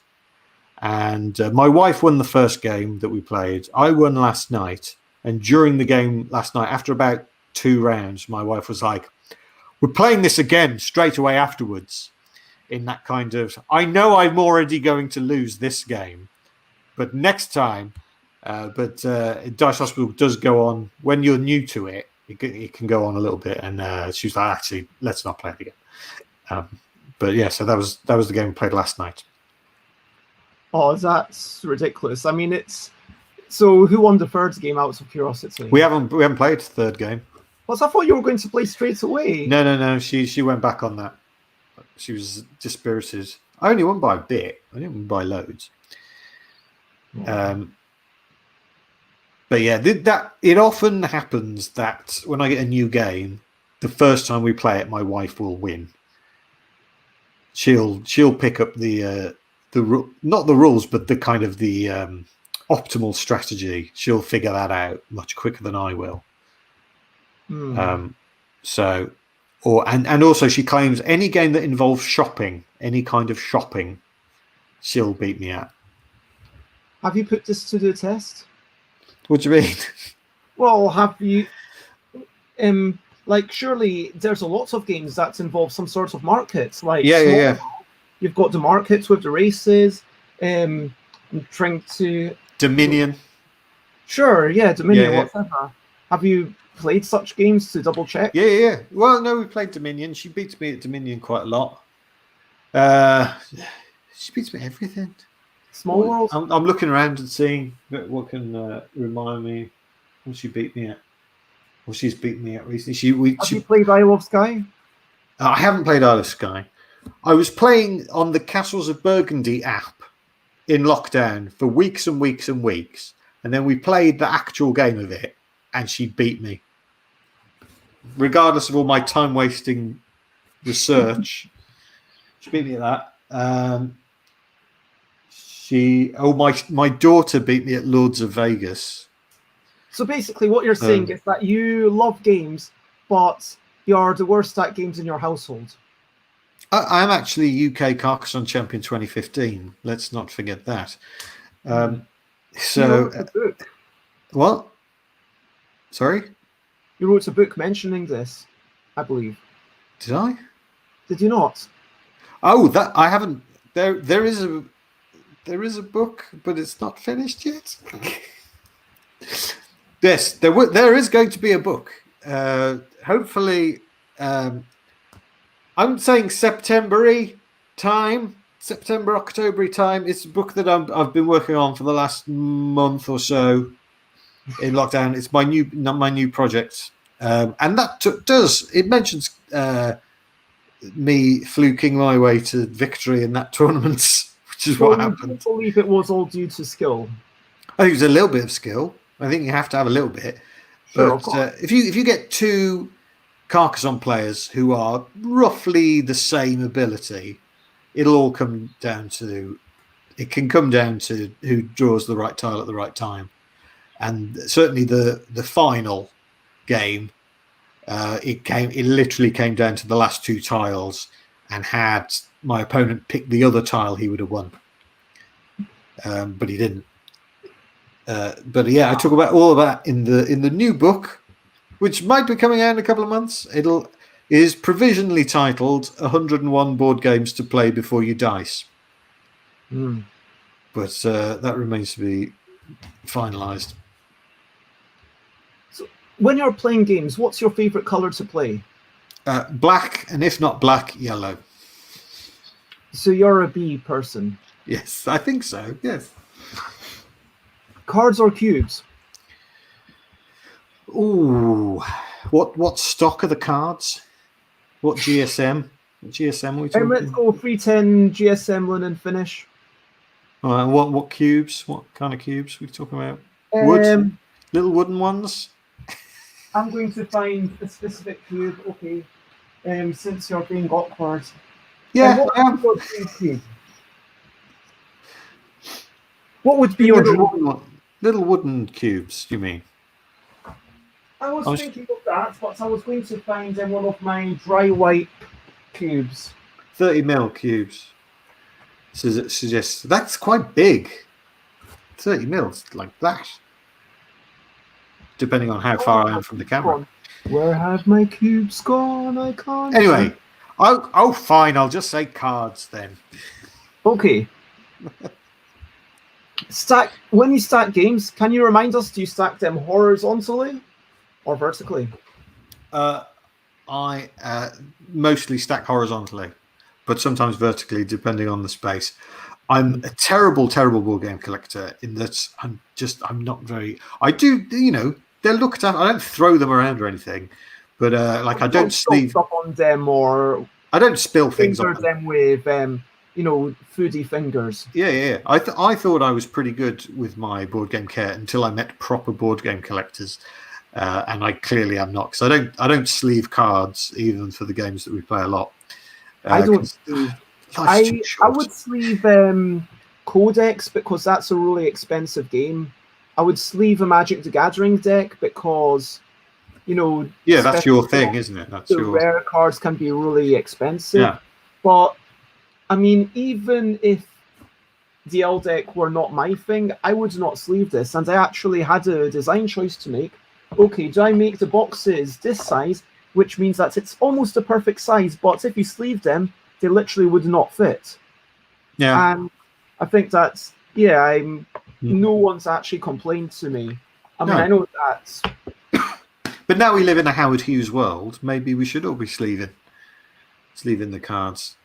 Right, look, I'll show you my shelf there. You should be playing the games with gloves on, surely. Yeah, there's some of my shelf. I've got the shelves at the back there, and then I've got sort of the fun family games are here. And they're mostly horizontal. Mostly. So, art or rules? art or rules? What, in life? We've got to have rules, haven't we? And then the art breaks the rules. Oh, I like that. They coexist, surely. Hmm. Or they play with the rules. So without looking at your shelves, don't look at your shelves. Okay, not looking. Tell me 3 board games.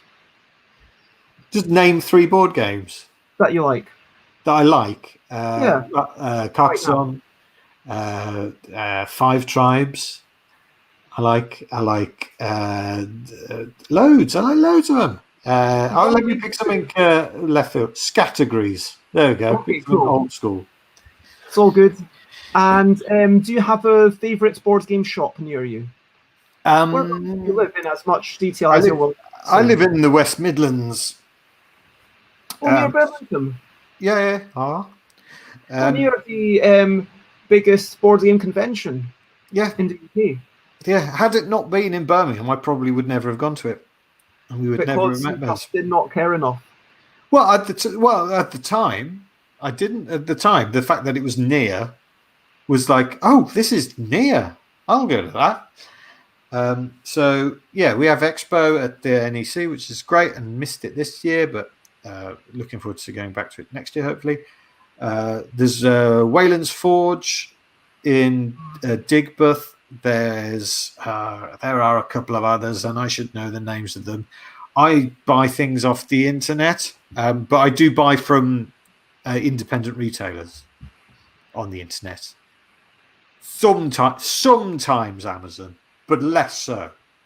Yeah, Amazon let's is like try an to absolute avoid last lining resort. Jeff Bezos's pockets. Yeah, well, I couldn't. I don't care about it. It's the fact that there are some issues there. As a last resort, Amazon, but mostly I'll go to online British-based retailers to fulfill my my dirty habits. So, final question. Okay. Wooden meeple or plastic figurine? Oh, wooden meeple. Of course, wooden meeple. Every time. Even when they're slightly odd, like in Dice Hospital. Have you seen the Dice Hospital meeples? Those were the questions that were meant to be quick. Oh, okay. I will just waffle on, mate. That's absolutely fine. And okay. Lovely to see you, Alex. Have a good day, whatever you're up to, and stay funky. Now, yeah, I wanted. Oh, sorry, do you need to? Have you got? I've got to go because my show starts at 6. I've got to go and set it up. I've got to prepare it. Can I? Okay, before. Okay, I've got like 5 minutes. Can you? I'm going to tell you about Giftable because apparently you might not have seen my Twitter thing. Okay. Because it's the thing that you might want to play on your show. All right, sell it to me. Come on. So basically, it's with the L cards. First, the judge picks the name of a person or a being. So I could say this is all about Iris. Now, with the next cards, as the judge, the name of the person has to start with one of these 2 letters. Okay. Next card, I need to say what the person is. So I have to say their profession. Or their species. So I could say Iris is an elf, or I could say Iris is an electrician, or Iris is a yes person. Yeoman of the guard. Yeoman of the guard. What's a yeoman? It's like a job that the soldiers have in the royal household. Okay. And then finally, we have these 2 cards, and we've got some unfortunate cards. You might want to take out the ones with just a 1 on them because those are going to generally be the harder letters, but they might also lead to more interesting stuff. And then everyone else now has to think of a present. 1 word starting with one of these, 1 word starting with one of these. So you might say, okay, Iris might want some sexy armor. Oh, yes, that's good. Iris wants to be protected, and yeah. Although someone might say a sergeant's jacket. Because Iris wants to show off that they are a sergeant. And then so the people who are thinking of things just puts up their hands whilst the person who's explaining the story kind of witters on, talks about Iris. Then when half the people have put up their hands, you start going round and you pick a new person to be the winner, and they are the next judge. Repeat. Okay. Cool. Well, it sounds simple. It sounds like something comedians can get their head around, and it enables them to be creative, which, as much as they moan about it, they do like doing. So yeah, I could see that working as a game in Board Game Smackdown at some point in the future. Is this all this has been, Bez? You just trying to sell me a game? Is that what this is? Is this like a timeshare seminar? Yeah, my devious plan has been revealed. Aha. But it has been lovely to have you on. And honestly, when I first saw, I can't remember whether it was Yogi or In a Bind at the time. But when I saw you performing that on an Edinburgh stage, I was like, wow, I could never have predicted such a thing. That's when I felt like I'd really made it. Yeah, honestly. It's a brilliant game, Bez. It's brilliant. It is, as I'm sure, it's Twister for one. It's Twister without having to touch other people. Although in the versions that we play in Edinburgh, sometimes other people get touched. Not in that way. So yeah, no, I think it's a brilliant game. It's a brilliant game. It's simple. Everyone gets it. My kids absolutely love it. And they're always like, when we got people over, it's like, should we play Yogi? And then they go and get the set and they bring it out again. Because you just say, pick a card, do what it says. Don't stop doing what it says. If you do, you're out. That's it. Rules. Draw a card, read it aloud, do what it says. Yeah. And I love that. I love it when a game is like that, sort of simple and elegant. I also love really complicated Euro engine builders, but any game you can describe in one line. Sorry? What's the most? No, actually, tell me what's the most complex games that you enjoyed? That I've enjoyed. I'll tell you. Shall I tell you where we got to? Okay. Everyone was saying how Great Western Trail was. So we got that, and we didn't like it. That's fair. Because it like a lot of it's not the only game, but there's a lot of games in that sort of genre where there's just like that one extra mechanic, which just goes, oh, and you also have to do that. Oh, okay.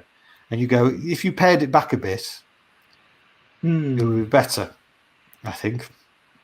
Because I got to think about who I'm going to play these games with, and the people I'm going to play these games with are, my wife, my kids, some of my friends, really, and what the games they like, and they like simple, fun. I played Lords of Vegas with my friends, and they like that, so that's good. That's a fun one. There are a couple of my friends who I can play things like Five Tribes with, and that's good. But otherwise, I've got Coimbra. Oh yeah, yeah. And I'm thinking, well, I'm going to play this against my wife, and that's it. I don't think that I know anyone else in my friendship group who will come and play that, because they're like, okay, what's the game? And you go, okay, well, you're a Portuguese nobleman, and they'll just go, nah, don't want to. We also like Castles of Burgundy. You show it to a non-board gamer, and they go, what the heck? Why is it so beige? Yeah, that is a problem with a lot of board games, isn't it? But then, thankfully, we've got people like Quanchai Moria with that Dinosaur Island. It's just so joyful and amazing. It's bright and colourful and a theme that people understand. A lot of my friends, I played Baron Park with them, and they like that. I mean, it's essentially Tetris, but they go, "Oh, we're building like a zoo." But there's a wee bit more to it. I mean, as opposed to a Twitch game, it's something completely different. Yeah. Well, and when I say Twitch game, I don't mean for streaming on Twitch. I obviously mean just like kind of speed reaction. That kind of. I wanted to ask you before you leave, do you have this one? I don't have Yogi Guru yet. No. Not in Edinburgh this year. If in Edinburgh next year, usually in the spring, what I will do is I will acquire games that look like they could be good on live. I was going to say, send me your address. This is just for James, by the way, not anyone watching. And I'll send you a copy. Oh, thank you. That's very sweet of you, Bez. That's really kind. Appreciate that, mate. You're welcome. I think you'd enjoy it. I mean, it's basically Yogi, but ramped up as much as I could, while kind of being something that I thought Jigamic would be willing to publish. I like that. I like that very much. It's kind of push it to the point where it's illegal, and then just back it up a little bit, and that's where you're fine. I'm aware that I'm keeping you. Yeah, I gotta go, mate. It's been lovely to chat though, and thanks for having me on, and thanks for letting me play in a Bond earlier. That was great fun. And all the best with the rest of the Bez Day today. Thank you very much. All right, Bez. Lovely, and all the best with your thing, and stay funky, and yeah, I'll speak to you soon. Ta-ra, everyone. Bye-bye. Okay, so this is me. I'm going to make myself a wee bit smaller if I can get my phone in. Oh, thank you. Don't worry. Like, basically, to summarize, we chatted about all sorts, and James is a lovely person, and they are a comedian, and they do wonderful stuff at Edinburgh stand-up shows, and we chat about, simple, elegant games. Regarding the LDEC design competition, let me try and find, my link to that so that I can paste it in the comments. There should definitely be. Oh, sorry about this.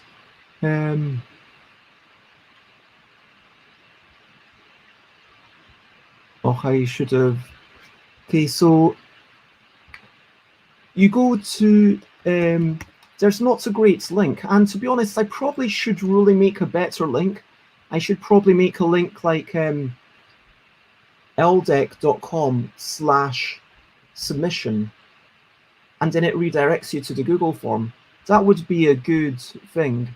But right now, you need to follow this address. And if you follow this address, let me know if it works, pray.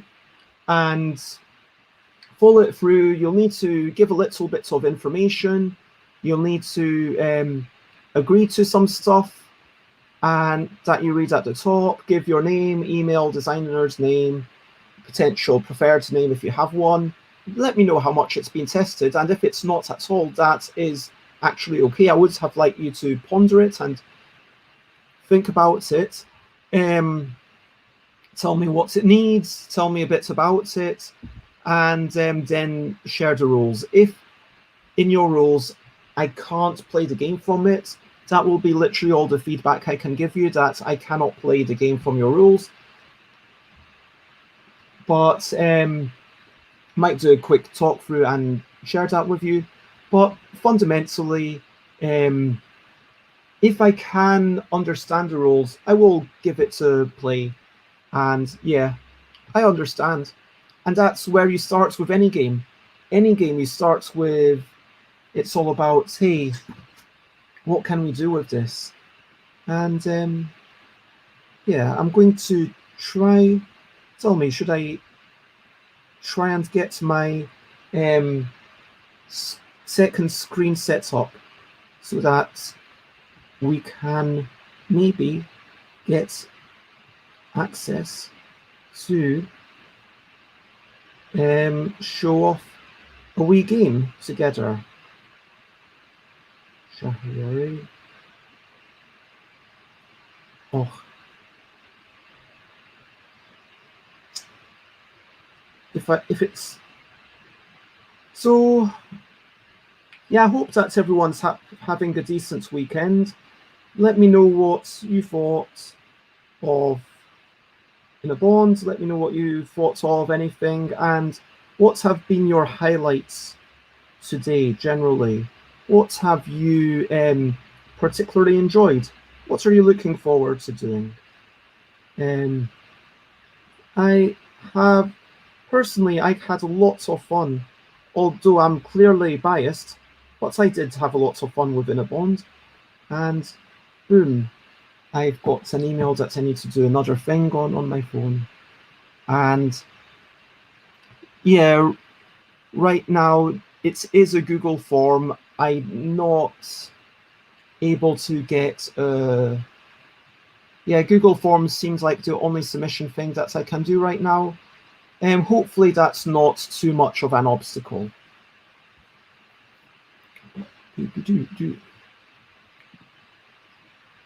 So what games have you been playing recently?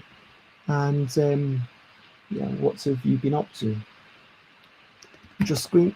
Would you like me to go over Puzzle, which is going to be the LDEC game of tomorrow? It's technically being released tomorrow, because I'm hoping to set up my camera right now. 7, 8, 1, 8, 9, 8. That's the one I use. Yes, I'm logged in. Great.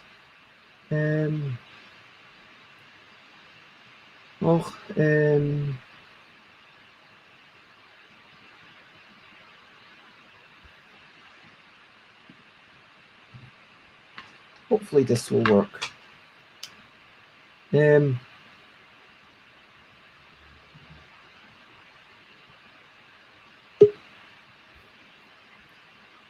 Now, if I hold off for a moment, oops, I need to, here we go.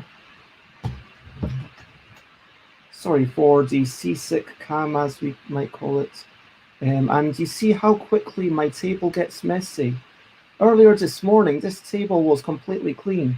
And now I've got like all these games that I was showing off just for the sake of showing them to Aqua for the things that they could win.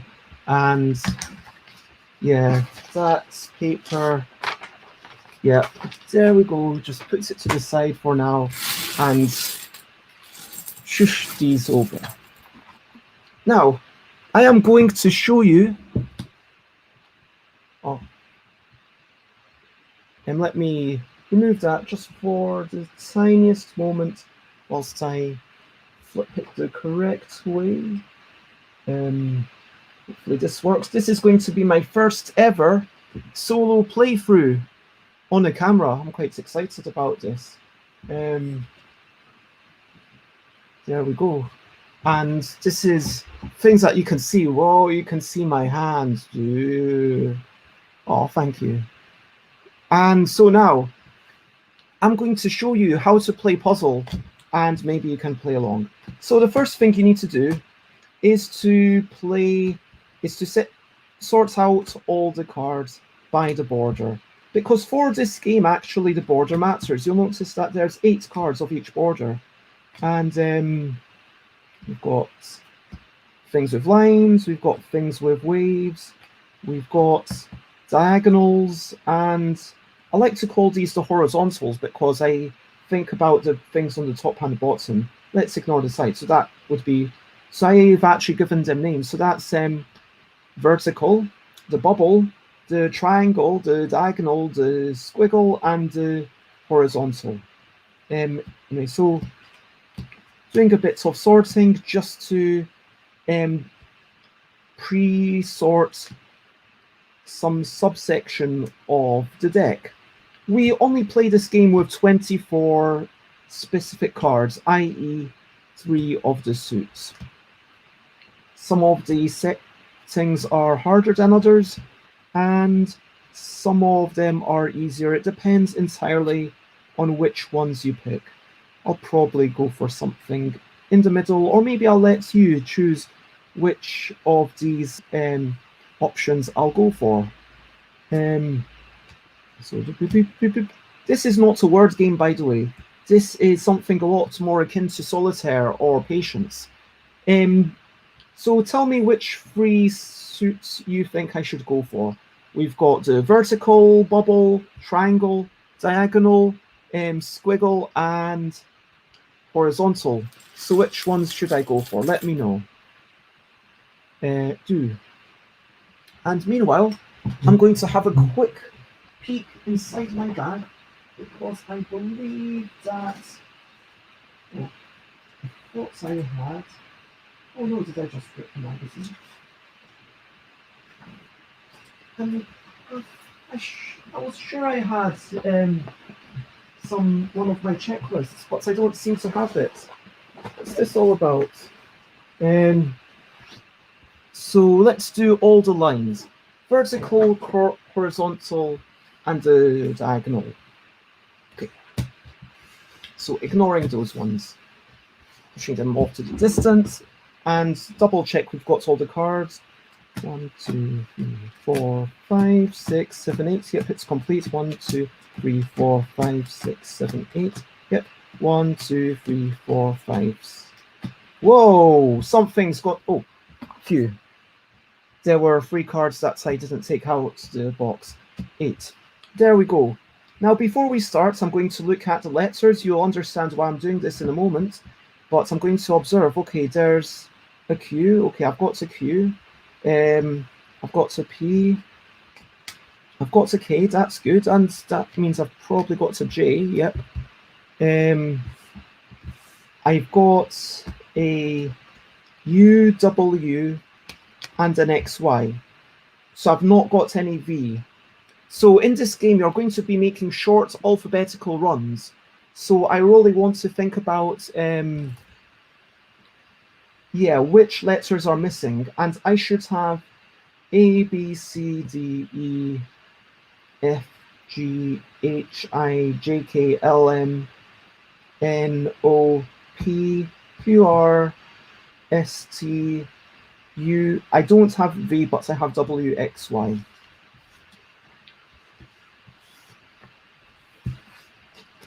Just a wee bit of a shuffle.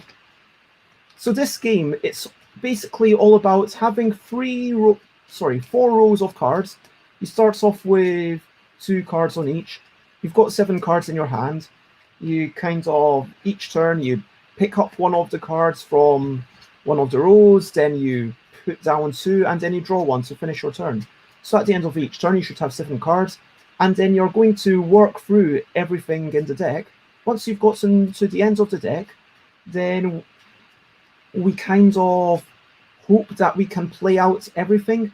At the end game, it's literally just trying to be like, okay, playing up to 1 run on each thing. That could, a run could be 1 card. So if you've got an F here, if I place an O, oh wow, a G, then that would be fine. Alternatively, if I had GHI, I could play them all. That's only at the end. Normally only play runs of 2 cards. Hopefully that makes sense. I'm shuffling, I'm shuffling, I'm shuffling, I'm not cheating. I mean, with all these live stream games, someone could so easily cheat and go, hey, I'm going to make sure I have the perfect deck, but that wouldn't be fun, would it? So I've got 2 cards here. Whoops. Let's see how it's... Okay, I guess it's... Whoa, I just realized I don't have as much space as I thought I did. Maybe I should see if I can... Can I make this go higher?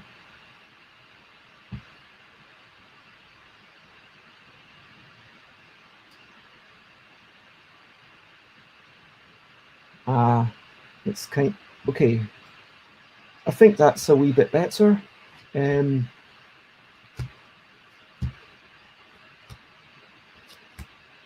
Oh, you can't see the bottom ones. What if I do that? Does that work better? Huh. Can I lift it even higher? No, this is as high as my thing will go.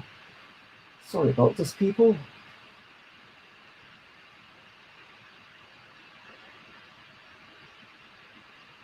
Yay. Okay, live. I'm trying to get stuff in a better place. This is what it's all about. So,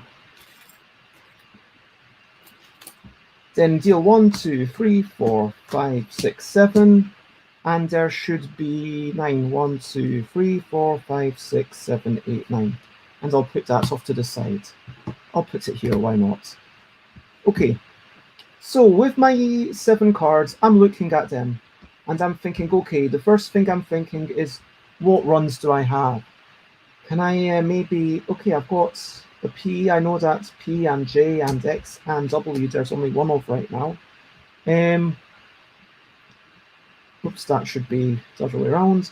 Okay, so here, U isn't going to go to anything. Oh, I could do NOP. So basically, this game is all about making small alphabetical runs. The thing I like about going from NOP here is that there's quite a few H's. So whichever place I make a run from, I'm not going to be able to go backwards so easily. So let me explain. Every turn I pick up a card. I could pick up this one if I wanted, but I've not made that decision yet. And then I put 2 down, and then I draw.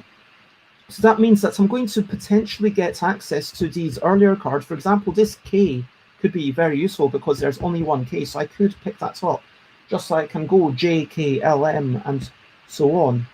So let's say I have decided to go OP here. I'm going to pick up one of these other cards, and I think I might as well take this OH, because that gives me access to the K.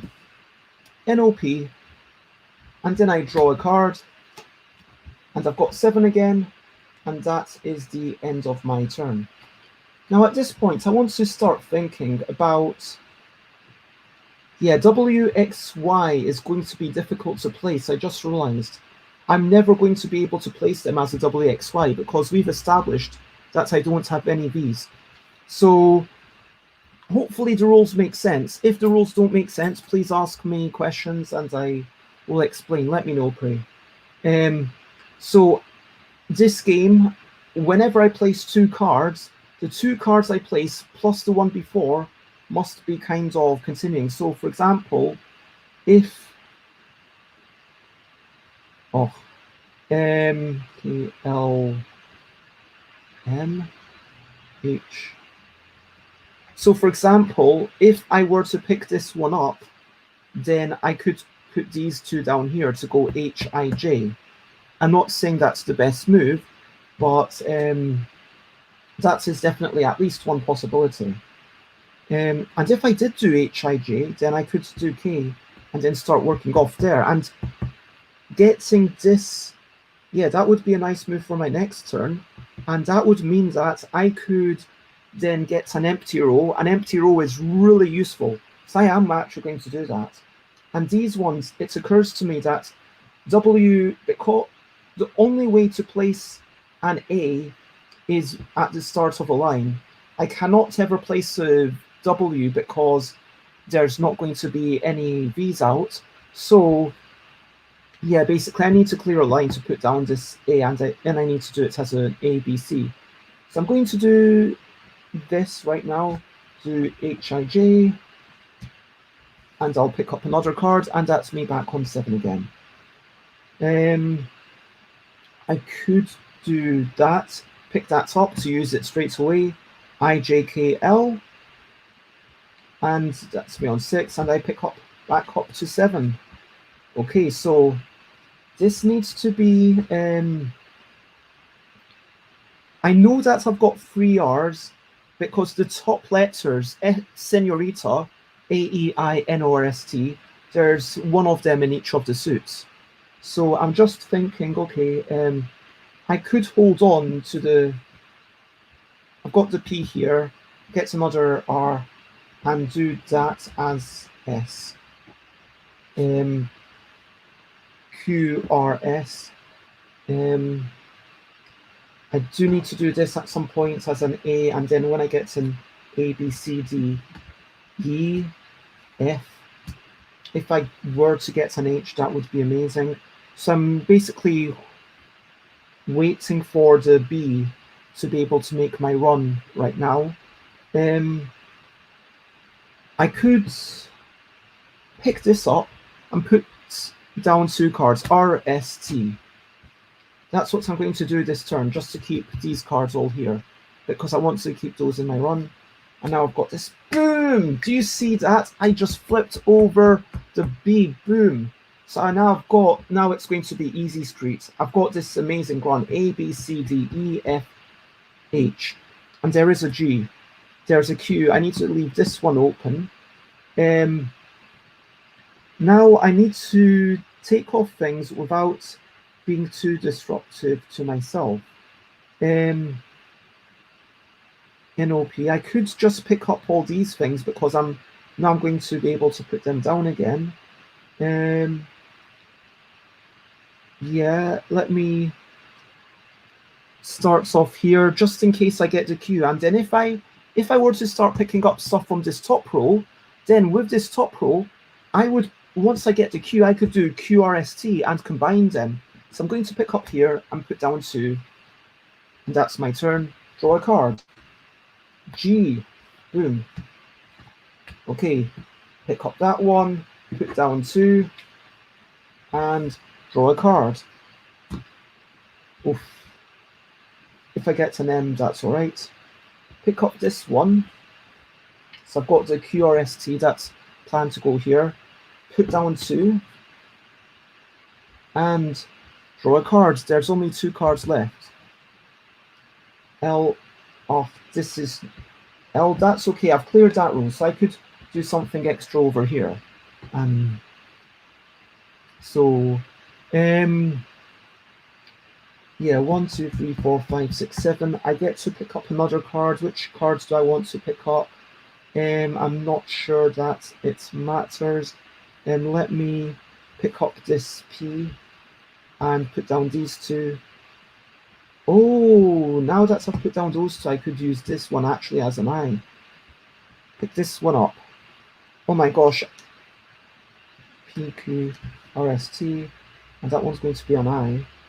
And hopefully I'll have an M, but even if I don't. Okay, so 1, 2, 3, 4, 5, 6, 7. I'll pick up this at H to, now I'll put it straight back down, so it's GHI. So you can pick up and put it straight back down. And now I've got 6 cards, 1, 2, 3, 4, 5, 6, and pick up 7th. So, phew, that is me at the end game. And I've managed to now go boom, LMN, and PQRST. And that is the way that game works. Hopefully that makes sense. It is, yeah, a little game. I'm going to share a video of it tomorrow. I'm still working on the written instructions. I'm going to share that tomorrow. But yeah, that's another game that you can play with the cell deck, and it's nothing to do with words. The scoring is basically, if you get to the end and you manage to completely empty your hand, then you win. I did have the checklist that was a bit annoying earlier that you saw me searching for. The scoring system is basically how many cards do you have left. 0 is an absolute win, 0 is what you're going for, and I absolutely won. But that was just on the horizontal, vertical, diagonal thing.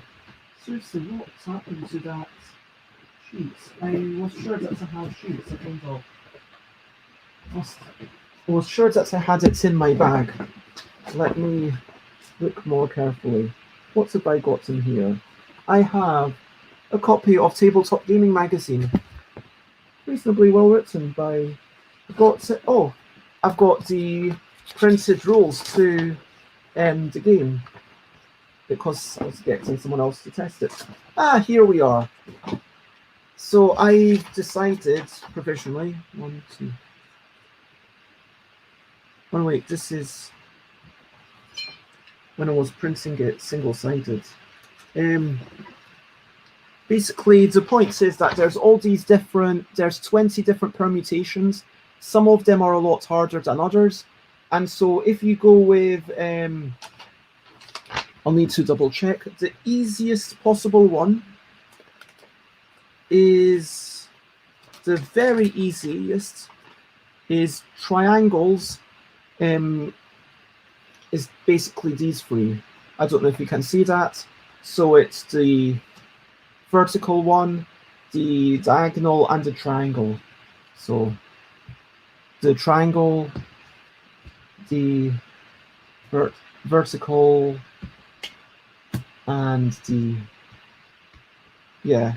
So I was almost at the easiest setting, Whereas if you want the hardest setting, which is really, really hard, and I don't even normally win, would be the horizontal bubble and swirl. So if we had the... I mean, do you want to see me try...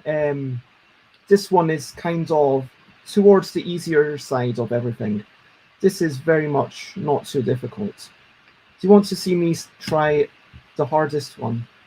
Which, like, just going up to the thing? Let me know either way. The other thing that I could do is just chat about In a Bind a bit more. 1, 2, 3, 4, 5, 6, 7. Oh, I'm missing a card. Must be somewhere. 8. There we go. That's horizontal, bubble, and swirl. 1, 2, 3, 4, 5, 6, 7. Ah! Man. Oh, So I need another swirl from somewhere apparently. 1, 2, 3, 4, 5, 6, 7, 8. And there's the 8th swirl. 1, 2, 3, 4, 5, 6, 7, 8. Okay. So we're going for it. We're going for the top level difficulty. We're going for, yeah, horizontal bubble and swirl. I don't think I'm going to win this one, especially live on camera, but you never know. We will see how far we get. And I'll explain my thinking to you. So I'm shuffling, trying to do... Oh, I should have... Oh wait, no, I can reference it from here. I've got some little sheets here where I can see all the things that are available. So I know that I've got... I don't have any P's or Q's. I don't have any J or K. I don't even have any F's. So after the E, there's a gap. After the GHI, after I, there's a gap. And after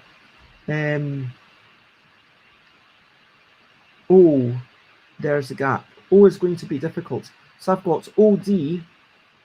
OD, I can take it. OD is going to be hard to place.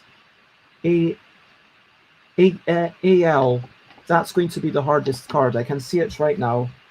AL, that was me just kind of pile shuffling, by the way. AL is going to be the hardest card. And thank you very much, Prey. I think I'm going to need it. I mean, if I'm lucky, AL might already be... You mean to do that? If I'm lucky, AL might already be down. I'm really a butterfingers today. Okay, there we... Let's see what happens. SB. AM, okay. At least I don't have to worry about that, eh? RL. RW, oh, that's... Actually, that's not too bad because R's are going to be hard to place because there's no Q. So if another R comes out, I'm going to be happy. G. I think that might be literally the only G. Yes, that is the only G. Okay, actually, that makes life slightly easier. 1, 2, 3, 4, 5, 6, 7. So maybe if I just completely ignore this row and I don't extend on the... Move down just a bit. Oh, I see what you're saying. Or I could try and move the camera up. Wait, that's not really helped, has it?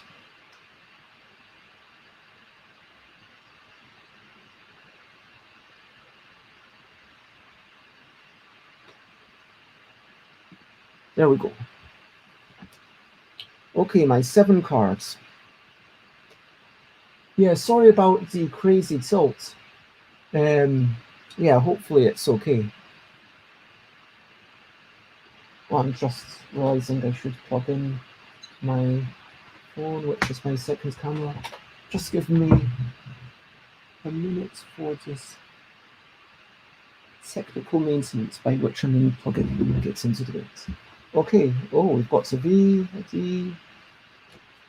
Are you? Okay, we've got to UVW already. And I think I've got 3 W's. So we've got an AW, an RW, and the third W is the EW. Okay. Whew. I quite fancy not having to use this TG because it's going to be a pain to use. So I kind of want to leave that down. But I do fancy, I do have to pick up at least one of the rows. This is probably going to be the easiest row to pick up.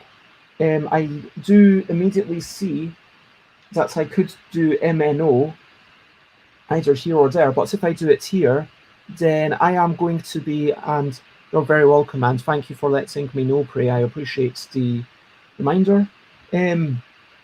So with MNO, I'm basically taking this off to eventually take off this entire row. So there's no point in me taking that off to do that. I mean, it feels like going there might be a good... And remember, there's no JK, so ends are going to be slightly harder to place than normal. So I think either I do that, or I start off my UV thing here. If I've already decided to do that, so I'm going to take this and put down, how many U's do I have? I've got multiple U's. I've got IU, NU, and OU. I'm going to do, how many D's do I have? Oh my gosh, this is so much. I've only got 2 D's, so 1.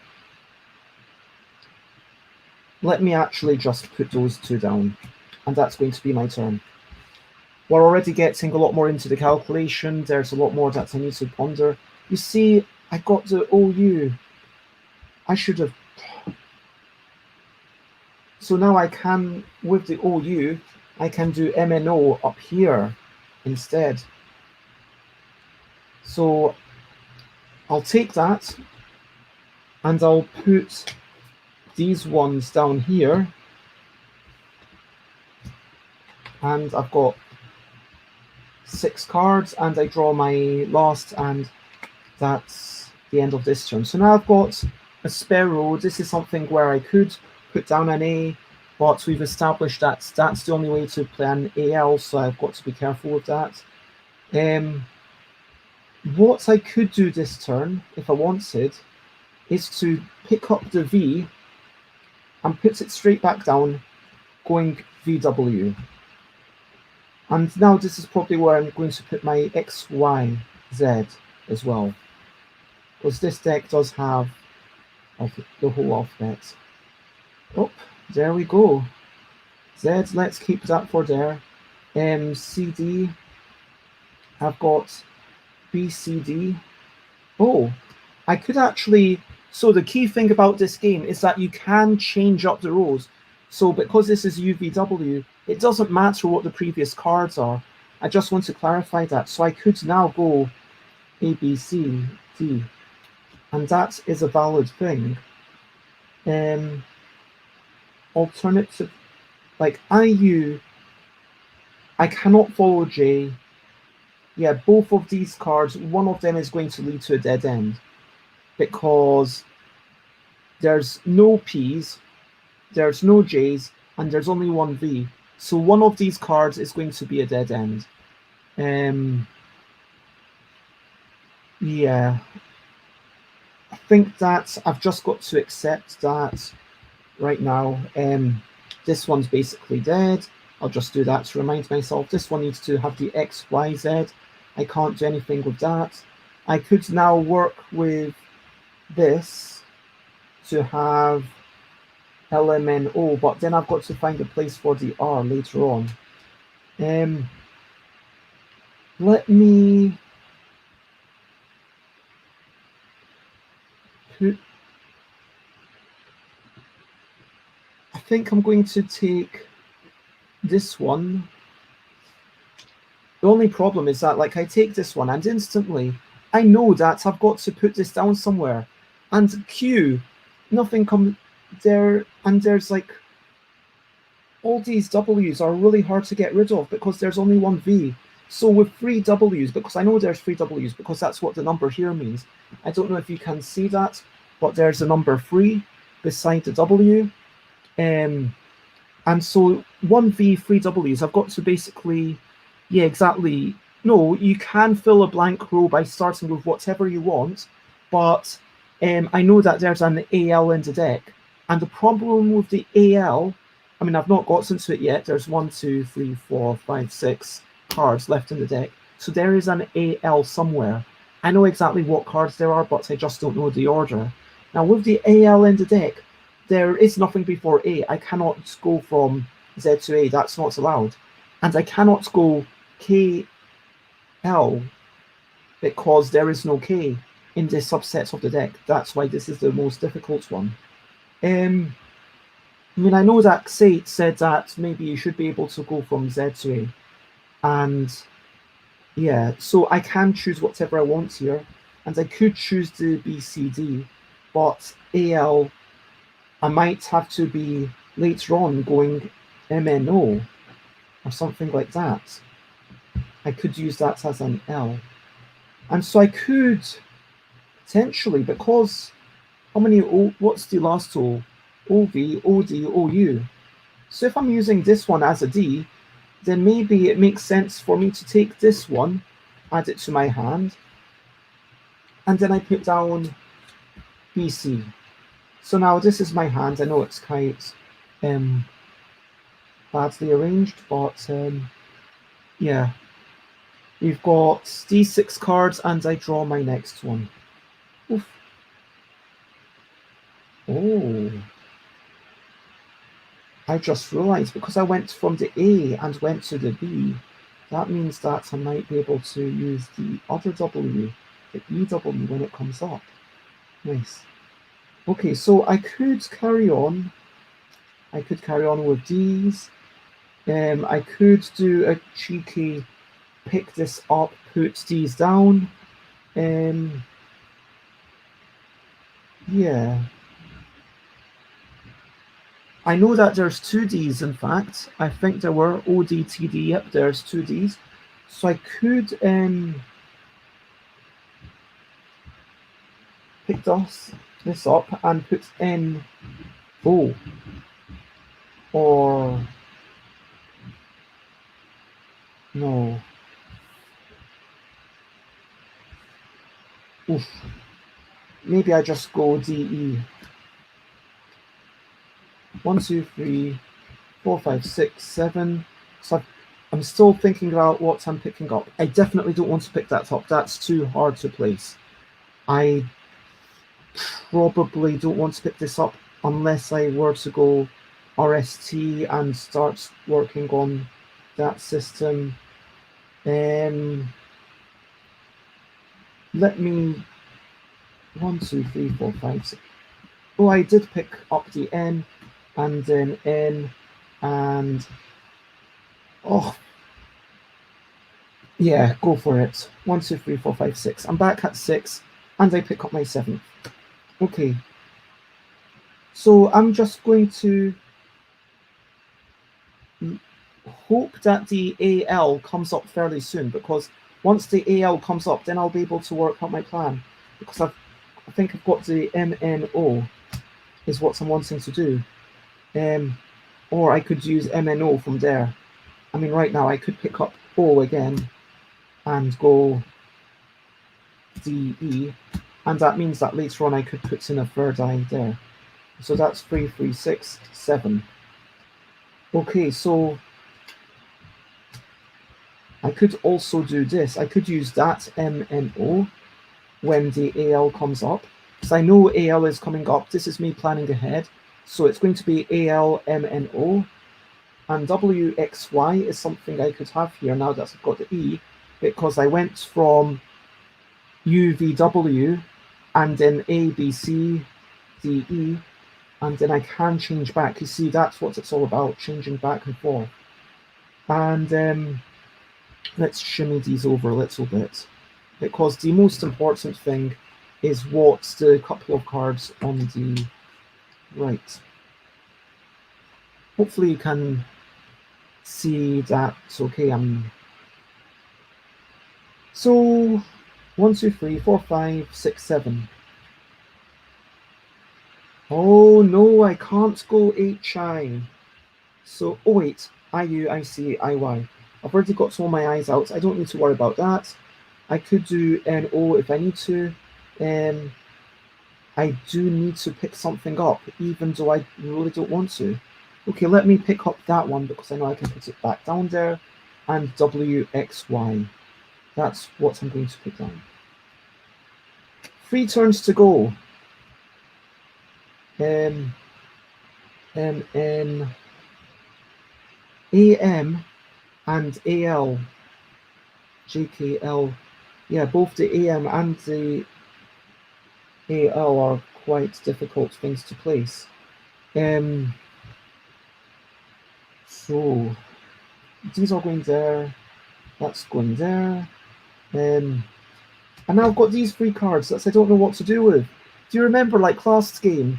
Yeah, these 3 cards are the problem cards. So these 4, I've got plans. These 3 go here. These 3 go here. But where do these go? I guess, okay, the N goes there. And that leaves the TD and the TH. What's up with that? Oh my gosh, this is getting hard.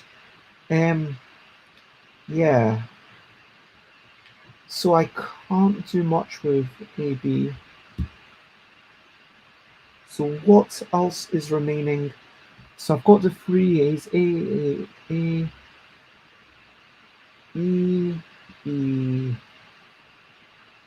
Oh, it's the last T. EW, EY, EM. Okay, I'm having an EY coming up. An EY and an AL. EY is going to be hard to place. If only I had an extra C. I just realized now how valuable that C was. I regret not picking up that C earlier. Darn. Oh well. Hindsight is 2020, eh? Okay, so yeah, there's basically AM and unless I pick up the R and put that down there.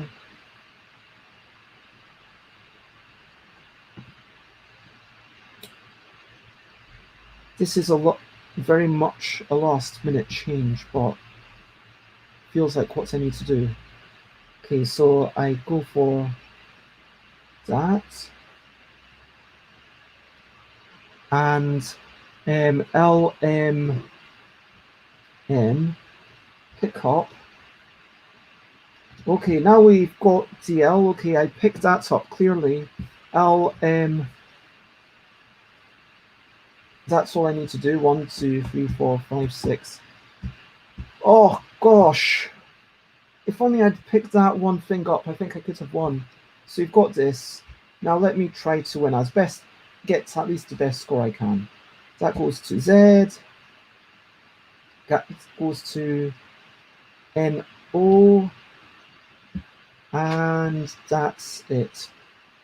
That is literally all I could do.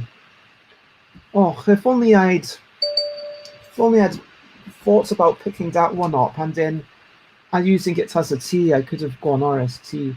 But instead, like my final, just for the record, so my final score was 4, which 4 is, I'm aiming for 0. 4 is not great, but 4 is, it's okay. It feels, this is the hardest setting, so I'm happy with that. And regrets is the best thing about board games. You say that facetiously, you say that as if you're joking, but when you think about it, that is something that's marvelous. Like, it's a safe space to get things wrong. And yeah, I definitely made some mistakes. Yeah, sure, 4 is better than it could be, but it doesn't even matter what it was. It's that I played, and then I made some mistakes, and then I learn, and it doesn't, and it's like, then I think, who was it who wrote that Theory of Board Games? A Theory of Fun. That's the book I'm talking about. It's A Theory of Fun. Who wrote that? That's a really good book. And basically, the entire argument behind the theory of fun is that the reason why games are good is that games are a safe environment to fail. And in this environment, I'm failing, I'm making decisions, and then I'm realizing that my decisions were not optimal. And then I can try again, and I can do a little bit better next time, maybe. Because with this particular deck, I need to remember that the Cs are more valuable than I realized. And yeah, think about the difficulty of the AM, because AL literally cannot be followed by, it cannot follow anything else. It can only be played on a thing. But AM, it can only be played on an L. And I've only got 2 Ls in this deck. Whereas, yeah, the easiest difficulty setting, just to compare it, just because I've done like one in the middle, one at the hard mode, and now I feel I should go the full gamut, and let me shuffle up the remaining cards, and hopefully this is 24 cards, 1, 2, 3, 4, 5, 6, 7. So this should be 3 on each, and then another 4. No, wait. 21, 22, 23, 24. Yep. That's 24 cards. And so this is by far the simplest version of the game. And Puzzle was actually invented before the L deck was released. But back in the day, so for those who don't know, 1 minute's overview, L deck, you've got a bunch of games in there. Wibble, fast words game, Grabble, really quick matching game, phrasal, party game. I actually slightly prefer Giftable that you might have heard me talk about with James. Fable, storytelling activity, alphabetical, putting things in order, invented by Andrew Dennison, and it was alphabetical that gave me the idea for this game.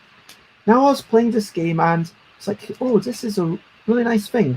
And at the time, I made it so that the top 3 borders, so like the top 3 borders in both decks are exactly the same, and second edition is going to be the same as third edition also known as categorical.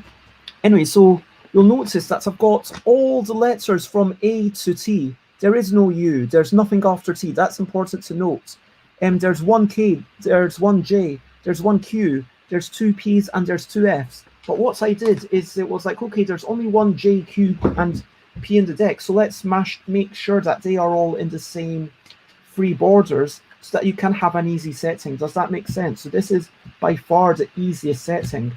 And straight away I'm thinking, okay, that K, maybe I need to work backwards. Maybe I need to pick up that K. Maybe I don't. I'll ponder it. But this is one that should be fairly quick. 1, 2, 3, 4, 5, 6, and 7. Put that to the side. And oh, boom. QR.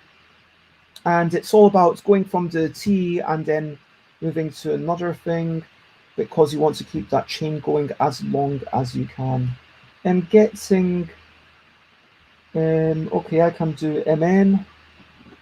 Yeah, I'm just going to play this very quickly. Grab, put down, draw. I'll, oops. Yep, sure. Grab, put down, draw. 1, 2, 3, 4, 5, 6, 7. Okay, so that's fairly settled with this one now. AP 1, 2, 3, 4.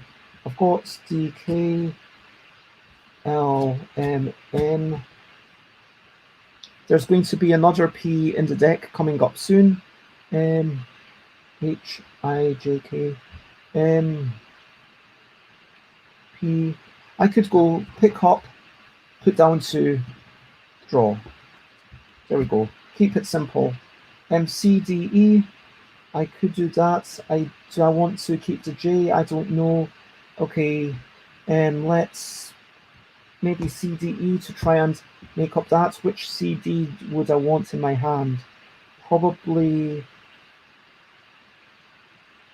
I think this one. Yeah, pick up, put down, and draw. Okay, I'm sorry to hear that. Thanks for letting me know. Yeah. So, if anything could be done to improve that. Oh, I could go EFG, and then if I've got an H, but then I'm not going to have D, K, H, I, J, J for, okay, so I'm going to do that anyway. Pick up, put down, draw. And now I've got 2 open, which is super awesome. And I've only got 4 cards, but I've got to plan for everything. H, I, J, and then A, B, C, and Q. How many R's do I have? R, R. I've got the 3rd R coming up. Okay, I will, I don't know what to do. Pick up, put down, and draw. Okay, H, I, P, and maybe I pick up this one, and then I put down QR. This feels like I'm kind of trying to, this is all my hand, by the way, up at the top. 1, 2, 3, 4, 5, 6, 7, yep, that's what I should have. Oh my gosh, is the J at the bottom? That's quite annoying. I was relying on swapping with that J. I might have to change my plans. Oh no! Am I going to lose on the easiest setting live on camera? Oh wow. LMN. OO. So the last card is OC, OH, OF, OH, OC. Oh no, I've got O's. What am I missing? AJ is not here. A, E, E, EL. Okay, there's another E in the deck. EK, EL, and EP. Okay, so the final P. So N. I've got an EP and an AJ. Oh, this. Okay, if I get the AJ, I could actually use that as an ABC. I could right now just do, but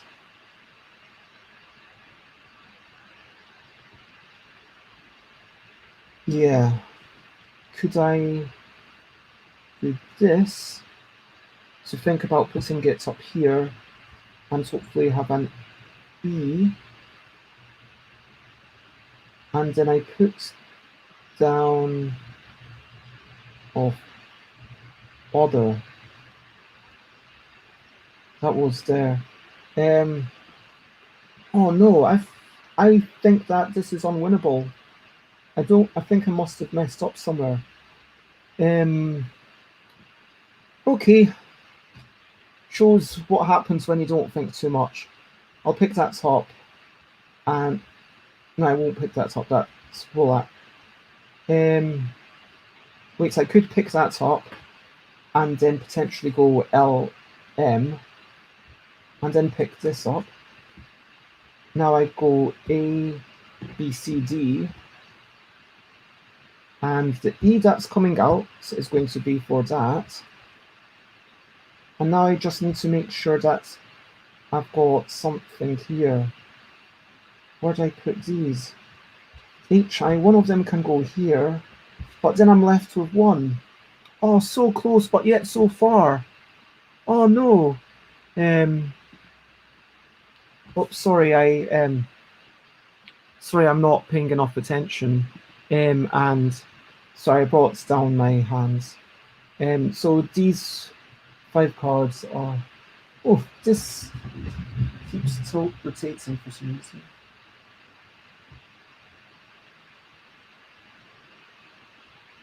Let me see, can I? Okay, I'll do that. I'll move everything up. Let's see if that.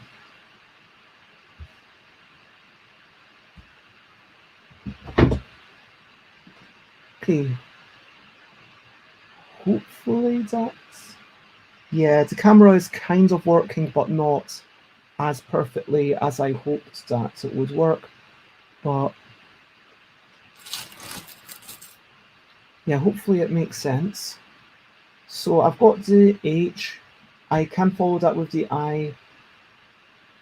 A, B, C, D, E, F, because E is going to come out here. I mean, at this point, like, yeah, I know that it's an EP. Yeah. I can't really do anything. I'll pick up that one, put down that one and that one, pick up that one, and it's A, B, C, D, E, F. And I'm left with one card that I can't do anything with, and my score is 1. So that is that game of puzzle. That was the easiest difficulty. And yeah, I got to score of 1, I think. I'm glad that you like the look of it.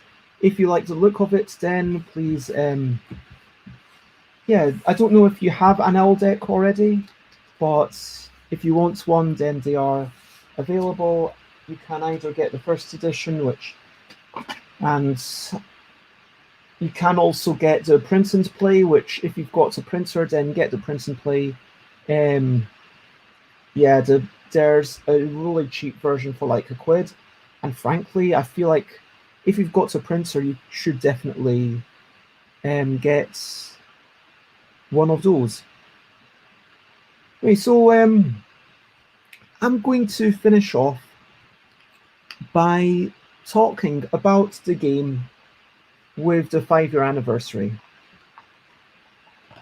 So this game, in a bind,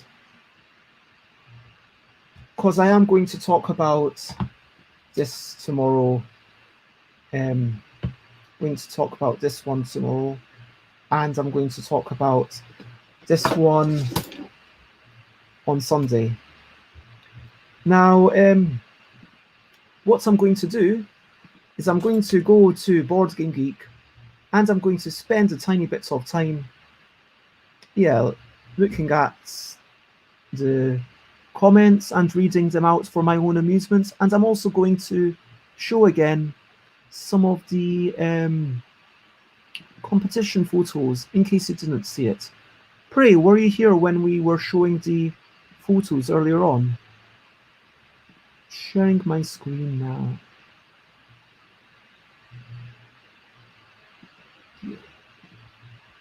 Cool. Let me know if you've already seen all of these. So, yeah, just for anyone watching who has not already seen any of these, I did have an In a Bind photo competition. So some of the pictures were originally based on commission. So we've got those, just actually now. We've got stuff like, oh, it's not showing. Let me make that bigger. We've got stuff like gotcha here.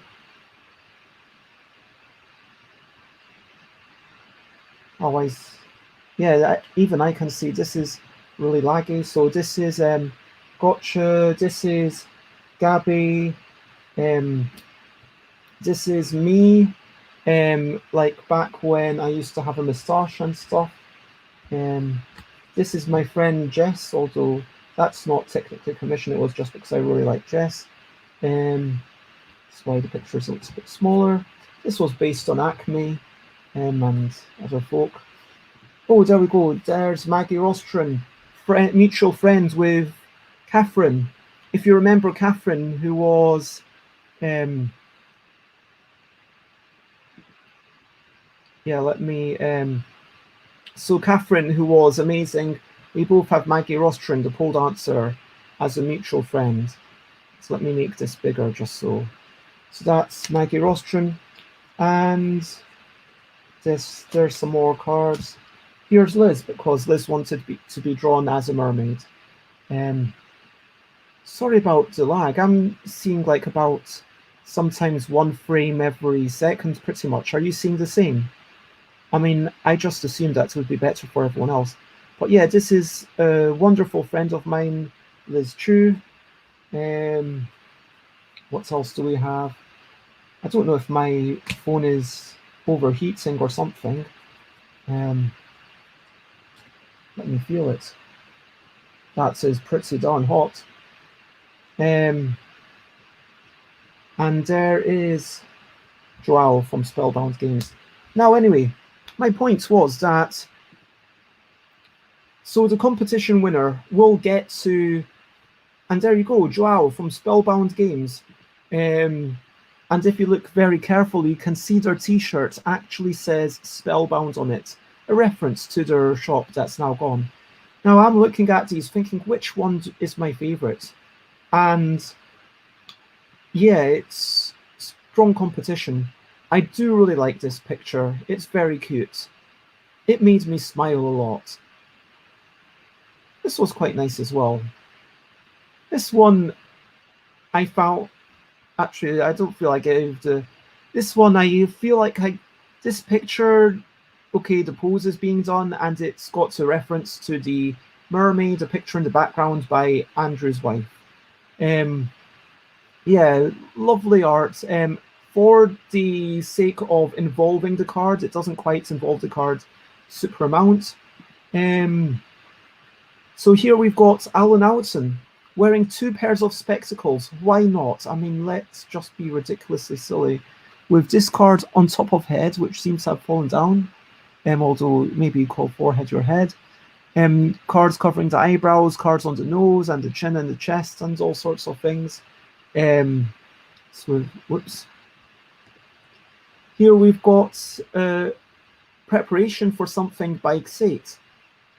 And that preparation was for here, because Xate make some of their own cards. So we've got card touching 2 hands, which really exists, but then card on right eye, card touches left eye. I mean, those things. Card box touches. I think that says touches. Card on nose, card on neck, card on left ear, card on right ear, card on right cheek, card on left cheek, which those ones don't exist, but card on chin. And yeah, I don't actually say card on a particular eye, I just say card covering 1 eye. And then this made me smile. This was really nice.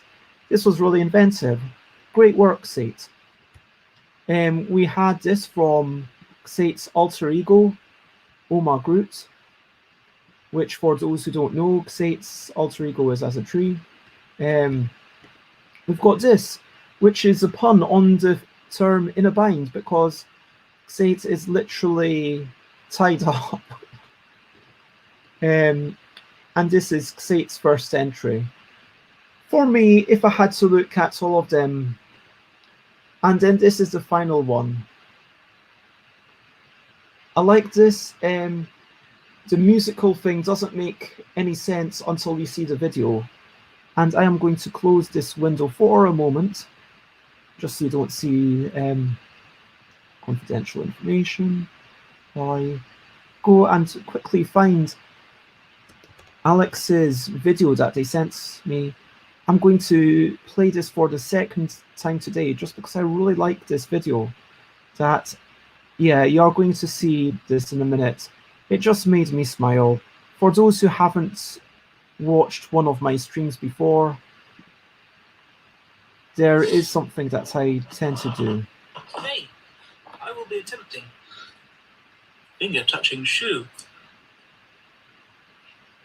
Right pinky touching nothing. Right index touching nothing. Right elbow touching torso. Foot touching knee. Box on head. And foot above knee. Here goes. And at this point I was thinking, okay, that's decent. This seems to be like reasonable attempt. Okay, fair enough.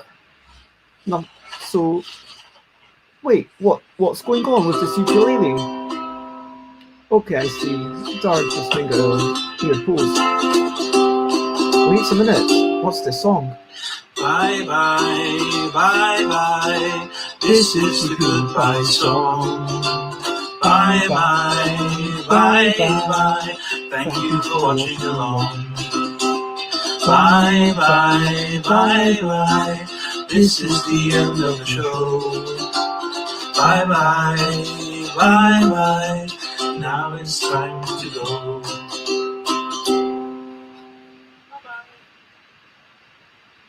Hopefully you could all hear that.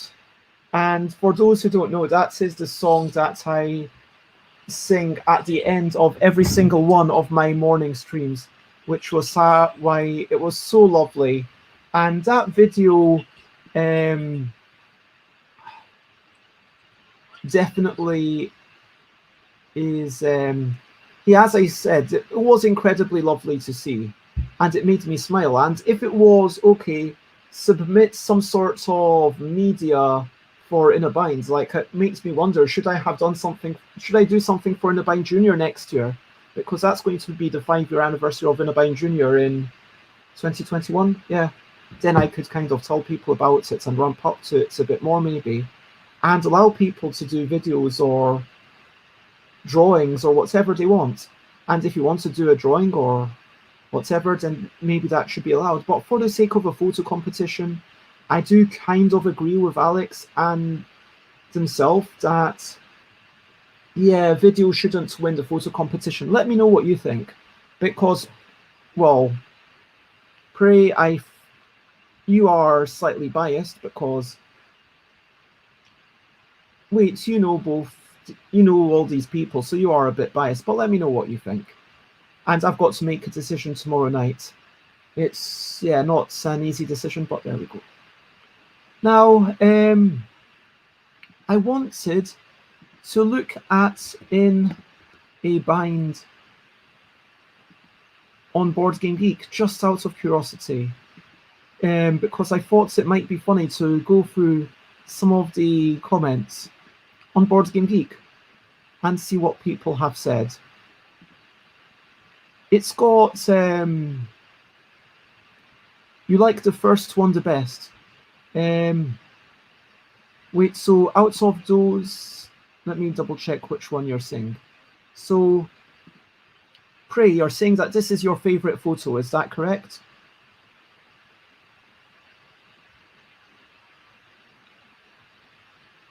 Okay. Good to know. Yeah, I like this one as well. It is really cute. Yeah, for me, that one, I actually really like this one just because it's like, yeah, taking it even more ridiculous with the covering the eyes, covering the cheeks. Yeah, for me, that kind of, this sort of epitomizes what In a Bind is. I mean, I do want to say I'm really grateful for everyone, but yeah, let me go to, let's put it by date, and let's just look at the things with comments. How many comments do we have? 53. Okay. I'm going to share the comments of In a Bind. And so here,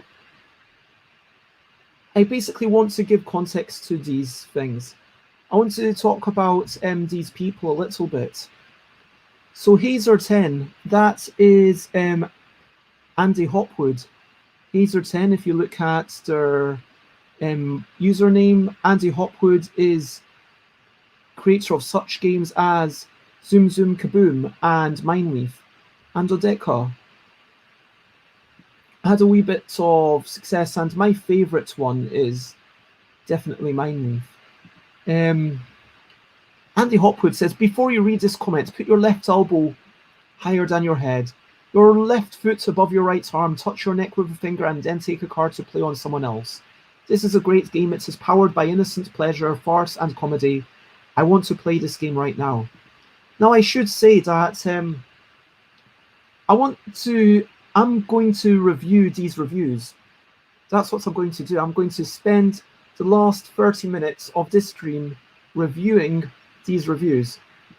So, Andy Hopwood, I enjoy the fact that you bring whimsy into this comment. I love this phrase, powered by innocent pleasure, farce and comedy. The notion of a game being powered by something, that's just lovely. Higgsate, I'm just spending the last bit. You can join me if you like. I'm spending the last bit basically reviewing the comments. And Andy Hopwood, I do know Andy Hopwood. We know each other. Lots of comments for any game are going to come from people that you already know. But I should say that Andy Hopwood told me after the fact, if this were a game, if I were supporting you just for the sake of supporting you, I would have bought a copy. But the reason that I bought multiple copies to give to people, that's because I felt it was really good. And I really appreciate that, Andy. And, early on, so Gotcha. This is Gotcha, who also paid me, who was a friend, also paid me later on, if you remember this card. Let's see if the camera updates. This card to sorts of, yeah, wow, this camera for some reason, maybe it's just my computer, maybe it's something to do, I don't know what's going on. Finally. Okay, I see where I'm meant to be pointing at. So that is Gotcha. That is my wonderful friend, also known as Ball Can Go. And I have witnessed the whole process of the game as Bez's friend. I appreciate you giving that upfront bias. Andrew January says they try to put their left foot above their right arm and now they're in just a little bit of pain. I mean, look, left foot, right arm.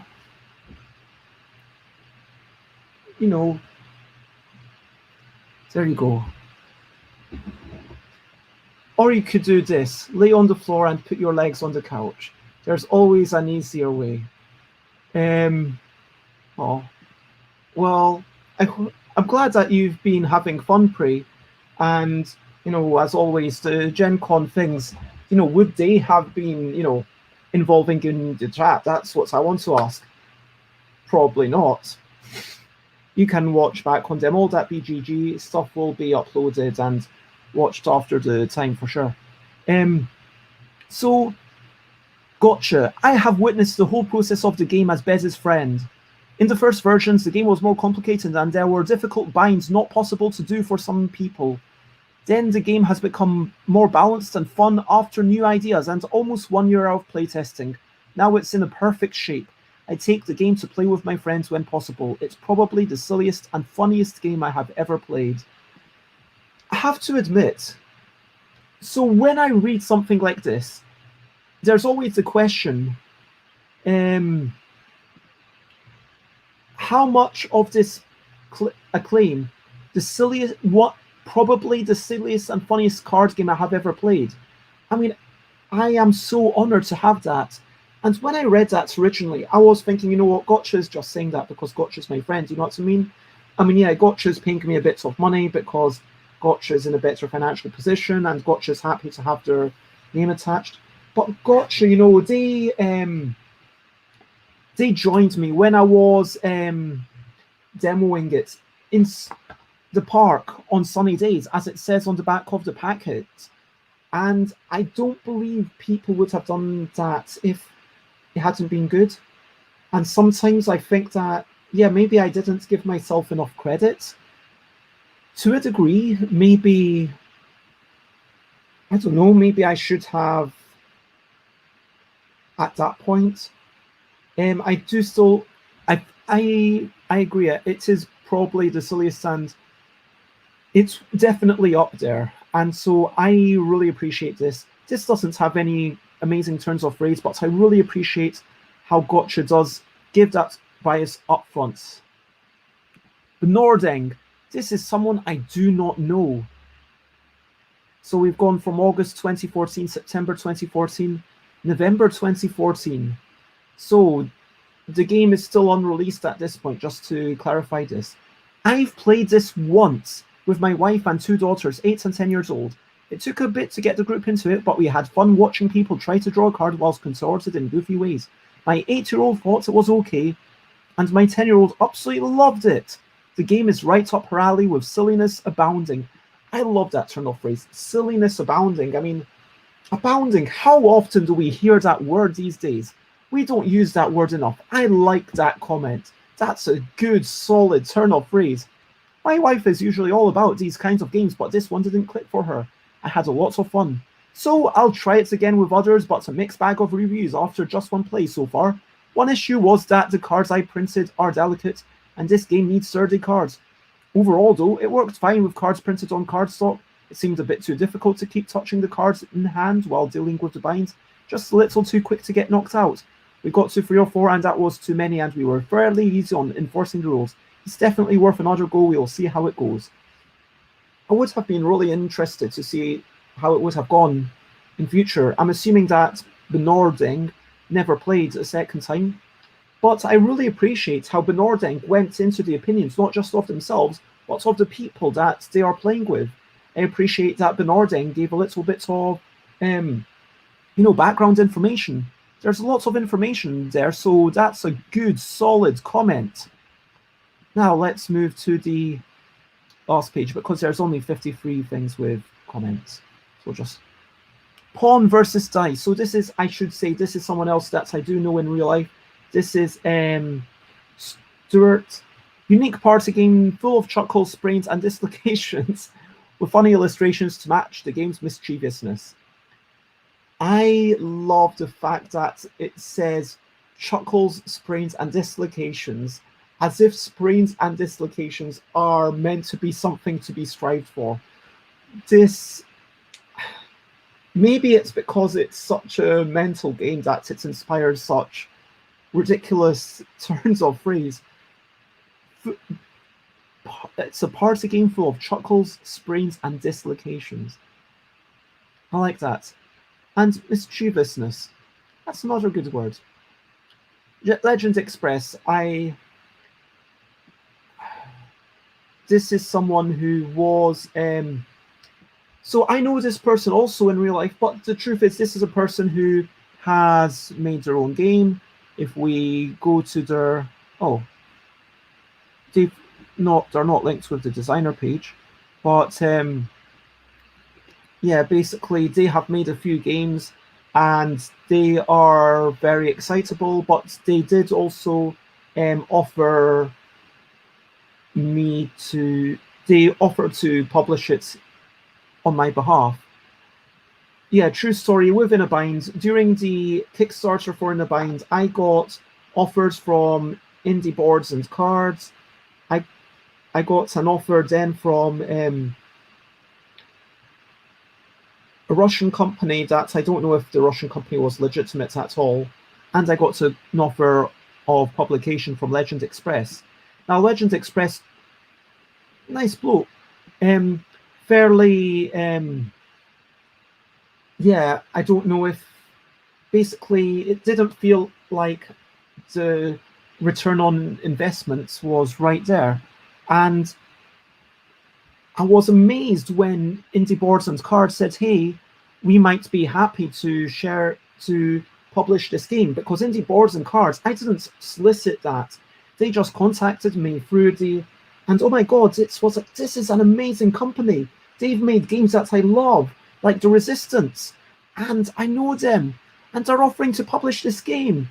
Maybe I should. And then I had a big discussion with people at London on Board, the board game place, and people are like, well, do you want to become a designer or do you want to become a publisher? Is this going to be the only game you ever make, or will you do more? And I said back then that, I'm going to make more games, but maybe this might be the biggest selling game that I make. I don't know, because I felt like it was good. I felt like it had the potential to sell millions. I still do. But I kind of held off, and it wasn't until there was another company that said, hey, we could sell this game on your behalf. We've already published it, but we would like to publish it. And if you were to go with us, hey, here's another person that we've done. And this year we gave them insert 5-digit number of pounds. And I was like, wow, that's... I know 5 digits can vary quite a bit, but basically they told me an amount of money that they might be able to make, and I was like, wow, if someone can make that amount of money, and then that frees me up to make other things, then I can just concentrate on future games. So that is why I was then more open to publishing with Ravensburger or Gigamic or someone like that. And of course I went with Gigamic in case. Sorry, that's the Gigamic logo down there. So for those who don't know, In a Bind is now Yogi. Anyway, this is a cracking game guaranteed to make you fall about with laughter every time you play it. After all, how can balancing a card under your nose while touching your right ear with the left index finger not be fun? Thoroughly recommend this game to anyone looking for a party game. I mean, I appreciate that. That's such a glowing review. It just feels like... It feels like too strong. It doesn't... Fun with a capital F. I don't know. I just feel like... I'm never sure when it's something that strong, how sincere it is. Maybe I'm just reading too much into it. But fun with a capital F. I mean, yes, I see you've spelt fun with capitals each time, so well done for actually spelling it with a capital F. I appreciate that you've done that. But yeah, I guess maybe I'm just... It strikes me as insincere, but I really appreciate that review. Martin, I have the pleasure of knowing Bez, the designer of In a Bind, and to have witnessed their efforts to bring the idea to fruition over the last few years. Just for those who don't know, it's only been in the last kind of 3-4 years that I've really started asking people to not refer to me as he. Anyway, I was delighted to receive my Kickstarter copy of the final production and seeing it make its way into stores. And it's a blast. Think Twister, but without having to get up from the table. Each turn you receive a bind card, e.g. left one pointing up, this card touching your elbow, and must satisfy that card's demands along with all the previous ones you've accumulated. If you fail for even a moment, you are out. Last person standing wins. Those really are all the rules. Bez has gradually chipped away everything that didn't contribute to the core fun of the game and is left with something brilliant, silly and hilarious. Bravo. I really like this review. I mean, it's just a BGG comment. So officially, these aren't reviews, but it's basically, it's passing an opinion on the game. It's giving a score. What's that if not review? And it tells people about the bias. It tells you what the story is. And then it kind of tells you a little bit about the game. And I really appreciate what it says. Bez has gradually chipped away everything that didn't contribute to the core fun of the game. And that, more than you can imagine, goes into how the game was made. I mean, oh my gosh, I could talk about that for days. Tambourine, someone that I also know there. You'll notice this is a trend in the early days. Love this game, really fun and conveniently pocket-sized madness. Oh, this is actually me, deleted. My rating is naturally biased because I designed the game myself, it's my baby. So this was my old BGG account. I'm not going to... I honestly believe that this is a rating I would give the game were it someone else's though. I enjoyed Twister, not particularly for the physical contact, but for the dexterous challenge and the comedy inherent in watching others struggle at their limits. And yeah, because a lot of people do play Twister for just the sexy part. And thanks for the... Yeah, thing. I need to work out a way. Maybe I can move this screen here and then I can move... Oh, if I move this to the left and that to the right, that kind of looks better. Boom. Yeah, now... Sorry about this. It's just that when I was having some line, So thank you. Anyway, so I still stand by these words, even though I wrote them 2 years ago, just over 2 years ago. My game uses 53 unique instructions for far greater variety, both of poses for viewing and of challenge when playing. Yeah, compared to Twister, there is greater variety, and a far greater number of binds can be placed upon you for a continuing escalation of difficulty. Now, going back to what maybe for the Nording, if you can only have 3 things, and after 3 things you're struggling, maybe this is not the game for you. Because, yeah, you saw how amazing Catherine was, but if you can... you should be able to do at least a little bit more. With so many cards, you can tailor the deck so everyone can play. I once played a game that was won by a wheelchair user, true story. Not a game to be played for hours, your body will get tired, but I basically always enjoy a game or two. In terms of art, again, I'm biased, but I am somewhat proud of some of the strange animals and figures. I'm also proud that I had a good representation of all genders and races. I think it would look better with a splash of colour, yep, absolutely. And I would have liked to have colour, but the reason I didn't have colour was because I wanted to pay slightly less money, so it could be in black and white. And one card is sadly messed up. The art is correct, but the text says right rather than left. Yeah, that says sad times. It was the one that I talked about earlier this morning. And indeed, let me look through it. Which card is it that's messed up? Man, this is the worst parts of the game. This card, not that card. This card. You see, can you see this card? So this card, it's clearly my right elbow in the self-portrait, but the instruction says discard touching left elbow, and that's intensely frustrating. But yeah, anyway. One card is sadly messed up. The art is correct, but the text says right rather than left. Despite that, I think the game is brilliant. These are 54 cards that are all intelligible and all in theory possible in conjunction. I am proud of that. And I am absolutely proud of that, because there was a time earlier on in design when I was like, okay, how big a combo is it okay if it's impossible? Let's say you had two cards and one card was right hand above left hand, and then another card is left hand above right hand. That feels like, okay, the game's messed up. Okay, can you do this? And then now the hands are on above each other. That doesn't feel right. But similarly, if I had one finger touching, you know, yeah, hand. Basically, if I had 3 cards that were making it impossible, would that be okay? What about 5 cards? And so I started playing the game. Once I had a good number of card ideas, and I had a deck of, I think, like 56, 55, something like that. And I was like, okay, here's some stuff. And then I tried stuff, I changed stuff. And then in trying to make it so that I could do at least 3, and there was no 5-card combo that could eliminate me, because that felt like if that ever happened, that would be an issue. And so I experimented and made sure that I could do literally all 54 instructions at the same time. And I personally have been able to during testing, and I am proud of that. And so, yeah, if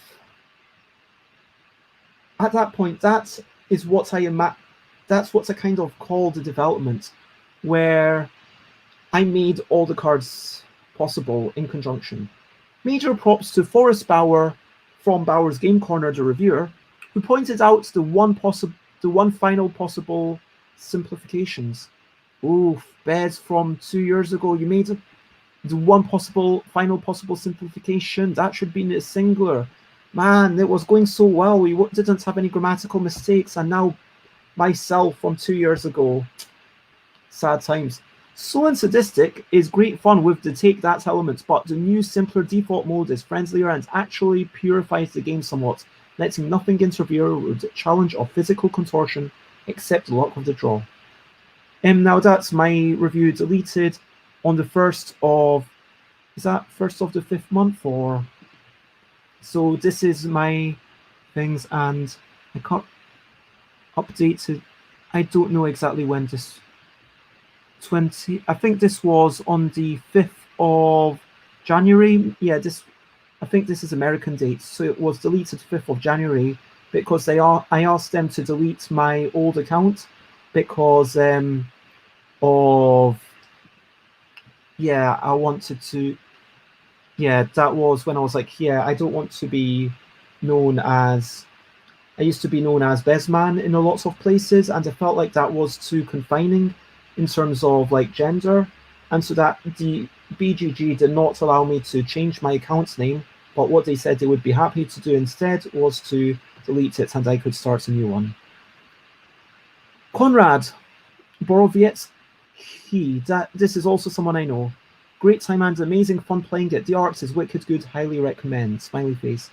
Conrad and Marta, I know both of them. Marta got so many of them, shared it with their thing. And wicked good.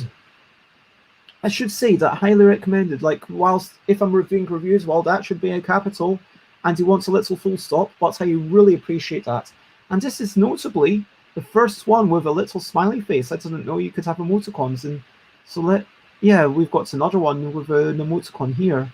So yeah, I think there's only 2 people out of all 53 who've used emoticons. So yeah, you're somewhat unique, Conrad. There you go, in case you cared about that. Photo Ben, amazing. This game is hilarious. I keep a copy in my bag at all times in case of a quick game down the pub.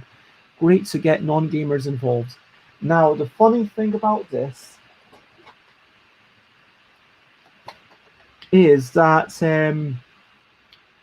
this review is, I don't know if you can...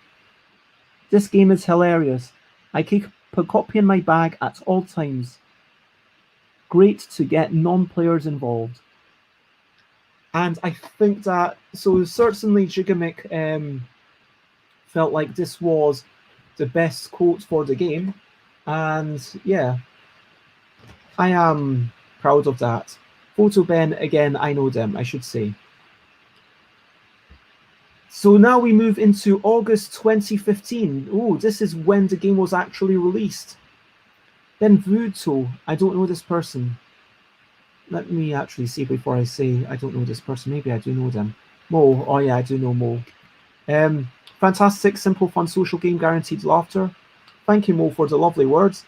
I don't like the notion of guaranteeing anything. I don't think I can guarantee you laughter. I don't think that In a Bind can guarantee you laughter. I mean, I know that I'm basically saying that my game is worse than someone else said my game is, but this word, guaranteed, this is just, I feel like the word guaranteed, it's overused.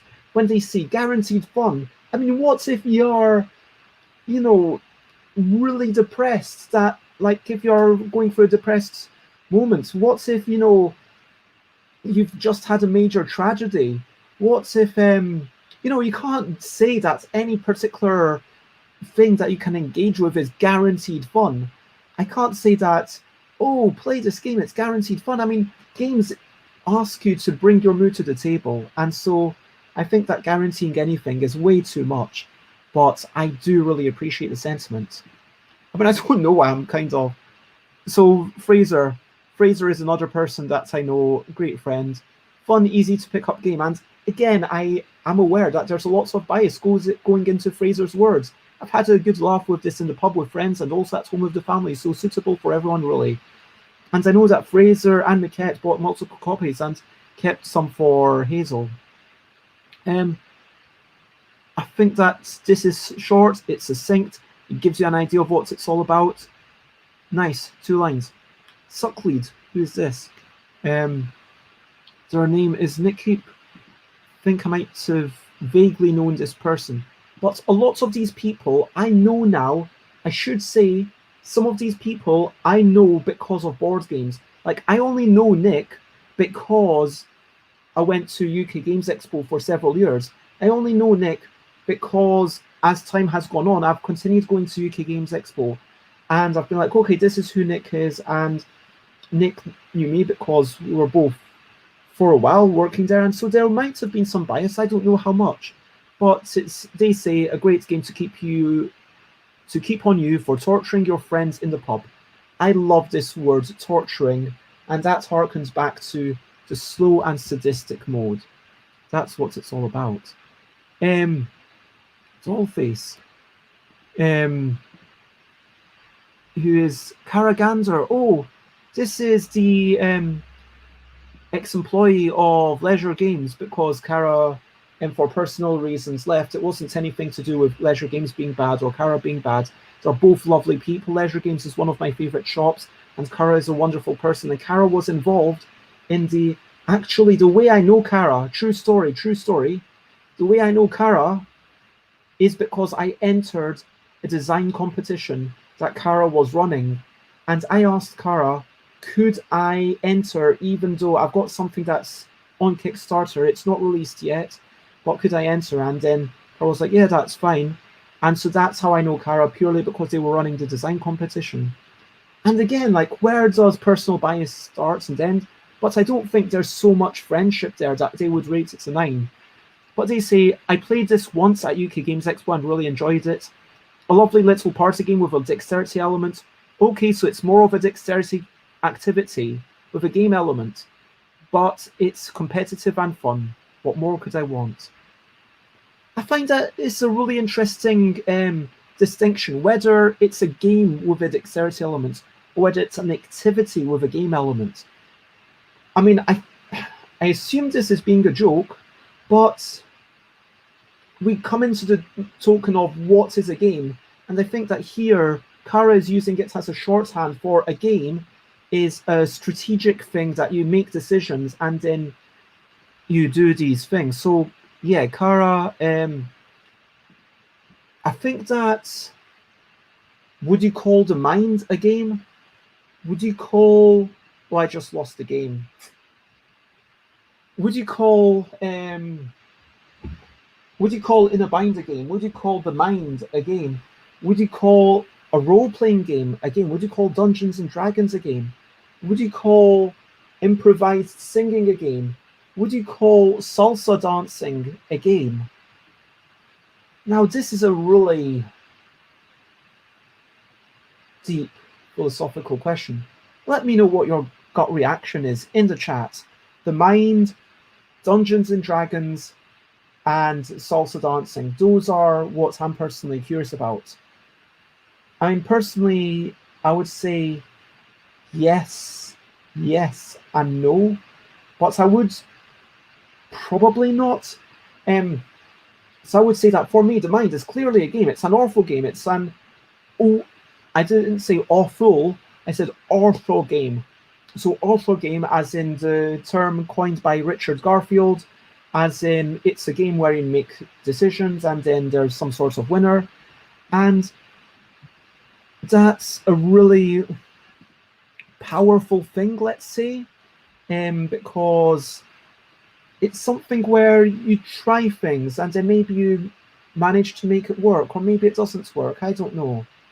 And whatever happens, hopefully you'll have fun with it. We've got so Prey says, what if it was a salsa dance competition where there is a winner?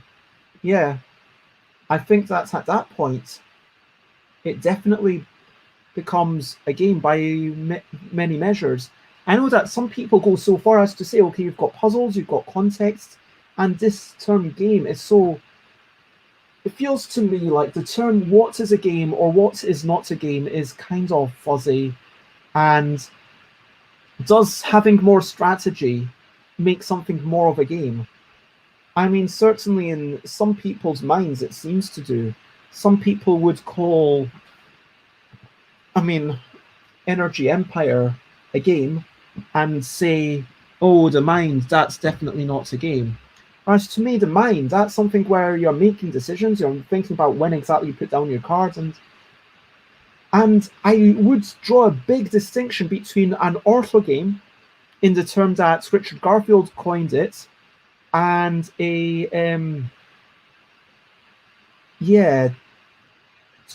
story game, where the key parts of the game is you kind of expressing yourself through creativity. Anyway, so you've got someone from Sydney. I definitely have never met this person. Although I think they might have backed the Kickstarter, I don't know, they probably might have. One note game, good for some initial laughs, then gets tedious and boring. That's fair. It is definitely a one-note game. And I guess the question is, how long will that one note be enjoyable for? Nice party game. I mean, okay, let me go back to this one. Just, it gets tedious and boring. I think there's always the notion of, does something get tedious and boring, or did it get tedious and boring for you? I think there's always that unwritten thing. And in a review, you don't really need to mention, yeah, this is all just from my perspective. This is all subjective to you. And so I think that that's a fairly reasonable review. Nice party game, doesn't tell me much, but fair enough. We've got Prey, who says they still think of Illustrations as a game, even though we've never calculated a score. I think, yeah, that's interesting. It's kind of Illustrations is pretty much like Dungeons and Dragons, because I mean, in Dungeons and Dragons, your performance is really about, you know, it's not, the game isn't a measure of success. It's a completely different activity. It's a game in as much as it's a set of codified rules which allows you some way to perform and express yourself. We get into the notion of Snakes and Ladders, like is Snakes and Ladders a game? I mean, Mark Rosewater would posit that Snakes and Ladders is a game for a young child who believes that they have some control over it. So if you believe that you've got control over something, then it becomes a game. If you understand that you have no control over something, it ceases to be a game. And that's an interesting definition. But, yeah. BCBGG. Hey, isn't this the same person? Do what the card tells you to do and don't be the first to fail, with each card adding to the previous. That's a very good... That's a fairly reasonable description of the game, yeah. One and done. If you say so. I mean, it's fairly clear what you thought, but I should note that this seems to be the same person. And they played it in October 2015. Then they played it in December 2015. I mean, if it's one and done, I guess they came back to it. They just wanted to say, hey, am I definitely not that fussed about this game? Maybe, yeah, I guess they'd bought it and maybe they were disappointed by it. And hey, I'm sorry that maybe you bought the Kickstarter and you didn't like it so much, but there you go, it's not for everyone. PyCon from Zurich. I have no idea who this person is. Apparently George. A nice little party game that may help in breaking the ice in a large group. It's mostly multiplayer solo though. I absolutely agree it is multiplayer solo. Especially if you play the Fast and Furious rules, there is no interaction at all. And, you know, is true multiplayer solitaire a bad thing? I mean, I'm aware that I'm kind of starting to ramble, and I would like a bit of water, and tomorrow maybe I'll bring a little bottle with me, because, hey, I've got a couple of bottles there, and I could fill up one of those with water. I'm starting to feel a bit hot, but, yeah. Gilhova makes a brilliant point. Gilhova, if you look at their website, has this essay about the joys of multiplayer solitaire. A true multiplayer solitaire, like Micro Muckle, that we play quite frequently. Every single Thursday at 8 p.m, we play, except for last Thursday. Because last Thursday we stopped early because today's Friday. I say last Thursday, I mean yesterday. Yesterday we stopped Thursday. So, oh, good to see you back. Oh, it's nice to know that you're enjoying it. So,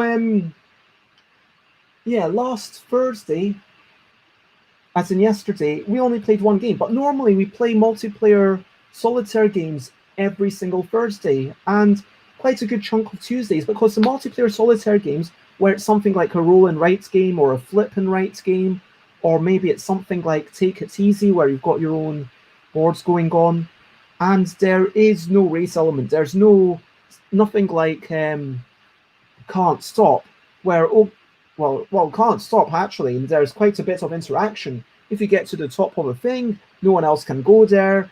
If you finish, then other people can't take their turn. Even if it was a roll and write where you all use the same cards, or a flip and write where you all use the same cards, because I've been talking to Aquasulis, Alex, about 5 as an idea, and 5 would be a race game as opposed to 3 3 you just play through all the cards. It's 18 cards for 3 You want to ideally get free 1-letter words, free 2-letter words, and free 3-letter words. Now, I could play that on my own. I have played that on my own. I could play it on my own right now if I wanted, or on a day when I'm not going to play it actually today, to be honest. But yeah, I feel like by playing a multiplayer solitaire game with other people, it's like, okay, we've all had exactly the same opportunities, and then at the end we get to compare. How did we do? If we play a game and then it's like, oh yeah, 4 of us managed to get the perfect score, then we managed to share in that joy. And yeah, player interaction in a bind is deliberately taking your turn really slowly to fatigue your opponents. And please don't do that. I know you're joking, but please don't do that. Please take your turns quickly. But my point is that yes, in a bind, or Yogi, as it's now known, is basically multiplayer solitaire. I mean, other than the fact that you need to last longer than the other people, and that okay, having other people around you, it might give you a little bit more determination. But so many times I went to UK Games Expo 2015, UK Games Expo 2016, UK Games Expo, yeah, only those 2 years that I showed off in a bind, because then 2017, Gigamic had rights to it. So it was only UK Games Expo 2015 and 17. 15 and 16, sorry. Anyway, so the point is that while I was there and while I was so many other places, I had this competition. I said, try the 1-player solitaire challenge. See how many cards you can do. Pick them up, see how many you can do. And I think like the highest stats people managed to get was something like 29. When you got to the 20s, you were doing really well. I mean, the average was like maybe 12-ish. And that's why Sate and I decided on 15 for the In a Bond that we played earlier, that we're also going to play tomorrow.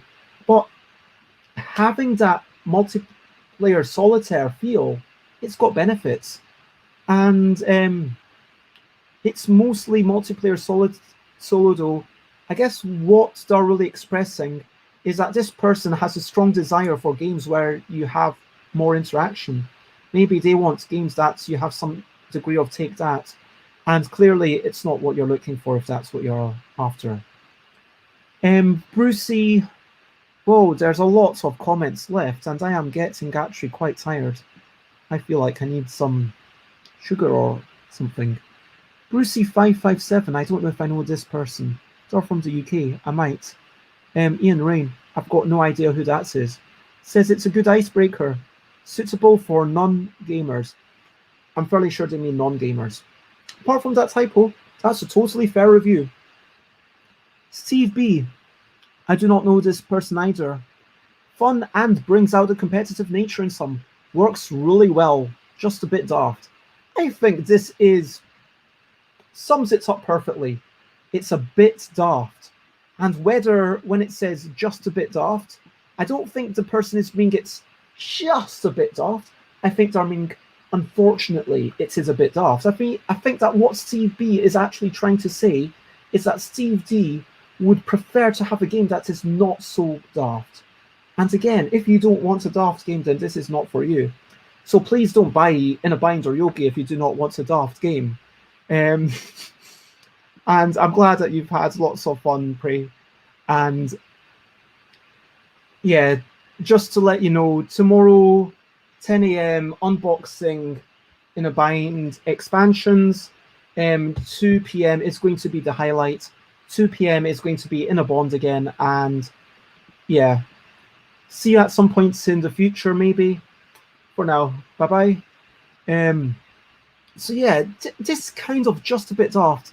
This kind of makes me realize about the vagaries of language. Do you know what I mean? Seriously, if you want to jump in, feel free to. And you know, do you see what I mean? Like, it's showing the inaccuracies of English. Like, works really well. Just a bit daft, as in it's I've already explained this. And so, Steve B, you are using imprecise language, but assuming you meant it is unfortunately a bit daft, I am very happy that you still enjoyed it. I am about to stop. Basically, once I've finished reading through all of these, and I've got half a page to go. Droen Gearn. I have no idea who this is. Droen. Game designer. Is this... No, that's...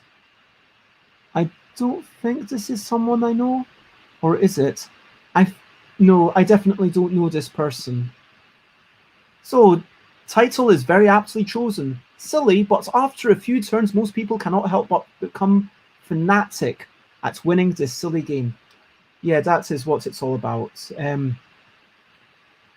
think we've touched upon a lot of very similar words. I wonder if this is getting boring, I feel like. 8.6. Oh, everyone else has given it a whole number. This person's jumped in with a decimal point.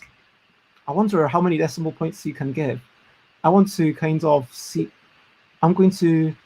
Let's see if I can add it. I've got to add it to my collections. Go to my collections. Edit. Can I give it...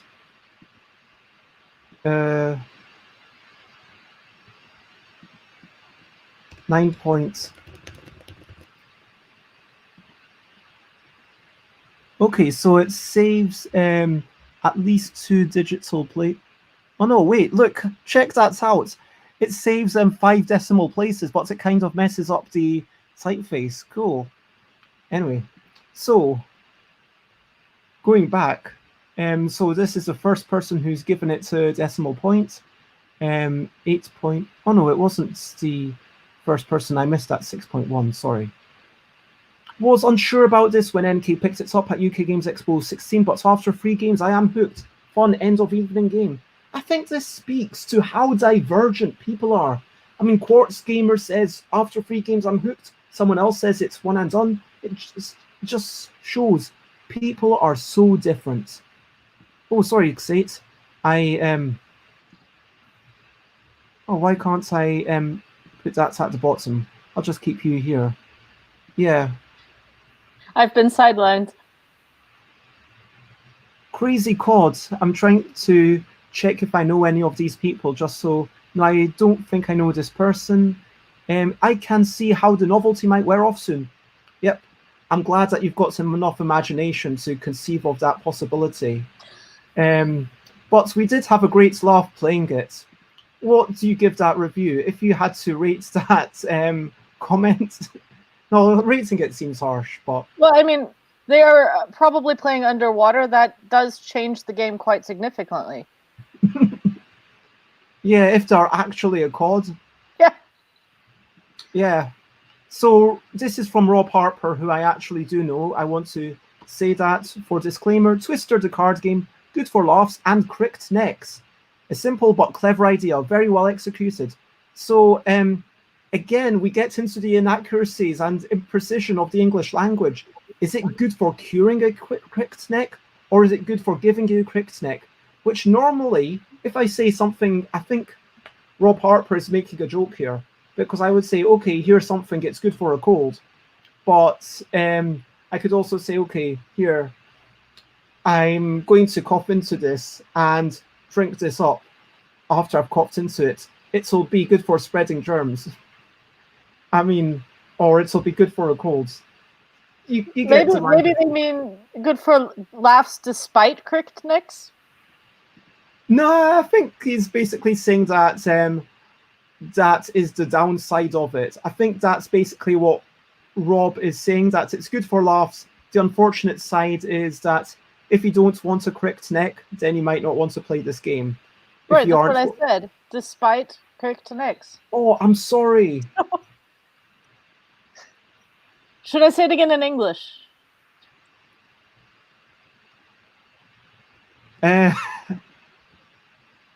So this person, Pedro, I do not know who that is. It's all good. This is a comment about the beta print and play version of the game without expansions.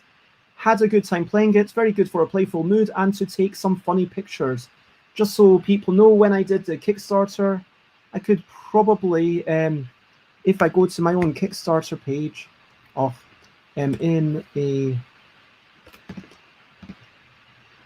there is a I believe it's currently there's 59 updates. Wow, that's quite a lot. Yeah, anyway, so what? Had a good time playing it. Very good game for a playful mood and to take some funny pictures. However, having played a few times already, it does tend to become kind of tiring, and will go in the shelf for a while before I pick it up again. Still had some laughs every time I did pick it up again, though.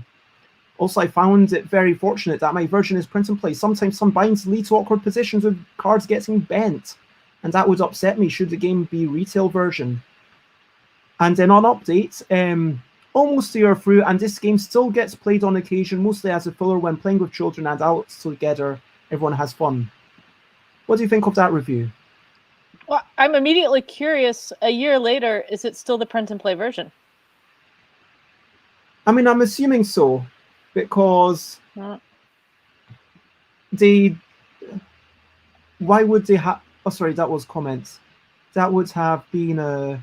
Why would they have bought it if they are happy playing the print and play version? Well, because the print and play version's never quite as nice as the actual version. Oh, that's true. And I'm just looking for where's my print and play thing that I actually had. Oh no, this is the newer print and play. I'm going to assume that this the Comic Sans one.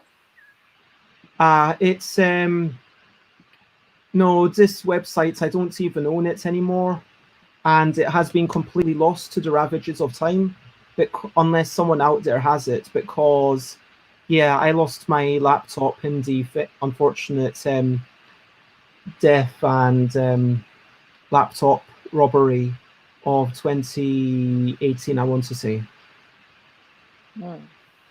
But yeah, I didn't do Comic Sans print and play back in those days. What I find really lovely here is that it tells a narrative of playing it and be like, oh, am I going to enjoy it again?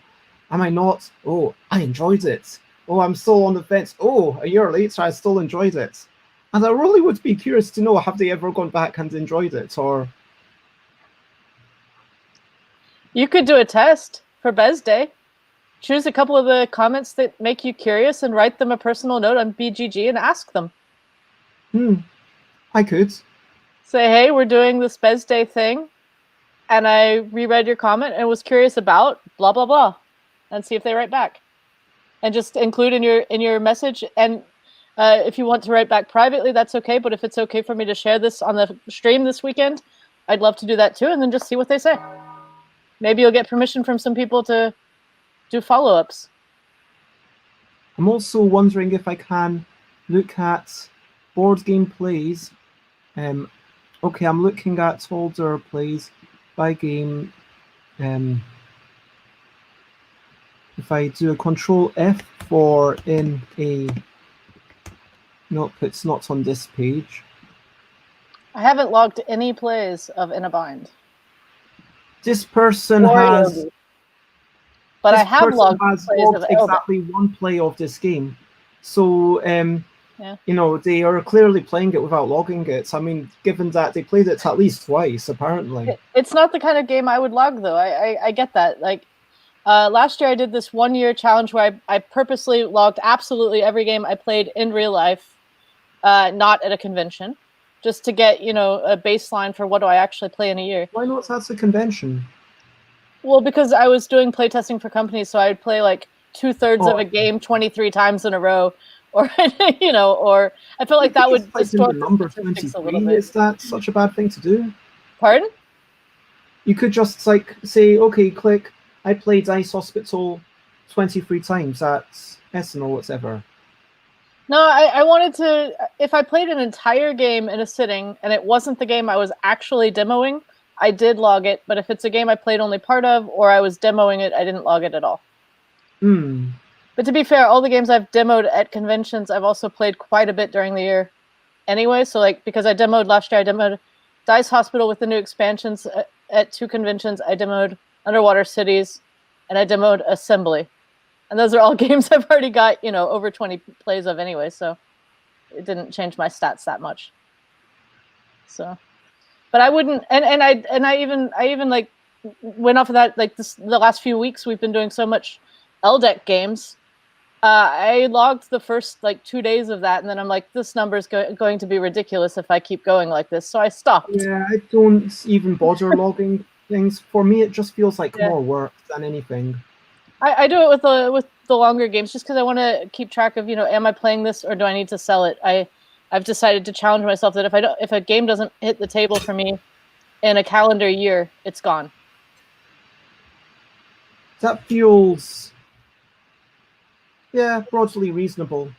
I mean, I have several play groups a week, so, I do have time in 52 weeks to get all my games played. So dear Georgina says, quick, put your finger on your nose. Are we having fun yet? Yes. And given that they've given it to free, I think the answer for them is clearly no.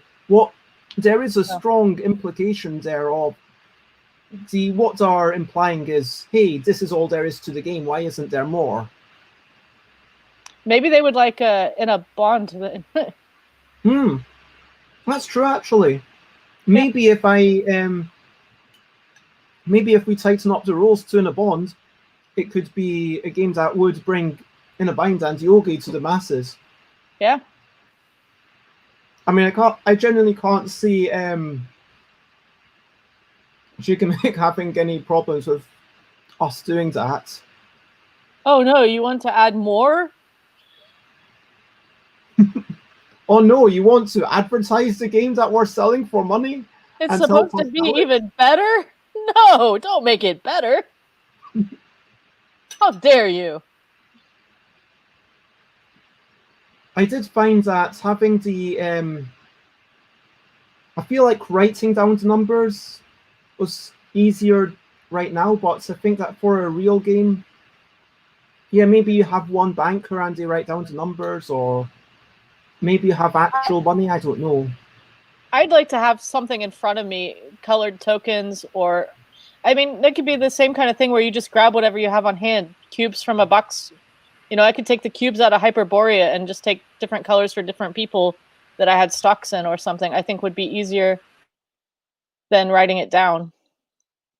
But yeah, because if only one person's the banker, we had like this time we had to keep asking you. Like I had kept track of how many stocks I had in each person, but the price kept changing, and I would get distracted reading comments and talking to people, and I wouldn't mark up how many cards are they worth now. And we had to keep asking the banker. And but I think if we actually physically have something in front of us, the colored cubes or whatever, to keep track of it, makes it a little bit easier. Yeah, with the how much each person was worth, I did that by keeping the cards under little tokens, like under the green token. Where's my? Oh, maybe I can show it because where's my bits of paper that I put off to the side somewhere? Oh, sorry. This is mine. In a bind today. Oh, your big. Those are your notes. Yes.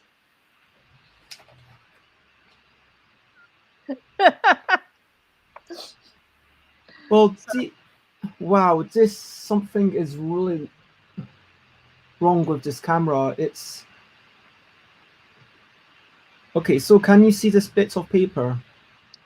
I can tell there's a paper there and it has reddish writing on it, but it is not legible. So basically, these are the names of the performers. Beside each one, I had a color, and then I had like little piles of cards saying, okay, these are Catherine's cards, and okay, there's a green marker to remember that these cards maybe are Catherine's, for example.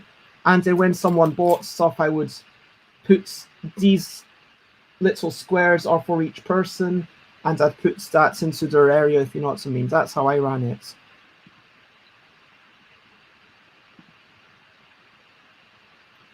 But yeah, I mean, I feel like that's something that should be... It feels like definitely worth progressing with. I feel like it almost... In an ideal world, it would. Yeah, realistically, I don't think that Dear Georgina is necessarily going to enjoy In a Bond more. There are some people that you can just never make happy. Whereas you, I think you actually enjoyed watching the game already. Yeah, well, I mean, there were other factors to that. But yes, I did enjoy watching the game that I had watched when I was in England. It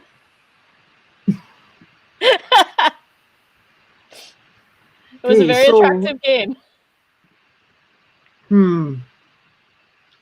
Taffy Thomas.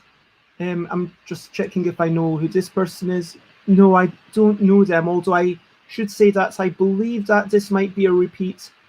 They've become a repeat Kickstarter backer, but I guess that shows that they like my games, so hopefully that's even more of proof that. So they say, love playing this game with the kids and family. So funny to watch someone try to maintain a pose of whatever description has given them to do. ... What's with these ... I mean, it's not an ellipses, it's not 3 dots, it's not 1 dot. My mind is going, what's with the double dots? They have more to say about it, but not much. The Billy J, who I'm fairly sure, no idea who this is. Nope, no idea who that is. Is not my lover. Brilliantly simple idea. Thank you. One of those games everyone wishes they thought of. Bez is a lovely person. Yeah. Oh, that's a bit personal. And has designed something brilliant. I'm convinced the big publisher will pick this up eventually, and I'll get to be a board gaming hipster. Wow, that's quite prescient. I like that one. That's a cool one.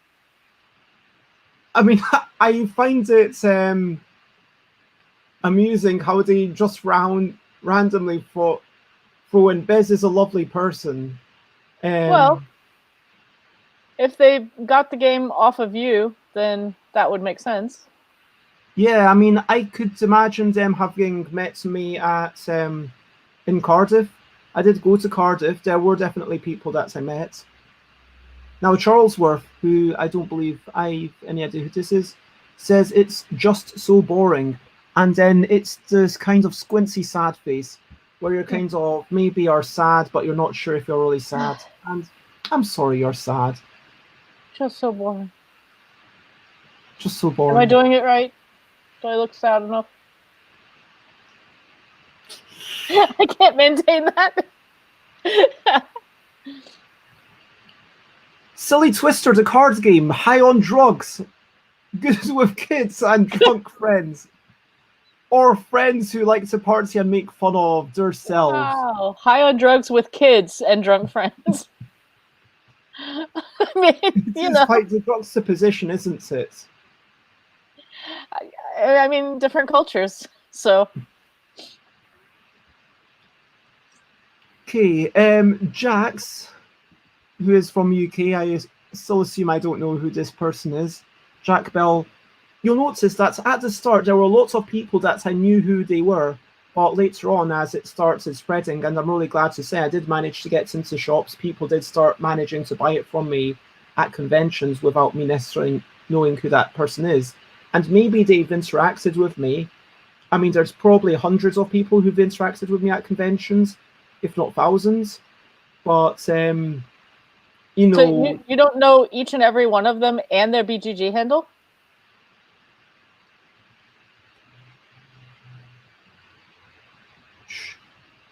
Please don't. Do you know my BGG handle?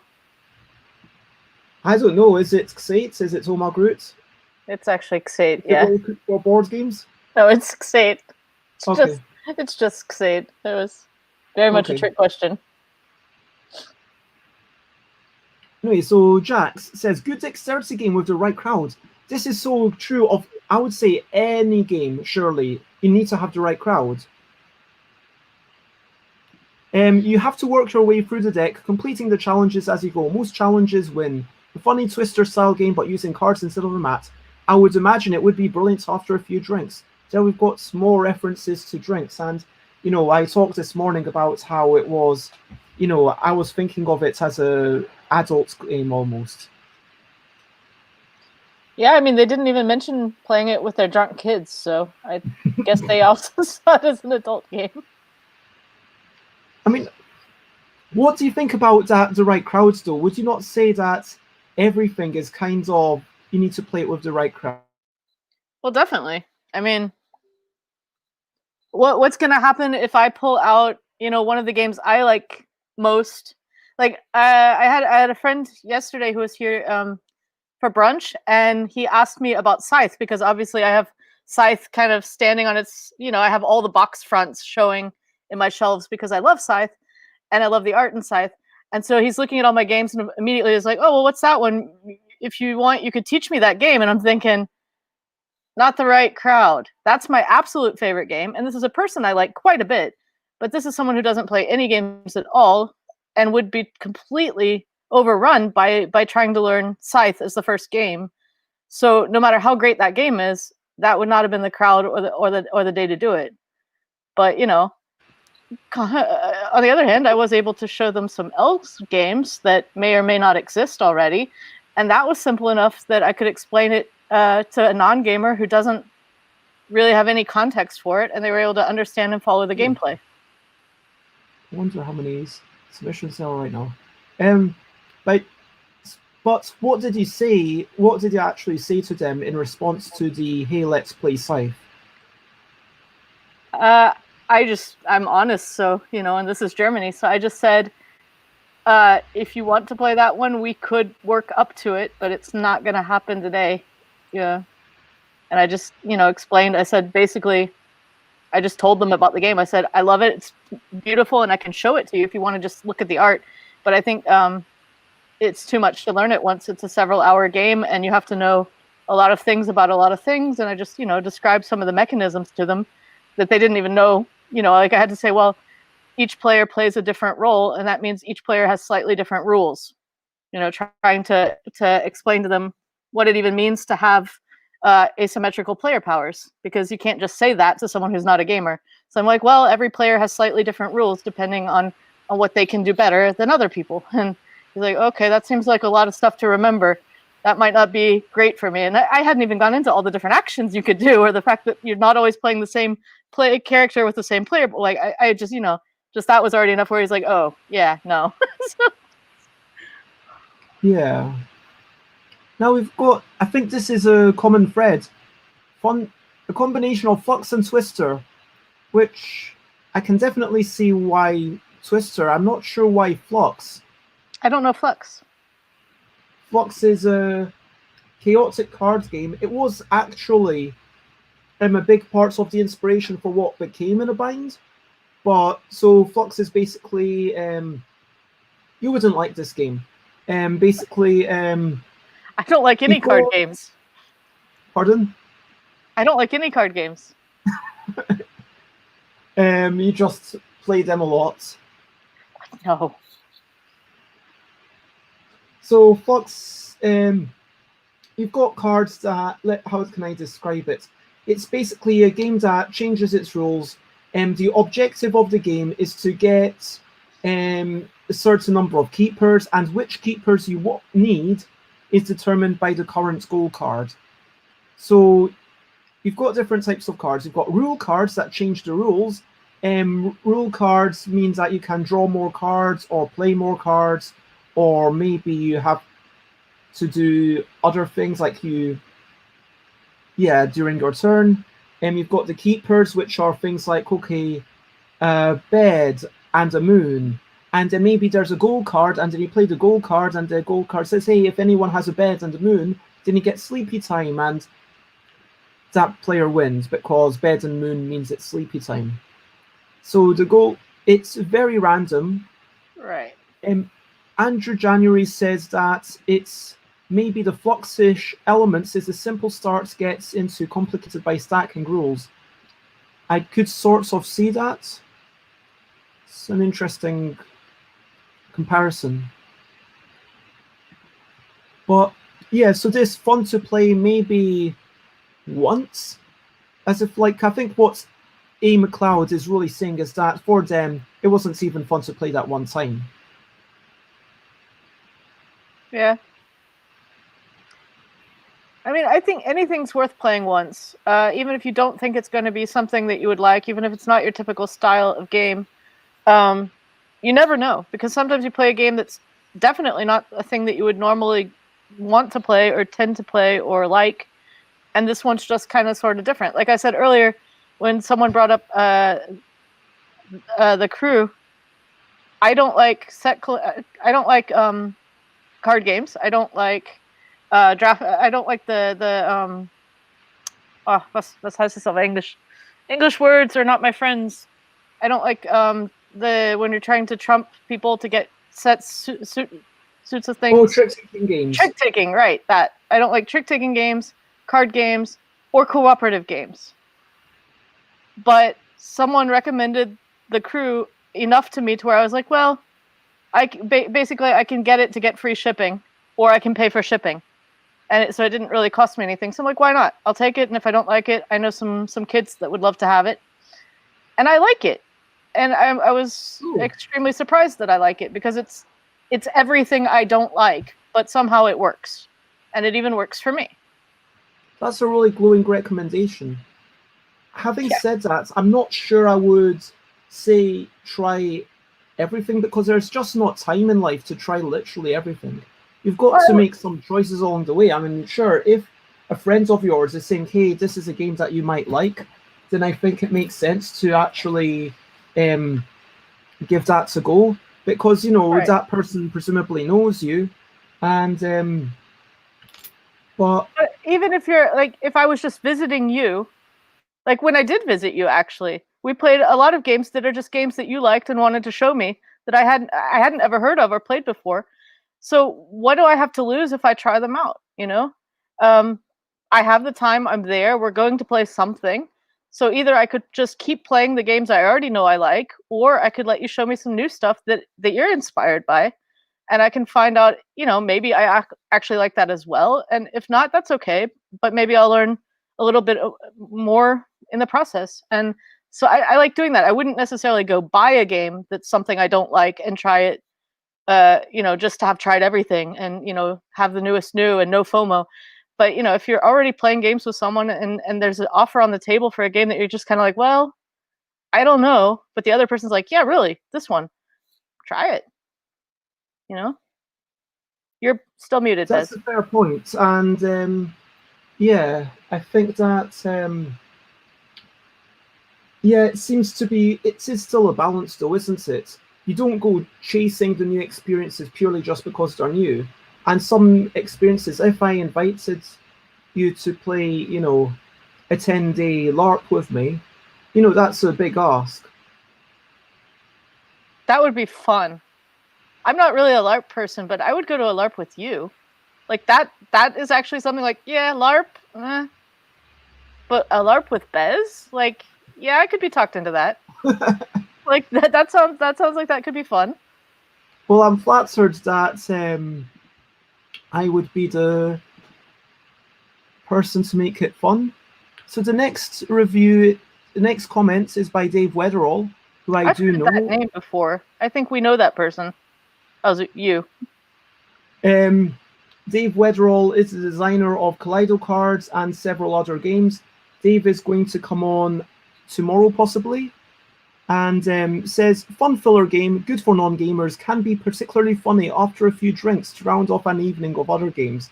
There's a common thread with drinking, isn't there? Yeah, I mean, maybe you should start advertising drug counselors in the bottom of your boxes. Have you played this far? Do you need counseling?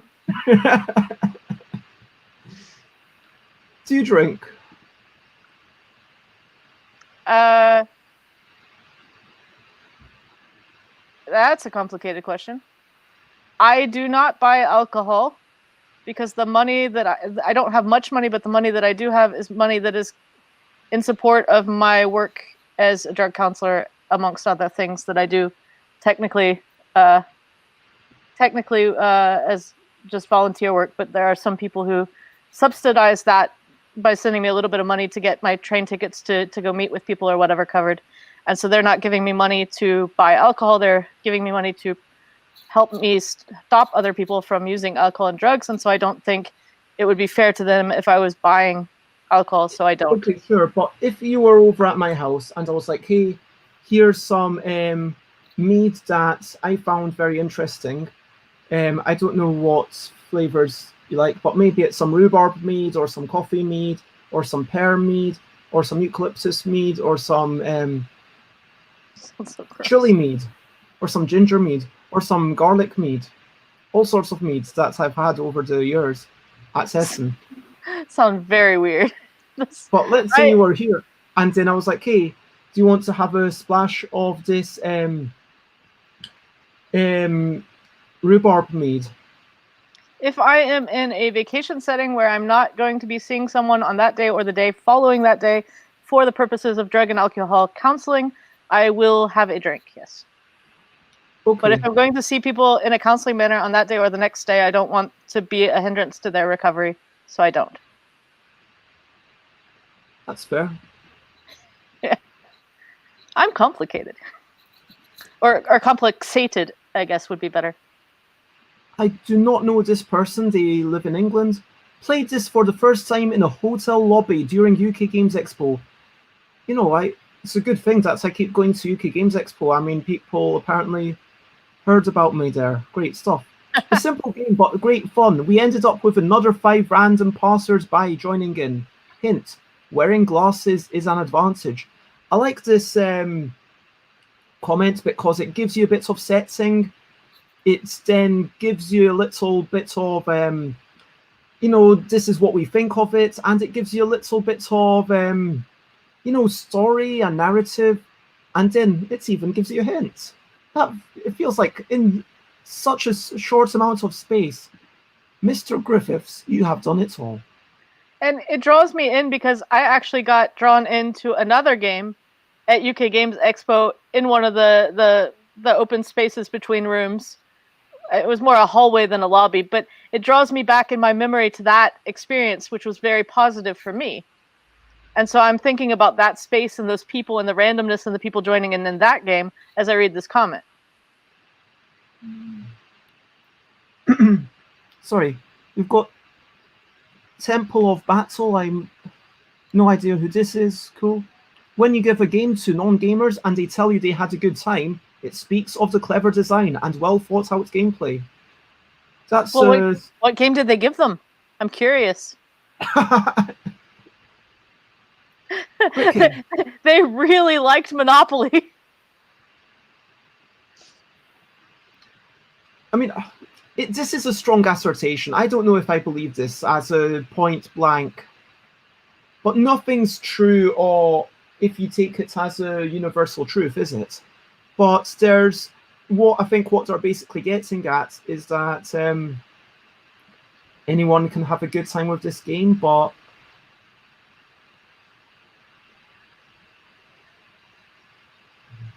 you know, I'm going to take it. I shouldn't be trying to disparage my own game. So Cricky has a comment which is added to In the Bind Kickstart Junior on Kickstarter due April 2016. And you can see that they wrote this comment on, oh no, they updated, this was when they updated their score, I think. So they gave it 8 out of 10. So they must have gotten it. Can you look back and see what the score used to be, or is that not a possible thing? No, that's not possible. Oh, so that's unfortunate. Basically, some people write comments just to say, I'm meant to be getting this game. And then when they actually play it, then they rate it. Yeah. That's how some people use the system. I recently had to write comments to all of my games in my entire BGG library for a Challenge 88 thing that Nona did on at the whatever convention that was, online convention a few months ago. And the losers did, we did a team, we took part in the challenge. And so one of the things we had to do was we all had to comment on our BGG lists. So, oh man, I've got some ridiculous comments in mine because I just went down in one day and just had to comment on everything. Wow. So I'm trying to check these things. I don't know who this is. I think, yeah, this is a person who's a friend of a friend, kind of, if you know what I mean. Maybe let's call them an acquaintance, a good acquaintance of a friend, if you're German. Yeah, Germans would not call that a friend. That's an acquaintance. No, I'm not calling them an acquaintance. I'm not calling them an acquaintance. I'm calling them a. First, I said a friend of a friend. Then I said maybe it's an acquaintance of a friend. Okay. So it's less than an acquaintance, you could say. Anyway, so A Quiet Bump says a great party game, really good for gamers and muggles alike. The junior version gets played a lot in my house, also in the car when we are stuck in traffic or anywhere where we have 5 minutes. I really want to see how they get to play it in the car. I think that would work. That would work excellently. Why wouldn't it? I mean, if they're talking about kids, obviously the driver's not going to be able to play, but the kids on the back seat to keep them entertained and happy and not kicking the seats and being annoying. Yeah, you can't kick my seat because you have to keep your foot on your knee and at the same time touch your toes. That kid's still so. Yeah. I mean, I still would really like to see it. I guess you have to be small enough that you're able to do stuff. Yeah. But actually bending over, is it like a 3-seater in the back of the car and then maybe the carts are in between them, so it's just 2 kids in the back? That's the scenario. I was thinking like the passenger. I was picturing like a family. The parents up front and one parent's driving and the other parent is reading off cards and the kids are doing it in the back. Okay, I was imagining that the kids are, have a little bits of space between them in the back to draw the cards. So see, that's another one. If you were going to do the follow-up Bez Day questionnaire, that would be another one to ask. How do they play it? Do you have a picture of them playing it? Let's hear some more. That's an intriguing one. And although they do say they're talking about the junior version, which kind of feels like, and so only less than half of the comments is about the actual Inner Bind. I don't wonder see if why they actually commented on Inner Bind Junior. Ginger Prince says combined with Jenga for double the fun. I heard about this. So basically what they do is they draw a card, you need to do it, and then you need to remove a Jenga block. Ooh. But can you then make the Jenga, not an actual Jenga game, but a Jenga carrot tower like I like to make? So you're playing with... Oh yeah, I make an edible Jenga game for parties. So I cut the carrots into logs, and so you have to play to get your carrot, and instead of putting it back on top, you get to dip it and eat it. Yeah. You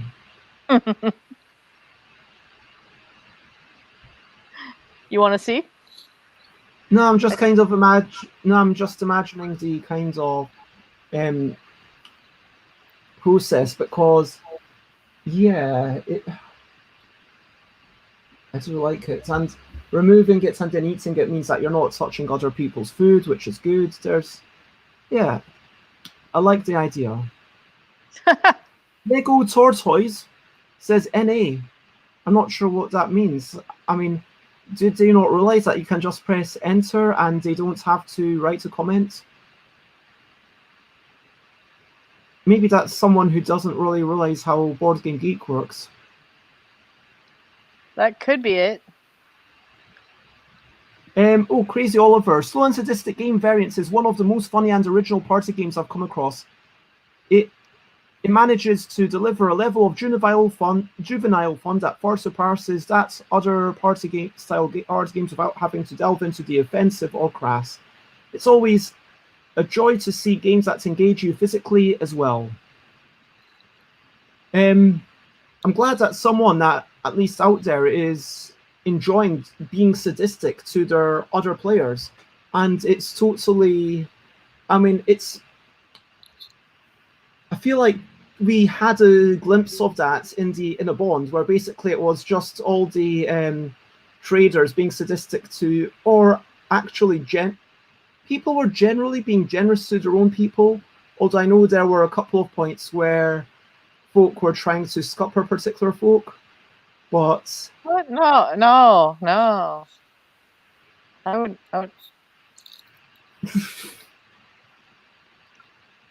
Did you think that the 2 cards worked well?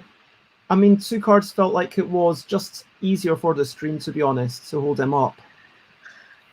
It was easier for the stream, but it led to a lot of situations where basically the 2 cards were the same thing. There were several times when it was the same card with left hand and right hand, and it's kind of like, well, okay.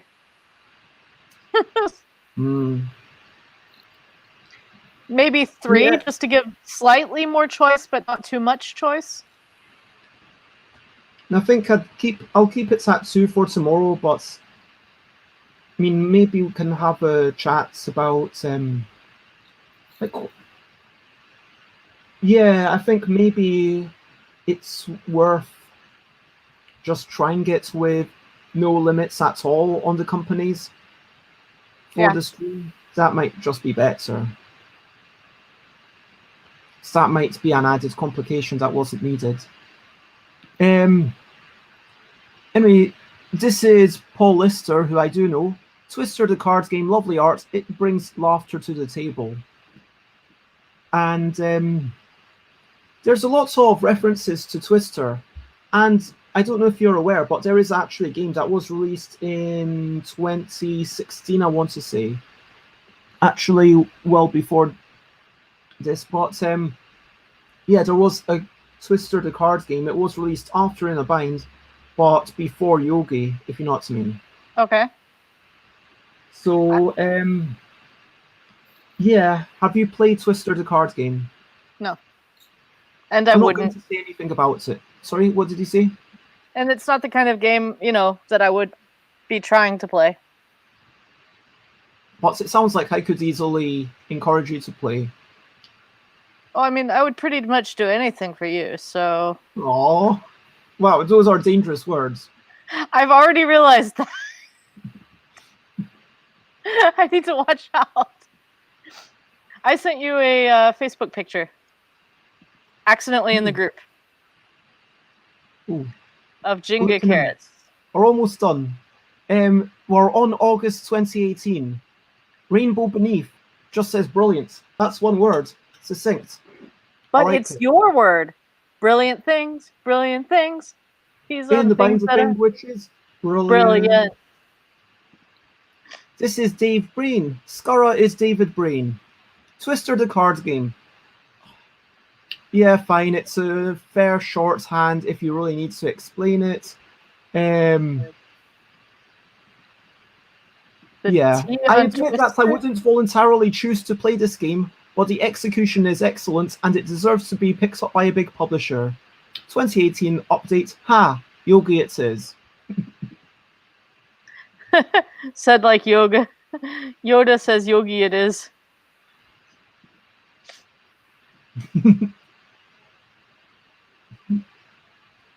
And yeah, I like the honesty that it's... And I like how Dave Breen can say, this isn't a game that I would normally choose to play, but I can still appreciate it. And Dave Breen, I know, has enjoyed it with their family. There's this really weird comment. Missing. Located. HK. So they want to share with the world that for a brief amount of time they were without In a Bind, but they are joyous to be reunited.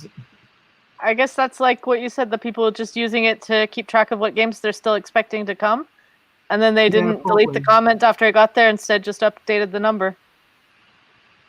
Oh, Elway Fan 2K, this is Forrest Bauer, who actually was the reason that the proper things work.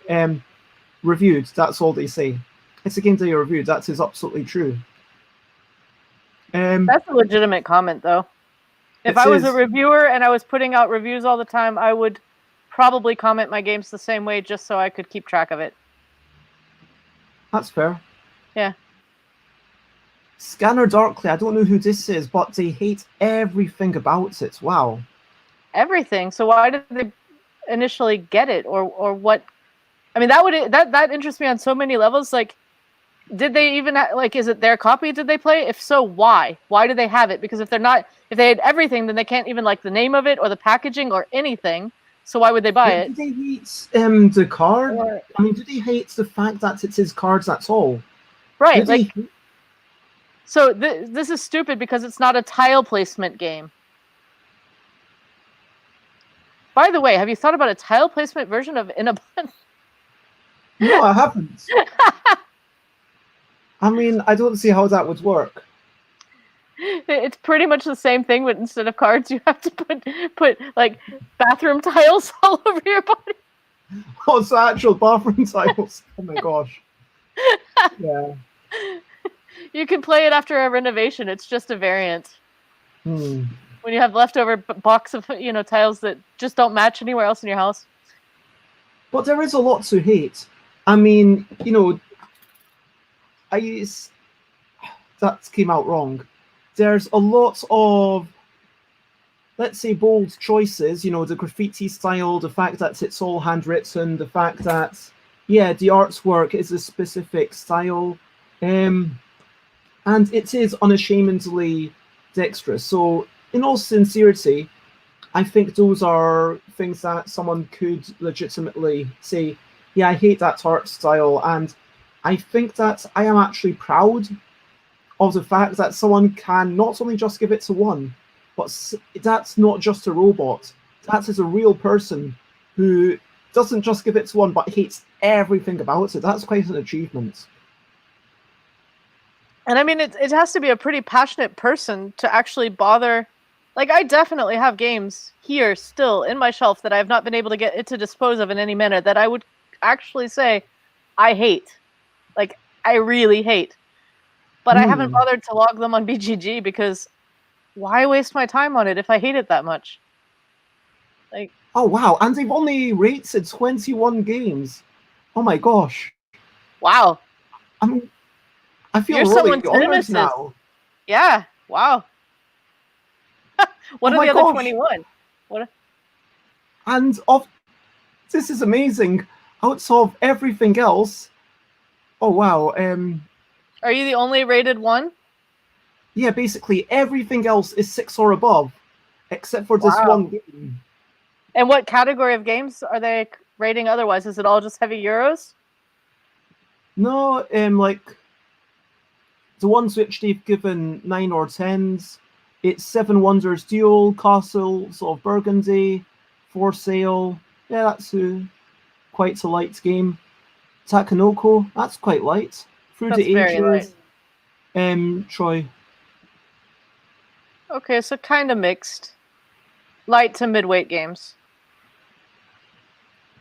But yeah, basically, maybe that was someone who was exploring. Maybe they were intrigued because they saw a crowd around it at UK Games Expo, and they were like, "Oh my gosh, what is this game? I wonder what this is." And then they felt compelled to try it, and they were like, "Oh wow, this is not what I thought games would be. I didn't think there would be a game like this. I just hate everything about it." I'm still pretty proud of that. I think that would be another one to follow up on. And I should point out that interestingly, they posted this on June 2019, so we're getting pretty close. And I don't know how they played it on June 2019, because I was not showing it off after 2016, and maybe one of their friends asked them to play it. I guess. Oh, right, because they're not talking about Yogi, they're talking about In a Bind. So yeah. So presumably one of their friends had it. Anyway, so Garrett361 says it's a lake game. I guess you've got a second house near the lakes. Good for you, Garrett. Yeah, that's not uncommon in the US for certain regions of the US at least. Astrobolism. Interesting name. Really fun. Love this game. It's nice to see it's made its way over to the US. And people are still finding out about it. August 2019, I don't know how this is happening. This is honestly something that still boggles my mind, that people continue to find out about and rate this game. Well, I mean, it's a kind of a question like, are they finding in a bind, or are they finding Yogi and in researching or looking at stuff about Yogi or hearing about it from people, realizing that was originally in a bind and wanting to leave a comment that you would get instead of, like, if they're purposely doing it so that you would see the comment rather than Jigamic, you know? I see the comments on Yogi anyway. Of course, I look at the comments for Yogi. I'm a narcissist. I mean, really, I don't think that about you. No. You're being sarcastic. No, I really don't think that about you. Wait, I'm actually struggling to tell. Are you being sarcastic right now? You are definitely not narcissistic. I was married once. I know. Just mean that you think highly of yourself. In an unhealthy manner and to the detriment of others. Okay, no, not to that degree, but I am definitely. You have a strong ego, maybe. Yeah, maybe that's what it is. But you're not narcissistic. And so I do look up to. I do Google things. Very occasionally, I Google myself. And I do really like it when people are talking about me. I'm really happy that I finally fell off of the first page of Google results. If you Google me, made me very happy to no longer be there. You do not want to be known. You know, me, actual me. Okay. So, where have we gone? Okay, astrobolism. Oh yeah, Kempeth in Switzerland, driving each other towards stranger and more difficult contortions is always hilarious. They need in a bond. They need in a bond. They need the new rules. No, I mean, if everyone is enjoying doing that contortion, you can play slow and sadistic mode. Right, but it sounds like they would have a fun time with the new version too, because it's even more sadistic. Yeah, I should really upload your rules onto my website and share it with the In a Bind Kickstarter. It's like, hey, if you've got this game, yeah, here's new content. It's like 6 years after you back this game, here's a bit more content. It's like, over 5 years after you got this game, here's a new way to play with it.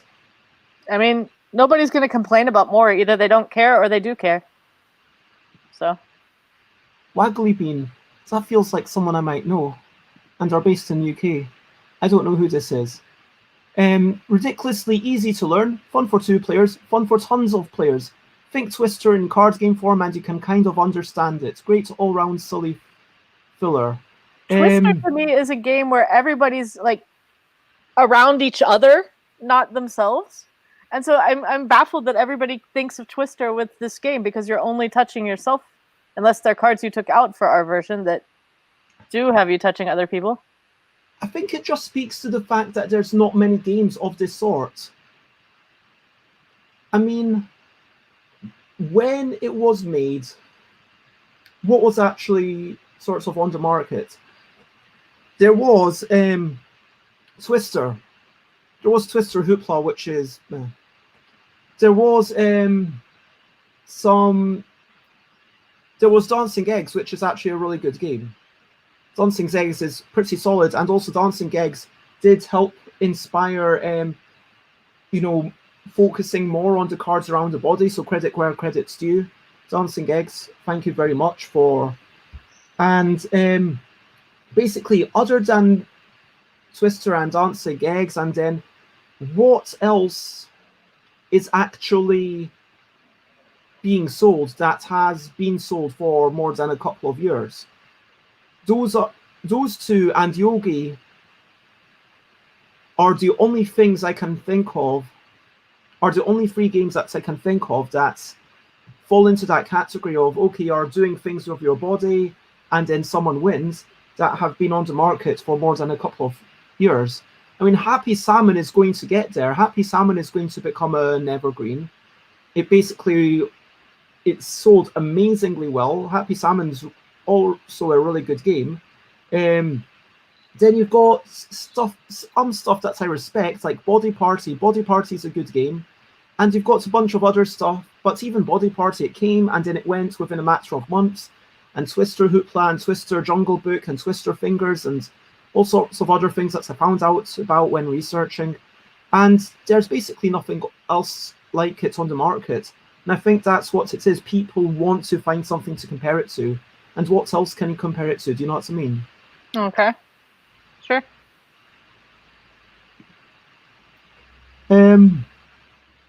We've got Double Nisa, December 2019. Oh, apparently they won the game in Essen. That's true. I used to... I stopped doing this after Essen. Essen 2019 was the last time that was like, yeah, once a day, someone wins loads of stuff.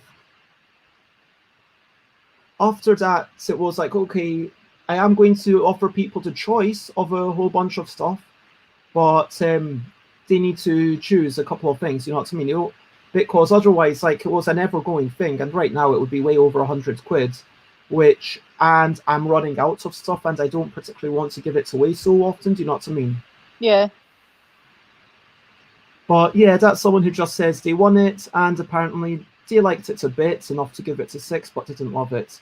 And so then it's like, yeah, should I have even given it to them? Because if they would have been happier with the L deck and they didn't really want to play any physical games, then why am I giving them a game that I've only got, you know, like 20 copies of, and I'm literally never going to get to reprint ever again? You're acting like 6 is a bad score, though.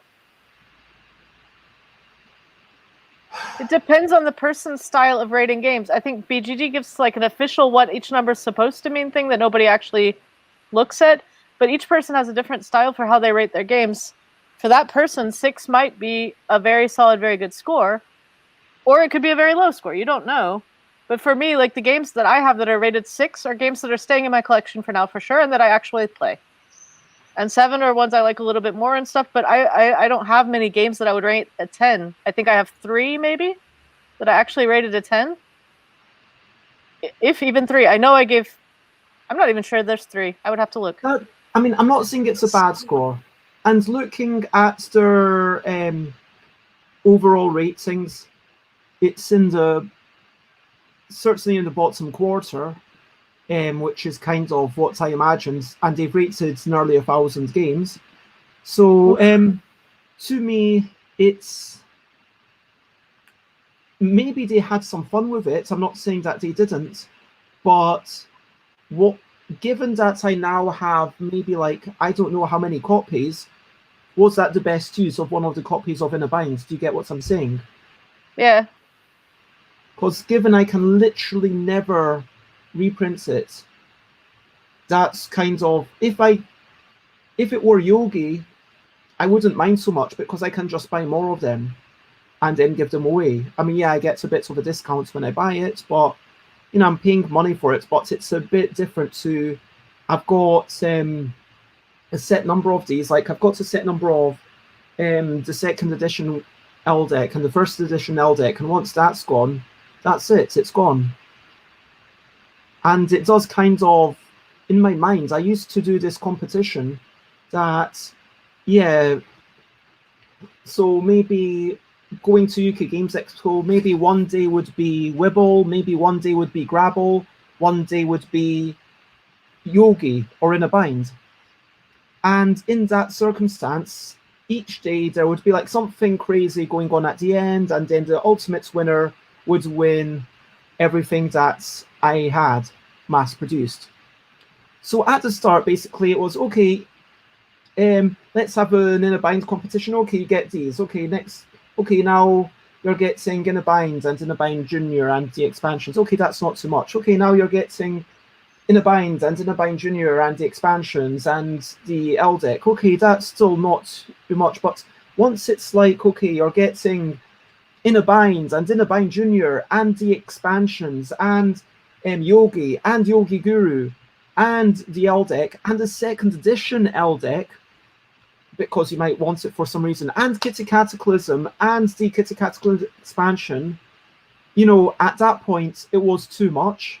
And frankly, I noticed that on the last day of Essen there was a really bad experience, which I don't know how much I talks about, but with two people were in the finals on the Sunday. One person had come back, they'd lost the previous day, They were determined to win. They were playing categoric hell for the whole prize. And then afterwards, the person who was playing it got quite almost played aggressively, like not in a bad way, but just, their energy was a bit domineering, if you know what I mean. And then the other person who came second, you could see afterwards, they were kind of shrinking. They were like, oh, what's going on? And then afterwards, they were really sad.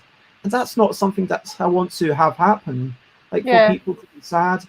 And then for someone to just go away with a bunch of stuff because it's like basically 100 quid's worth of games, let alone now that I also have the dice and ink, where to be like, I don't know, 120, whatever. And it's a lot of stuff. And my point is that I would still like to make it so that if people are working for me, they at least have the option of having anything and everything that they would like. Until I run out of stock, that's who I would like to prioritize more than anything else. And I would like to keep maybe 2 or 3 for myself, just so that if I'm, 70 years old, I can have the joy of unwrapping one. Do you know what I mean? Like, once I'm giving down it to someone who's special in your life, later in your life, just be like, Yeah, like I'd probably want to make sure they understood how special it was if I literally only had like 5 left or something. But it's like, it's not just about it's partially about the fact that I've got diminishing stock and more I have to think about it. And also partially about the fact that I've got, it's a really big prize. And in the old days when I was doing, okay, top prize gets everything, second prize gets nothing, that was just horrible feeling for the second place person. And so then when I went to the next convention, which might have been Glasgow Games Festival, it's like, okay, top person gets to choose 2 things, second, third, fourth get to choose a thing. Yeah. That was how I did it. And that's how I did it at Dragon Meets. And that way, everyone in the top, few people got something. And if there were only 4 people who had come that day, I wouldn't have made it the top 4 people, obviously. But maybe the top, 2 or 3 at that. But, even when it's, I want to encourage people, I want to facilitate good times, and that's ultimately what I want to do. And I do have the ego to believe that I am capable of facilitating good times, but I need to do it in a judicious manner. And because these things that I'm giving away are an expendable resource, I have to think about it to some degree.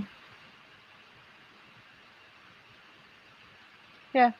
But I guess that's the side rant. Oh, this is Ben. I think I know this person from UK Games Expo. Their review, they definitely played this before March 2020, but their review, I like this. Words fail me. I've no idea whether that's good or bad. I'm not sure if they even know themselves. At a 5, I would say they don't know. Words fail me at a 9 is like, words fail me at a 2 is like, but at a 5 it's kind of like, whoa, what's going on, man? This is crazy. Words fail me.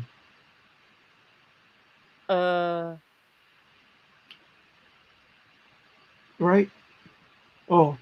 So finally we come to the last comment, which was on April 2020. Great for drinking games. Mash all the decks together for massive laughs. Thank you, Rutsini. I feel like I've read that name a few times. I think that Adam, I think this person might have been one of the people who backed the original Kickstarter. And that's really cool to see that, if memory serves, they are continuing to enjoy it many years on. That's what I'm talking about. And that is ultimately what I hope for people to have been enjoying it. And I guess, looking at it, there's 204 ratings. And 22 people have given it to 10. 43 people have given it to 9 or 10. And that feels like a lot of people that have reached, if you know what I mean. it feels like I know that in some sense I am more than just what I make. I know that I'm more than just my creations and my games, but in a very real sense, I feel like knowing that people are enjoying my games and things that I've facilitated is it makes me feel like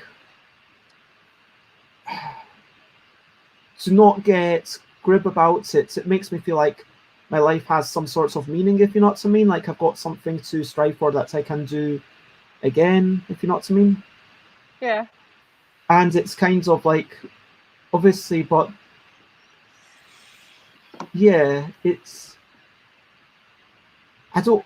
Sorry, I hope this isn't like upsetting anyone who's. If anyone's watching this and thinking, oh man, I'm upset because I'm not getting to that point and I'm not reaching like anyone who's loved my game or given it so much. Like, I mean, obviously, there are many other reasons that you can have it be valuable in life, like just with the people that you reach, like the conversations that you have with your friends around you. And, maybe it's through other arts that you create, or maybe it's through the work that you do, or whatever. I'm sure you can think of more reasons that people have value, Xate. Because they exist. I think our value doesn't come from what we do so much just as the fact that we are. And if we try to make ourselves have more value, we're putting a lot of pressure on ourselves that we don't need. Because then I just think every person is valuable and every person is bringing something to someone, somehow, somewhere, even if they don't even know they're doing it themselves. Even, everybody's valuable. And if you don't know why, that's okay, but you're still valuable. That's a really nice way to look at it. It feels like it comes from a place of, there's a certain degree of trust that goes into a belief like that. I'm not sure, like there's a lots of times when, I don't really feel that way, but I think it's important to have some sort of support network also, so that when you are feeling down, you can sort of reach out to people. But my heart really goes out to people who don't have a support network, if you know what I mean. I think I actually, feel like I've spelled it wrong. I'm German. Don't ask me. Morgen. Tomorrow. Oh, it's double R. Okay, it's not double M. I feel like one of the unexpected positive sides of this Corona thing has been that a lot of people have been finding and making new communities online. And so it's become easier for people who aren't feeling great about themselves or about life to find that support network. And so, like I hope people who are struggling maybe with finding people have been able to do it semi-anonymously at first over the internet. I know I definitely have been able to find a lot of people. I was in a pretty bad place at the start of this year. My life was not going well. And just being able to, at first, just be an anonymous Twitch handle and start to get to know people who would make me laugh. And then slowly more and more getting into more serious conversations with people. And, not in just Twitch, but, over Skype and Discord and Zoom. And whatever else, actually making some really close friends and realizing that, you're not really limited to the people that live in your town or whatever. You, if there's nobody that you know in real life who gets you, there's somebody who gets you, and you can find them. And they might live in a totally weird place, but they're there, and you'll meet them. And laugh with them maybe. And talk serious stuff with them and do things you never thought you'd do, like go on a live stream and talk about how you love word games. Aww. thank you for sharing that. I really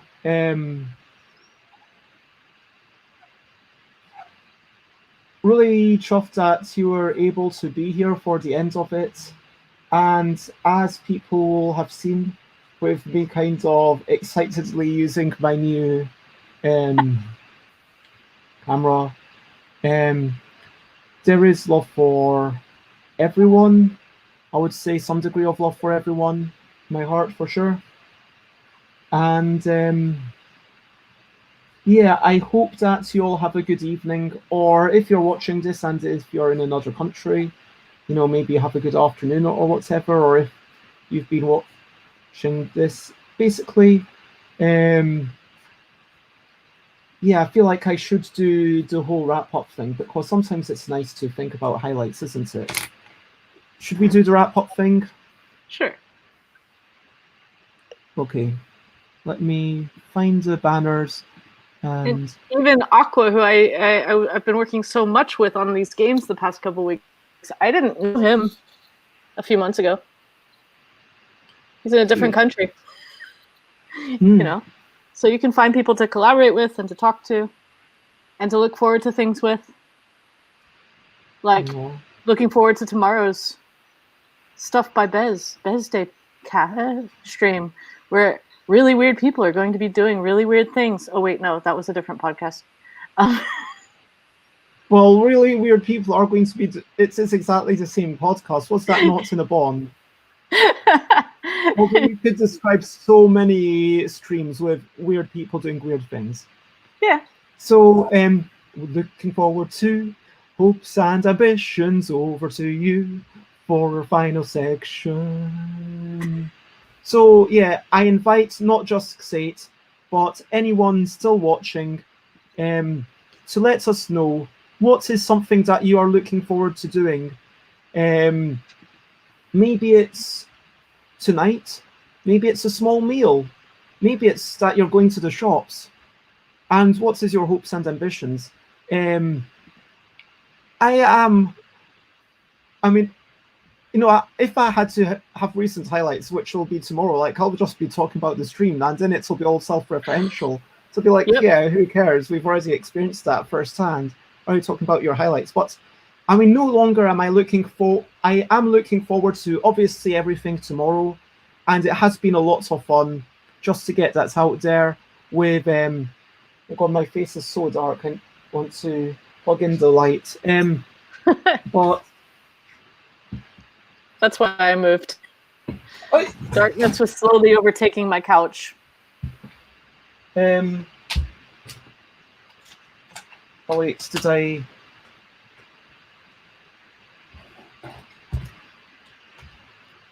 Yep. That kind of works. So yeah, I'm looking forward to everything tomorrow. I really enjoyed In a Bond today. It went well. I'm going, unless you have any ideas, the only change I'm going to make is just saying that people have infinite shares. That seems to simplify it. So I think 2 cards, it's enough for a live stream. It was so much fun. Who is coming on tomorrow? Where's the little thing? Can you see the spreadsheet? Yeah, I have it open. Tomorrow, you've got, let me change to Saturday's view. Oh, it might be Liz. Liz is a possible. Liz from 1 o'clock British time. And then joining you for In a Bond will be Rose, Fraser, Tom C, Matt W, and some weird person with an X in their name. So Rose Atkinson, the lead developer at Inside the Box, Tom Cauldron, who made Categorical, Matt W made the show Offline Gamer Cast. Who else did I miss? The weird person with an X in their name. Oh, yeah, I can't imagine who that would be. I have no clue. I'll be interested to see how In a Bond works with fewer people. Yeah. I felt like it was disproportionate today. I would have liked less traders and more contortionists. Just because that's the fun part. Maybe, yeah. I am also looking forward to going to the shops. I decided in my own head I was definitely going to cycle over to Lidl, which is it's only 15 minutes. But if I head over there and then I come back, at least it means that I've been outside, which I think is going to be really important for me this weekend because I'm doing lots of live streaming. And hope and ambition. I'm just hoping that people enjoy life, just blankets everyone. I just want everyone to be able to find their own joy somewhere in life. Aw. I am looking forward to an improv stream starting in about 40 minutes on Loozapalooza. They do every 2 weeks. They take a break from being a totally normal board gaming channel to be a slightly less than normal improv channel, and do a night of improving. And tonight, it's not just Dave and Ilka like normal, but Aquasulis is joining in as the musical accompaniment, which I suggested, and it worked. And Dutch Yoda is actually visiting the Losers this weekend, so we might get a glimpse of him also on camera, which would be fun. So, cool. Yeah. So yeah, that's in 40 minutes if you're watching this live and want to join them. And I'm hoping to win some contests soon. You'll never guess which ones I want to win. I mean, I imagine one of them matters more than the other one. I like winning. I like winning everything. I always want to win.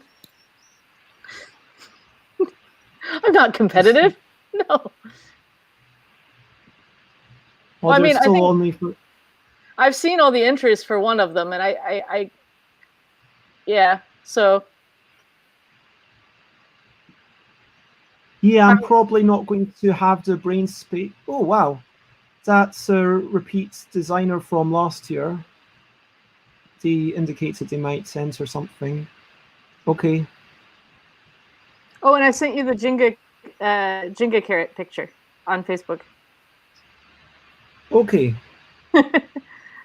Because I'm very proud of making foodie gamey things, even though mine aren't as good as some of your guests have been. Shall I share that with everyone who might be watching? Sure. You already asked me for blanket permission to do everything you want with anything I ever send you, so. No, I just saw for. Or was that Instagram? Yeah. So do I have like? Oh wow. Yeah, so, I can show it. We've got Simon as a dip. Do you remember that game from the 80s? Boop, boop, boop, yeah, boop, this boop, is boop. a lot of food coloring in here. No, the only one that's food colored is blue. It's hummus, guacamole, tomato butter, and spinach dip dyed blue. That is impressive. Yeah. Oh, the carrot Jenga. What happened to the person who made it fall over? This looks like it's falling over right then. That's the exact moment it fell over. I like that shot. Yeah, nothing happened. It was just a friendly game, so. Okay. I thought maybe it meant that you didn't get the cake or something, or you got a smaller piece. Oh, that would be mean. It was a birthday party, so everybody got... That was the birthday party with the chess game cake. So, yes, everyone got to eat the chessboard. Oh, I think actually she was disqualified from playing. We played... The top score from Jenga got to play against the birthday boy.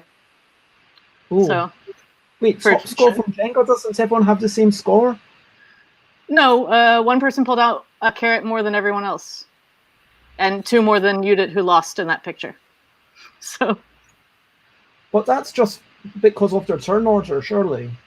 Yeah, I mean, it wasn't like a rule we made up in advance. It was just kind of, we got to dessert and we're like, oh, so who gets to play against the birthday boy? And everybody made their case for why they should do it. And one person's like, well, I wanted Jenga, so. Oh, okay. Yeah, so we're just like, okay. That is a really nice picture. As I've said before, Bez Day is happening right now because it is the 1st of August right now. Yep. I mean, not UK time. No. And definitely not US time. No. But if I look up the time now in Kiribati. Or even New Zealand. You have some New Zealander people who watch sometimes. Yeah, that's true. Time now in New Zealand. It's 7:25 in the morning. Yep, 7:25 on Saturday, the 1st of August. So yeah, it's his birthday, 1st of August. Yeah. But basically, because it's an international event, I've got to make it 31st, 1st, and 2nd. The LDEC design competition, technically there's 3.5 hours left, but if you don't know about it, and then I'm not going to push you about it now, because I think that the people watching now have kind of mainly drifted off, but if you are, I mean, I have more ideas, but I'm going to save them for next year. It's a little late. And please everyone feel free to do #ArtsQuest, #BestDay at StuffWithBez. I should do that on Twitter. When are you drawing those? Well, I was going to draw them like if I had a dull moment during the day, but I never did. You're never going to have a dull moment. You got to plan it. Plan the dull moment, Bez. Okay, so maybe I'll do it. Get somebody very verbose on to talk more than you so you can concentrate on the picture. I tell you what, on Saturday, are you going to have to nip off on tomorrow, or are you going to be here for the whole thing? No, I can be here whenever you need.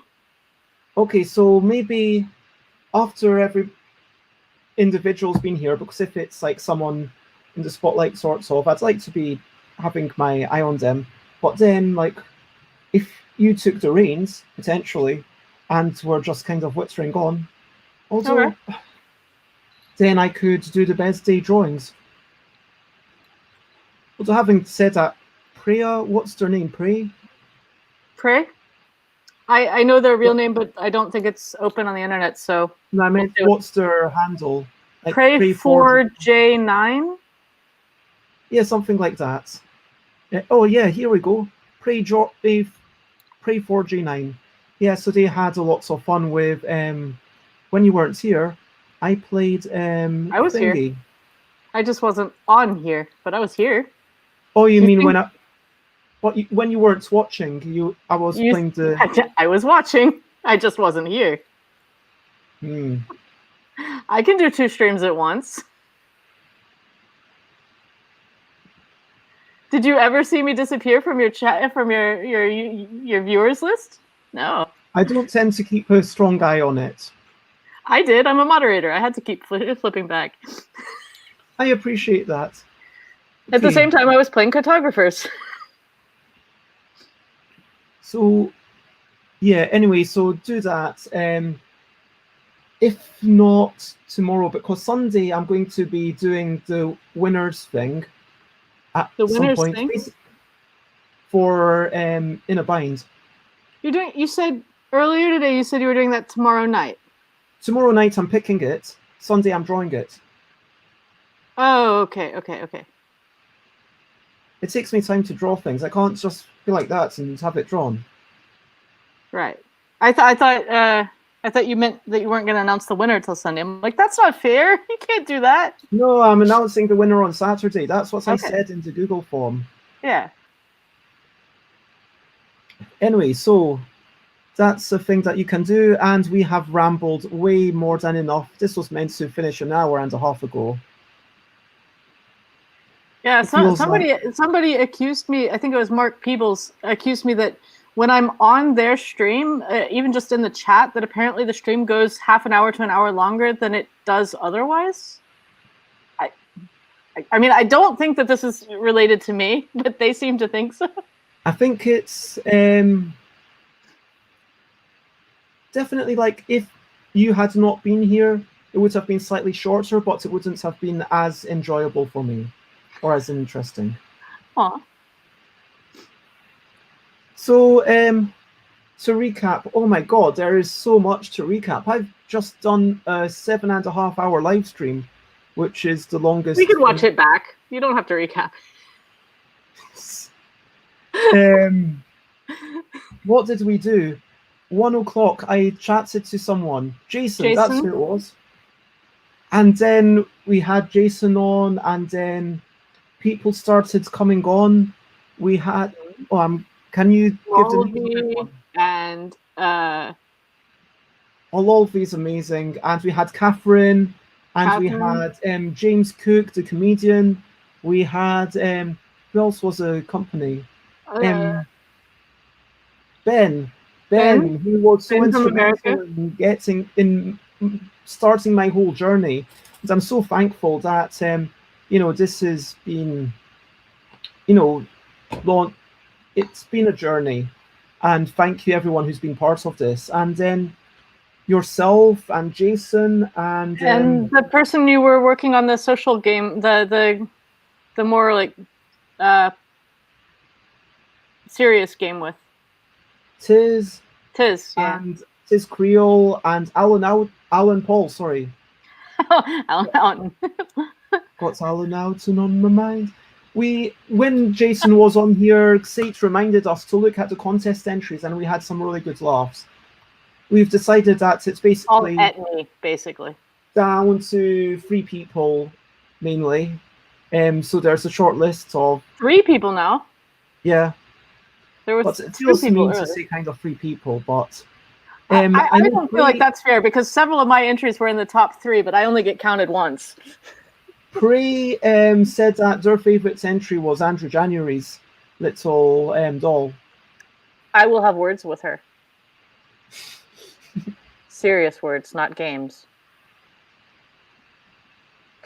And then we played in a bond that went about as well as I could have realistically hoped, if you know what I mean.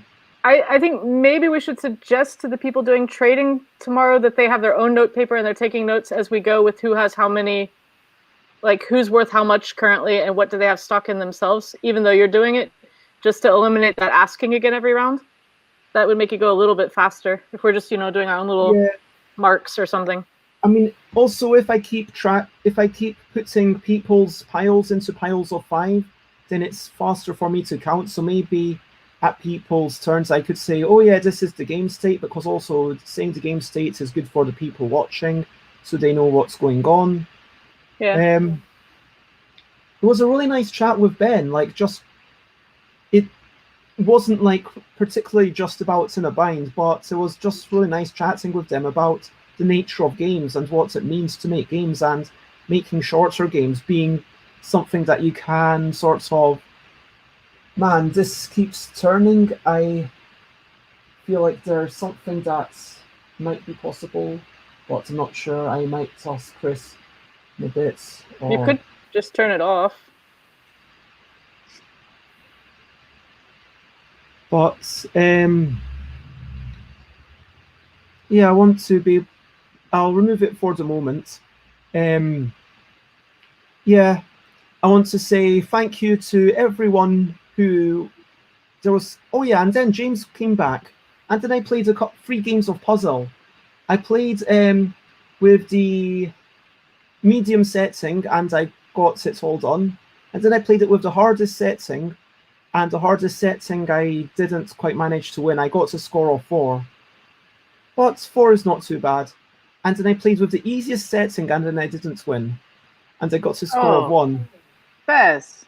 Because I was, with the easiest setting, I was just kind of really speed playing it, if you know what I mean. And not thinking about the probabilities at all. So I should have, made different decisions slightly. Yep. But then we kind of went through all the comments of In a Bind, and now we're wrapping up. Do you have anything left to say to everyone? Other than bye, bye, bye, bye. Well, it's not time yet. It's until try. Share, spread the word. Next streams. Wait, I've got to delete this bit, and we have 10 a.m. unboxing the expansions. 1 p.m. is chatting. 2 p.m. tomorrow is In a Bond. 3 p.m. onwards, I'm going to be chatting with people. And that's, yeah. Thank you so much. This has been an adventure. It's been lovely. Thank you to everyone watching. I'm not going to go through all the comments for, well, thank you, David Brain. It was lovely to see you. Alex, Praise. So many people that I feel like you brought, like probably by telling people that you were doing this. I advertised this on the Losapalooza group, on Mark Peebles' channel, on my own, accidentally on my own Facebook. I didn't mean to. I was too tired this morning, and put it on Twitter and Instagram, although I don't think I have very many followers there, so it doesn't really matter. But yeah. I knew most of the people in the chat. So. I mean, there is only one thing left today. Left to say. left to sing, Bez. Left to sing. Left to sing. Isn't singing a form of saying something? Okay, 3, 2, 1, and bye, bye, bye, bye. This is the goodbye song. Bye, bye, bye, bye. Thank you for streaming so long. Bye, bye, bye, bye. This is the end of the show. Bye, bye, bye, bye. And now it's time to go. Bye, bye, bye, bye. This is the goodbye song. Bye, bye, bye, bye. Thank you for watching along. Bye, bye, bye, bye. This is the end of the show. Bye, bye, bye, bye. And now it's time to go. Bye-bye. Bye.